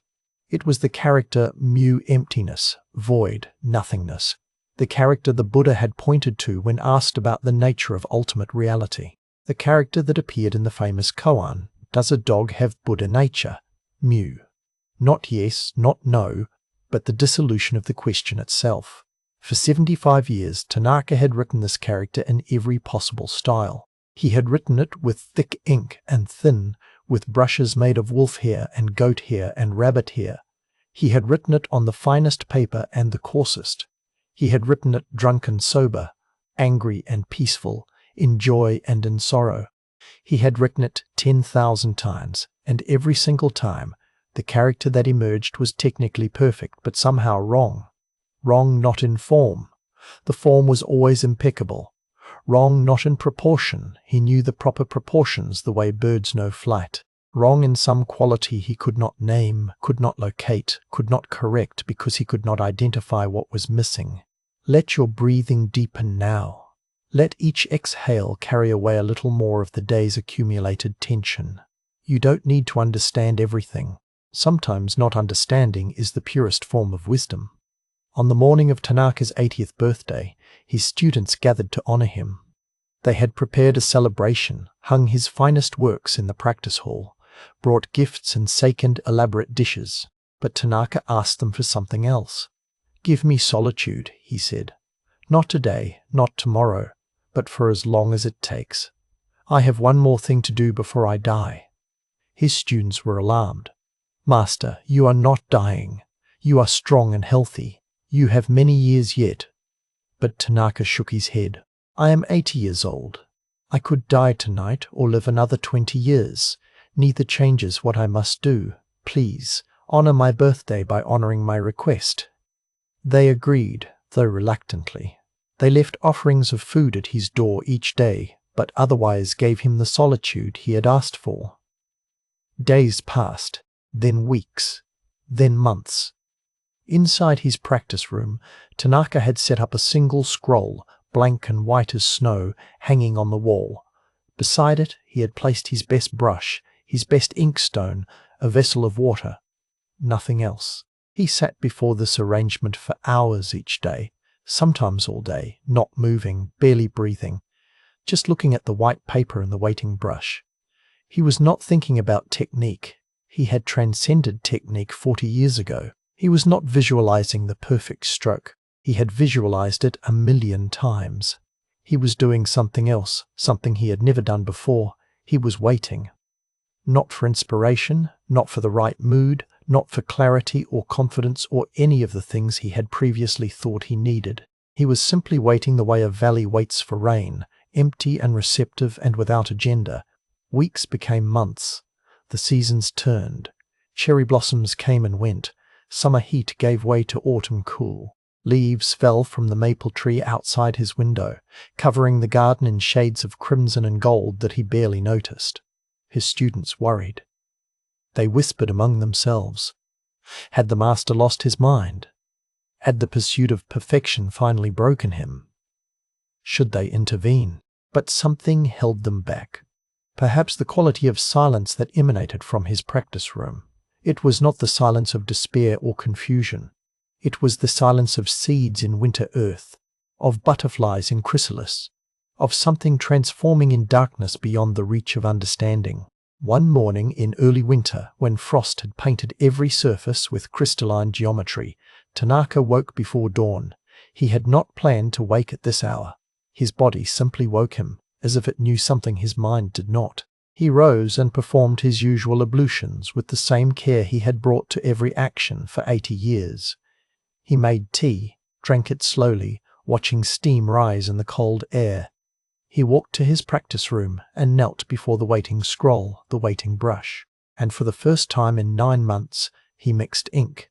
He ground the ink stick against the stone in slow circles, adding water drop by drop, watching the liquid darken from grey to black, smelling the familiar scent that had accompanied every important moment of his life. He ground for half an hour, until the ink was exactly the right consistency. Not too thick, not too thin, holding together with just the right surface tension. He loaded the brush, drawing it across the edge of the inkstone to remove excess, feeling the familiar weight of saturated bristles. Then he paused. In that pause, something happened. Or perhaps nothing happened, which was itself everything. His mind, which had been seeking for 75 years, simply stopped seeking. His hand, which had been trying for 75 years, simply stopped trying. His heart, which had been wanting for 75 years, simply stopped wanting. He was just an old man kneeling before paper, holding a brush. No one special, no master, no student, just breath and bones, and the absolute ordinariness of this moment containing, as all moments do, infinity. He placed the brush to paper. The first stroke, a bold horizontal line, the foundation of the character mu. His hand moved with certainty, but without force, with intention, but without attachment. The ink flowed from brush to paper, and in that flow was every character he had ever written, every lesson he had ever learned, every failure and success dissolved into this single gesture. The second stroke descended from right to left, intersecting the horizontal line, and in this intersection was the meeting of heaven and earth, of effort and surrender, of all opposites reconciled in a single point. The third stroke, the fourth, each one emerging not from thinking, but from a place before thinking, the place where the hand knows what to do because it has forgotten it knows, because knowledge has become so complete, it has transformed into instinct, into nature, into the body's own wisdom. The final stroke, a sweeping curve that finished the character and finished something else too, something larger than a character, larger than calligraphy, larger than the small life of one man who had devoted 80 years to the practice of making beauty visible. Tanaka lifted the brush from paper and set it down on the rest. He looked at what he had created. The character Mu sat on the white paper like a living thing. It was not perfect. One stroke was slightly heavier than classical proportions demanded. Another wavered imperceptibly at its beginning. The ink had pooled slightly in one corner, creating a darkness that traditional masters would have considered a flaw. But it was alive. It breathed. It contained emptiness while also being completely present. It was both the word mu and the experience of mu, both the concept of emptiness and emptiness itself, present and visible in black ink on white paper. For the first time in 75 years of trying to write this character, Tanaka smiled. Not because he had finally succeeded, success was too small a word for this, but because he finally understood what his father had meant 8 decades ago. Calligraphy is making visible the invisible, and what had been invisible all these years was not some secret technique or perfect proportion, but the acceptance that perfection itself is a kind of death, and life exists in the places where perfection fails, where the human being shows through, where the tremor of the hand or the pool of ink becomes not a flaw but an expression of the truth that everything is impermanent, everything is imperfect, and everything is incomplete. The Japanese have a word for this, wabi-sabi, the beauty of imperfection, impermanence, and incompleteness, the beauty of things modest and humble, the beauty of things unconventional and asymmetrical. His character, Mu, embodied this completely. It was not the character a young master would write, technically flawless and spiritually hollow. It was the character an old man writes when he has finally given up trying to write perfectly and has allowed himself simply to write truly. Tanaka sat before the scroll as light gradually filled the room, as frost melted from the windows, as the world outside woke and began its daily activities. He felt no triumphant, no sense of completion. Just a quiet settling, like dust after a wind has passed, like water after a stone has stopped rippling outward from where it fell. His students, bringing his morning rice, found him still sitting before the scroll. They saw the character and stopped breathing. Even they, with their younger eyes and less trained hearts, could see that something extraordinary had happened here. This was not calligraphy. This was revelation. "Master," his eldest student whispered, "this is the most beautiful thing you have ever written." Tanaka turned to look at them, and his face carried an expression they had never seen before. Not pride, not satisfaction, but something like peace mixed with amusement, like someone who has finally understood a joke told 80 years ago. "No," he said gently, "this is the most honest thing I have ever written. I have written more beautiful characters, more technically perfect characters. But this is the first time I have written without caring whether it was beautiful or perfect. I wrote it because I had finally learned to write without trying to write. I wrote it because there was nothing else to do in that moment but write. I wrote it because I had given up seeking what I thought I wanted and discovered what was already here." He paused, looking back at the character. "Do you see the pool of ink here where my brush hesitated? For 75 years I would have called that a mistake, would have thrown away the paper and started over. But this morning I saw it for what it is, evidence of a human hand, a living moment, an imperfect old man doing his best. And that imperfection is not separate from the beauty. It is the beauty. Your own breath pools and hesitates sometimes, doesn't it? Notice the small irregularities, the way one breath is deeper than the last, the way sometimes there's a pause before the exhale begins. These are not mistakes. These are the signature of life itself, writing itself through you in the only way life knows how imperfectly, perfectly, completely. Tanaka lived another 5 years after writing that character. He wrote many more characters in those years, each one carrying the same quality of honest presence, each one less concerned with perfection and more concerned with truth. His students noticed that his later work, while technically less flawless than his middle period, carried a power and presence that his earlier perfection had lacked. When he died at 85, they found him in his practice room, brush in hand, a half-finished character on paper before him. He had died mid-stroke, the brush still touching paper, ink still wet. And even that unfinished character carried life, carried truth, carried the teaching he had spent a lifetime learning, that completion is an illusion, that perfection is a prison, and that real beauty lives in the honest expression of this moment, exactly as it is, with all its hesitations and pools of darkness and wavering lines that show a human being was here, was present, was alive. They finished the character for him not because it needed finishing, but because not finishing it seemed appropriate somehow. They added the final strokes in a different shade of ink, making visible the collaboration between life and death, between what Tanaka had begun and what his students continued. The character became more beautiful for being incomplete, more true for showing the seam where one hand left off and others took up the work. This is how all things are, isn't it? We begin what others will continue. We write strokes that others will complete. We live imperfect lives in imperfect bodies with imperfect understanding. And somewhere in that imperfection, if we're patient enough, humble enough, honest enough, we discover that we were never supposed to be perfect. We were only supposed to be present. We were only supposed to put brush to paper and make our mark, however wavering, however pulled with darkness, however incomplete. The character Mew hangs now in a temple north of the old capital. People come from far away to see it. They look at the slightly heavy stroke, the wavering beginning, the pulled ink, and they see not mistakes but truth. They see an old man who finally learned to stop trying so hard. They see emptiness made visible. They see the teaching that has always been there, waiting for eyes clear enough to see it, that we are already whole, already complete, already perfect in our imperfection, already enlightened in our confusion, already arrived at the destination we keep seeking. Let yourself be like that character now.